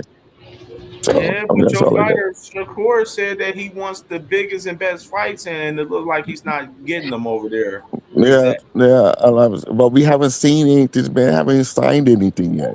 Well, The it looks belt. I like mean, you guys. the Big Dog Willie. Everything that looks Right like. now, I've been saying myself that I believe Devin's going to have a deal with the Zone, possibly, and he's going to leave the man Shakur on the island. Now you got Sean Zattel reporting it. You know what I'm saying? So I'm just saying, just in Zuffa general, didn't. No. if you What got happened? multiple Zuffa people didn't want reporting Devin. that Devin Haney's going to the Zone, including myself, been talking about it in existence myself the last fucking few days. Zuffa It's coming true, bro. Zuffa didn't want. Zuffa didn't want Devin, and Devin because Devin ran his Now mouth. Zuffa didn't want Devin. No, Where they you hear that wanted Devin from? for that fight. That's what you're now. Well, if they want, how Right many now, times hey, did Bill Big Dog Haney Willie, said that Zuffa had let me $100 tell you this, million Big bill Dog with Willie, let them? me tell you this. The man Devin and Nose Candy Bill played Shakur like a Oh, fraud. He played him like a Devin sucker. and Devin play He Shakur. just played. He just Come played him on, like a man. Now you guys are sucker. just reaching now. He made him sign the Zuffa, No, and so he ended up fighting his Bill fucking mandatory. He's made out there Shakur find the Zuffa. traditional boxing. That's a reach. That's a He reach just and a half. played Shakur. Oh my God. You gotta just now everything is just I know making it up hurts, now. Big You Dog guys are Willie. making I this shit know it up hurts, now as Big you Dog guys Willie. go. It hurts. I know, brother. No, it doesn't hurt. You gotta make It shit up. hurts. I You're know. making shit up. And you know You're what? making You're shit right. up. No sympathy. I He did know. say he So been Bill not going to do, Haney but now he's made saying Keep he's the Shakur hope up, Big Dog Willie, sign man. with Zuffa. Man, Okay. He moved his So that's a goals. new narrative now. Shakur's fucked right Okay. now, bro. That's a He's new fucked. narrative. Okay, He's good. fucked, man. So you guys start a new narrative. Bill Haney Not makes a new narrative. Shakur It's fight fact, Big sign Dog with Willie. Zuffa. Okay. Sean Zattel, That's a Shakur, new I've one. been talking Shakur about it the said last Oh that. man. 3-4 days on my That's show, Big Dog amazing. Willie. And then on Shakur top of said in that, his Big Dog interview. Willie, is Sean Zattel's reporting it? No, this is hilarious. Bro, Bill it look Haney like it's makes on deck. Shakur fight with Zuffa. Okay. Okay. I don't know Okay. I don't know who made who do what, but I will I say know you in Shakur did denial go that in he's the about to interview. fight Rayo Ronaldo. No. That's a good Said one. Man, That's a hey, good I one. got a question, bro. That's a I good got a one. question. But that's Real all quick. good. That's all good with that If one. Zuffa didn't want Devin, what did Shakur Stevenson verbally agree to? Right. Zuffa didn't want Devin. If Devin Zuffa didn't want. Devin Devin didn't want. Haney, Devin didn't want. when Shakur Stevenson When said he did you guys? verbally agreed to fight Devin I don't Haney, know what. I what don't did he know what. verbally agree to, bro? I don't know what he verbally agreed to. But for them to say that Zuffa, like Bill Haney, made Shakur fight with Zuffa, tricked him somehow. Where do you guys get that from? That's not what I'm saying. What I'm going at is what you said. What you and Cam got going on, that's y'all's debate. What I'm asking is, you made a statement that Zuffa did not want Devin Haney. Your favorite fighter said he already signed to fight Devin Haney and said he verbally agreed to fight him. How did he verbally agree or sign to fight a fighter that Zuffa didn't want to do business with? That's what I'm asking you. Well, I'm just saying that. Answer the question, Big Dog That's Willie. why let me talk, Cam. God Answer the damn. question. What do you think I'm about to do? I hope you are, because you sound like you wasn't about to answer. But answer the question, though. Go ahead. Damn, you guys don't give it a break when it comes to letting people talk. But anyway, what I was saying is this. That was how long ago when A week ago when Shakur Stevenson said that. But continue. No, I know, but I'm just saying they've been talking about this since he was talking with Zuffa, and I got this from Just since like a little bit after the fight with when we had the fight with what's his face with Tio. And so that probably was up on the table. Well, I'm hearing that Bill Haney my fault. But I'm hearing that Bill Haney about how when Bill Haney ran his mouth about the deal too early, and Zuffa fell out with him, and that's what I heard. I think all that was in place. Where did you hear that? Huh? Where did you No. hear that? Huh? I heard from a different. That's what I'm saying. I heard from different. I'm not sure if it's true. Are they more reliable than Shakur Stevenson, the person you heard it from? Huh? Would they Are they know more reliable about than that Shakur Stevenson? Well, it was somebody in Shakur's camp. No, but would that person in that camp know more than Shakur Stevenson knows? No, I don't know that. I don't know. But I didn't say it was true. You don't know if the person in his camp knows more than him, but KO, it's his I did not camp? say it was true. I said that's what I heard. Okay, so what I'm asking you is, if that is true, I'm talking about what you said. You said that Zuffa don't want Devin. They didn't want Devin at all. But I'm asking, how did Shakur Stevenson sign to them and agree to fight a fighter that they didn't even fucking want? I said it was like that until recently, until Bill ran his mouth. Shakur just said a week ago that he just signed. He signed, and then he said he verbally agreed. What he just said this a week ago. He didn't say this 2 months ago. He said it a week ago. He kept it quiet. That was the whole point that you guys are missing. He wasn't saying anything when Bill Haney was just saying all that bullshit. He kept his mouth shut. Hey, Big Dog Willie. Okay, I know bro. this clip right here that I'm about to play, this hit a lot harder right now, right there. When did this start? The talks with Zuffa. When did they first reach out to you about potentially joining the team? I mean, it's been that way. It's been this way for a minute. I've been new for a minute, and it truly, I want to say, honestly, started probably like after my last fight, but it's a long timeline. But like I said, I'm glad that these guys believe in me and they invested their money in the right person. Okay. And did you talk to other people? Because it seemed like for a moment, post Top Rank, you were kind of enjoying doing your own thing. To now sign with them, did you talk to other promoters about exclusive deals, or was it only just them? Really, I didn't talk to too many promoters, but I talked to DAZN, and DAZN kind of offered me a big ass deal too, to be honest with you, but they kind of came too late, and I think when they came too late, it kind of messed it up. But it could have been either or, but they definitely offered a big ass deal too. And that deal would have been just you and DAZN, no promoter attached. Yeah. Wow. Do they have deals with other fighters like that? I'd not heard of that. Not that I know of. I haven't seen that before, but probably in the future they're probably looking for somebody else. And I appreciate DAZN. I don't got nothing against them. I love fighting on DAZN, and it's no bad blood from me at all. Was the deal that they were offering you more than what Zuffa was offering? It actually was like similar. It was very similar. Okay.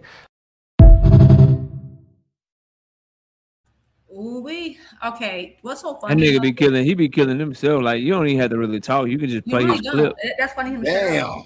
You could just play. You could just go through Shakur Stevenson interviews and just play the clip. If you got enough time, you can go find. Like, you don't even have to speak on him and no Shaqy Foster or nothing. You can literally just go get a tweet that he said about Shaqy Foster leading up to the Ray Ford fight. Go listen to an interview he said about Shaqy Foster leading up to the Ray Ford fight, and then just play what he's saying now, and you can just. You don't even have to talk. He is so bad at doing interviews, and he cooks himself and makes himself look so fucking cowardice and like such a bitch that you don't even have to talk no more with this nigga, man. And this is what all Shakur fans are not created equal. They're not created equal. Devin ain't anything like he about to get the deal that this nigga should have He just got Hold on, can I say something real quick? KO, what's up? Hold on, he just got outmaneuvered because another thing, and I had a feeling this was going to happen because I read something from Lou DiBella the other day, and I meant to bring it up yesterday on Two Cents channel. They were asking him about DAZN signing like fighters. Remember when Tito said the whole thing? And this is what Lou DiBella said. He says, they asked him about, didn't HBO do the same thing? He said, here is a big difference. DAZN is actually seeking protection from the guy who owns 10% of them because he owns 60% of a UBO that is both competing with them and is actually aware that DAZN is neither a powerful brand nor had that star-making platform. So the reason he's basically saying that DAZN, compared to HBO, is signing fighters directly so that Turkey can't get him. And this is why I wanted Shakur not to jump and make this decision, because I'm sorry, you kind of got, I had to give them they ones. Haney kind of outmaneuvered you. They used you talking about, oh yeah, Devin, they I signed, because this is what Shakur said. I signed to the side that you said they want the fight. Remember, Zuffa want the fight, and blah blah blah. So guess what Devin and Bill did? They used that as leverage to get the deal from the zone, more than likely. And now you stuck over there, and you over there on your own. And you could have got the same deal, but now everybody about to be selling these dang direct DAZN deals, because I'm sorry, boxing and DAZN is not playing. They invested too much. He's gonna be the only nigga over there on Zuffa Island, bro. You just said, and this is what I mean. And I'm about to make a cold-ass graphic for I this like shit. Shakur, and I saw what they're gonna do. They played him. Yo, this nigga's about to be on. If Devin, because I've been saying KO, that Devin's KO, man, you know I got smoke with you. I'm listening. You see, Big Dog Willie dropped off. I probably can't catch you live tonight, so I had to catch you on here. Okay. Man, I know you remember I left a super chat and said, man, Virgil, he just a souped up Stanionis. I was watching your video. You told me, nah, I wouldn't say that. And I was watching your video. You said, man, Virgil, nigga, you a souped up Stanionis. I said, I know it's of a KO Lion. I said that shit. Are you sure? I don't think I said that, bro. No, I think I said they fight similar, but I think he better than Stanionis though. But they fight very similar. I agree. I said he fight just like Stanionis.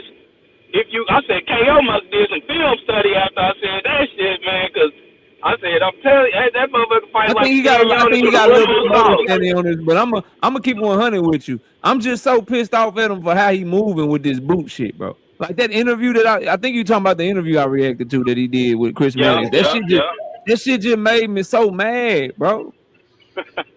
It just made me so mad in my soul. Like I can't stand lying ass niggas, man. And even though he from Dallas, I fuck with him. I like the way he fight. I can't rock with it. He moving like a bitch. Yeah, I just had to catch you while I could. I was like, I don't know if I'm be able to make it live or not tonight. Nah, I appreciate that, man. Yeah, if I said it, I probably heard it from somewhere. And if you saying it was from you, I believe you, Ten. That's probably where I got it from. Cause them niggas do fight a lot. Virgil got Virgil got more to him. I think he's a better fighter, stronger, more powerful. But that high guard, power jab, come forward, yeah, they got a lot of similarities. So if you was on that before me and I trust your word, bro, I believe you, dog. I believe so. Shout out to you, my nigga. Shout out to you. Salute, man. Salute, smoke, man. What's good, smoke? I'm smoking. What's good, Cam? What's poppin', bro? Same old. Salute to the panel, everybody on the panel. What's up with it, Smoke? How you doing, fam? KO. Nigga Smoke is mad. Niggas ran out the gym today. You know what I mean? Smoke mad. Bud Crawford and co-sign this nigga. Smoke don't know what to do. He's like that. Man. I'm real with you. It's been about 2.5, 3 years since I said, man, fuck Shakur. It was at the first of the year. I just couldn't do this shit no more, bro. Like, I got guys coming to me like, yo, I know you ain't asked me to watch that damn Shakur Stevenson fight. Like, what was that? I threw a fight party, and Shakur dude looked at me and said, man, don't invite me over here no more. Then the interviews he was doing, I was like, you know what, man, you on your damn own, man, until you damn. You saying Shakur fucking niggas high up? That what you saying? Man, for real. Damn. But, you know, but I ain't even going to keep, you know what I'm saying? Like, that nigga got enough attention. I want to ask y'all this, because this is high IQ. Does Boots need to fight Virgil next? Or does he need to just do what he said and collect them belts because he wants his legacy? Nah, he need to just go ahead and go after Kelly.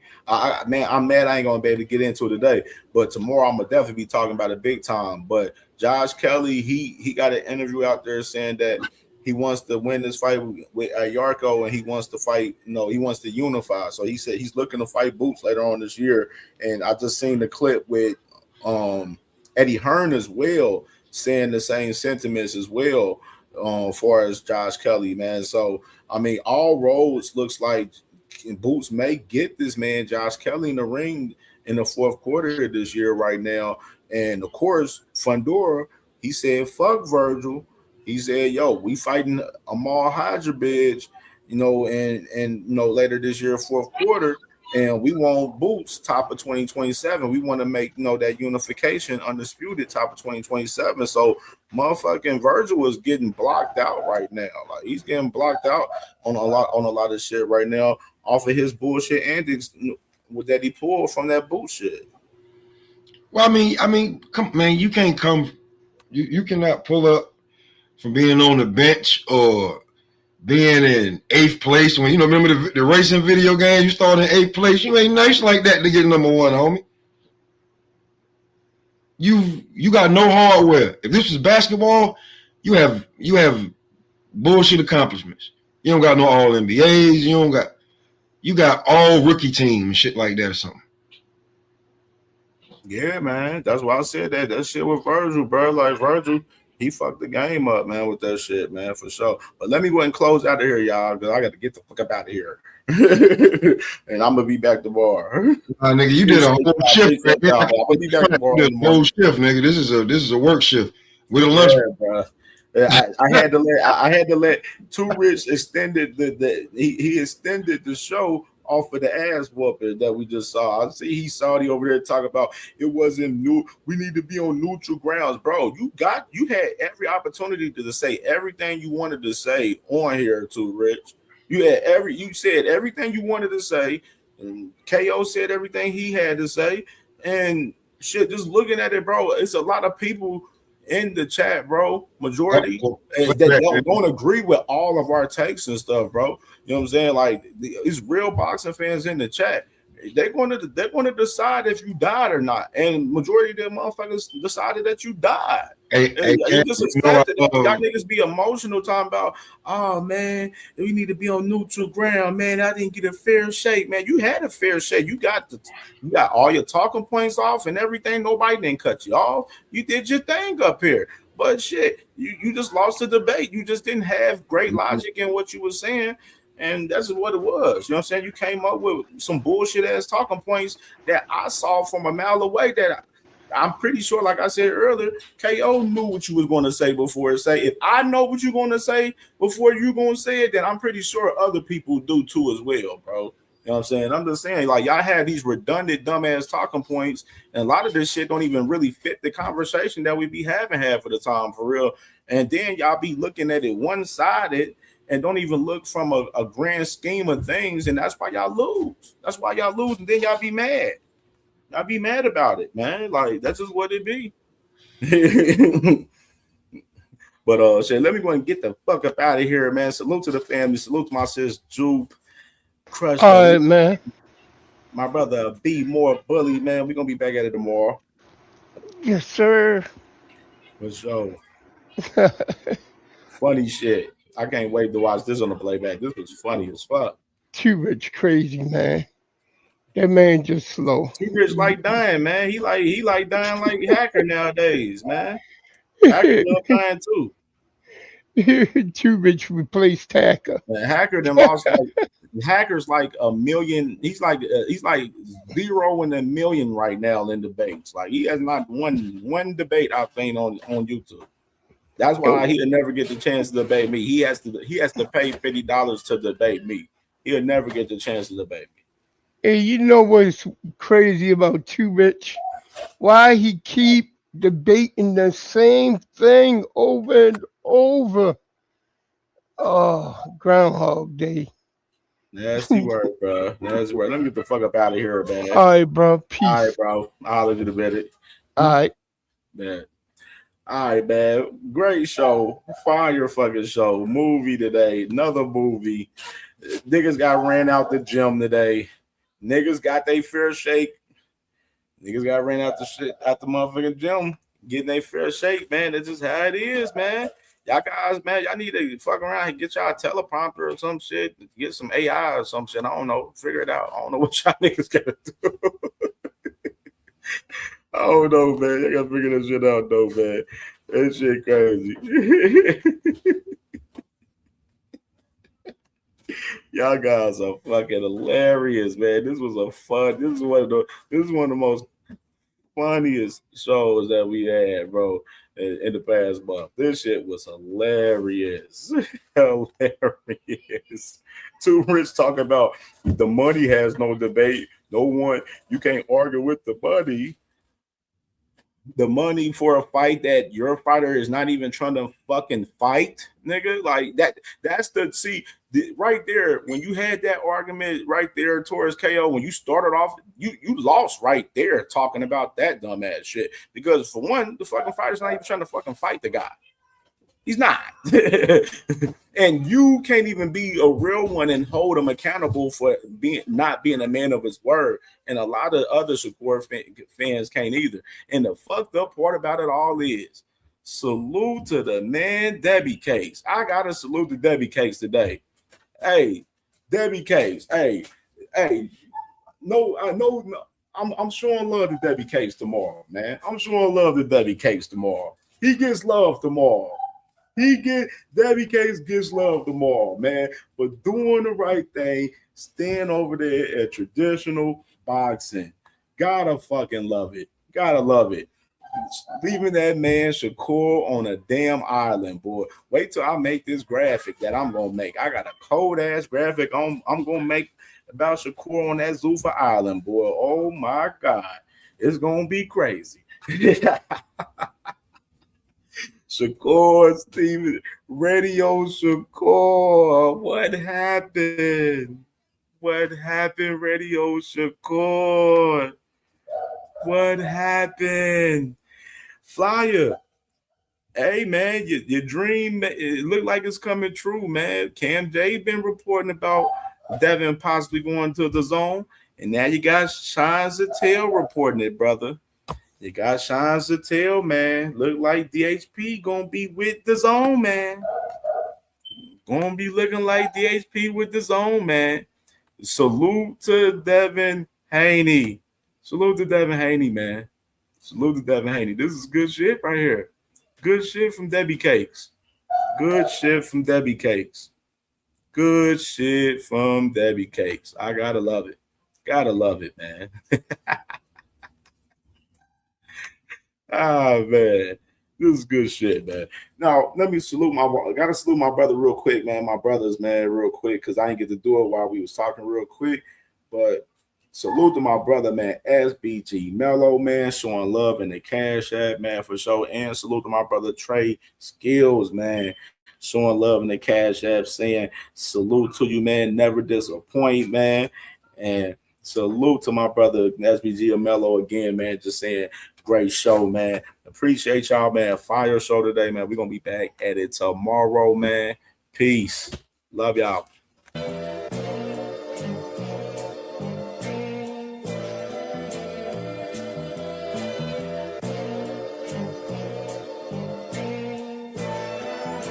All my life I had to be patient. Like Meek Millie, I was dream chasing. Finger to the law when I see haters. Oh, the feeling when you tell your niggas we made it. Ooh, baby. Ooh, baby. Ooh, baby. Ooh, baby. It's showtime like Kareem Lakers. I make a masterpiece, scene pacing. No Meek Millie, but I'm dream chasing. Took the shortcut like Anita Baker. I want the bright lights that you see in Vegas. I need a big house with like 3 basements. Drop an M on the whip, think I'm speed racing. Don't know if it's the Transformer or the Green Ranger. My nigga Mac got the beat banging. Young nigga selling crack as a teenager. Had fiends playing baseball out here free basing. Had me showing off the rings like a Freemason. My mama gone, but I keep pacing. Trying to keep it all together like I need braces. Family calling when they need favors. When I was broke, they was acting like complete strangers. All my life I had to be patient. Like Meek Millie, I was dream chasing. Finger to the law when I see haters. Oh, the feeling when you tell your niggas we made it. Ooh, baby. Ooh, baby.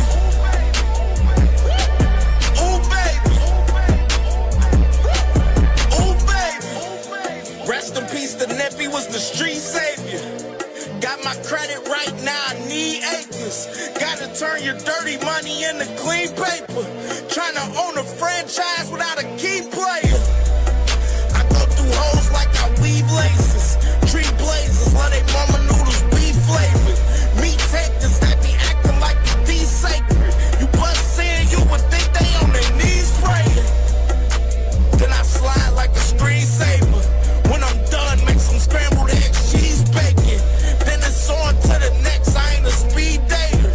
Little bitch ain't gon' hear from me till weeks later. I don't see no things changing. Kids still dodging bullets like they seen Matrix. These young niggas really need saving, but OGs won't teach them that the street's dangerous. All my life I had to be patient. Like Meek Millie, I was dream chasing. Finger to the Lord when I see haters. Oh, the feeling when you tell your niggas we made it. Ooh, baby. I was not even like focused on Devin. Like, with all due respect to Devin, like me and him had our beef at 135 when we was actually the same weight class. After that, I beat Teal. Now it's like shit. My campaign mainly is like 140, 135. Yes, I would fight Conor Ben because for me, I think Conor Ben is like, it's just like a big bag to go get. Like, you want to go get a big bag, go to fucking Conor Ben. He's easy. But my thing with them is like, damn, I'm doing my thing. Now y'all just go on every platform. Shakur. It's like, god damn, y'all so obsessed with me. Like, leave me alone. I'll just go about my business. But now look, you called on something and y'all just fiending for it. So now let's do it. Now I want to show now, like, I'm home. Are there actual negotiations going on for that fight, or is it just what we're seeing, kind of the back and forth on socials? It's real negotiations. How close are we to that fight? We should be. I don't know. We'll see.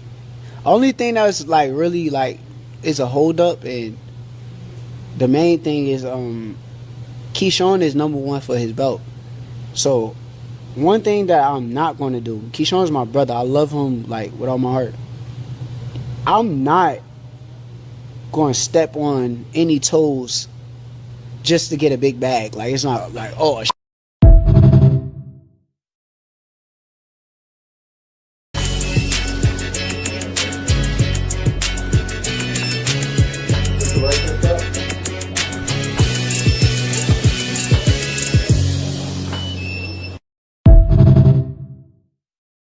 But let me tell you something, D. Yeah, brother? Why don't you come closer? I am not your damn brother. You big dummy. You big dummy. You big dummy. You big cold-blooded dummy. You big dummy, see what you did? Oh, no, you big dummy. I don't know if ain't nobody told you, bro, you feel me? But I feel like I gotta be the one to tell you, family member. You know, it's been going on for a while, bro, and motherfuckers tired of this shit. I'ma tell you though, family, I ain't the one that give a fuck. You hear me? I ain't gonna lie, family. You might be the biggest dick rider ever, family. You a real professional dick rider, fam. Like, you need to go to the Olympics, cuz. You be riding the fuck out that bike, man. Get off that motherfucker, man. It ain't getting you no money, cuz. Stop dick riding, family member. Go get your own motion, your own shit, man. Go to the Olympics. Made a push me. Hello. Yeah. He wanted to win that fight really bad, so He almost knocked you out. No, he did not, girl. Is you crazy?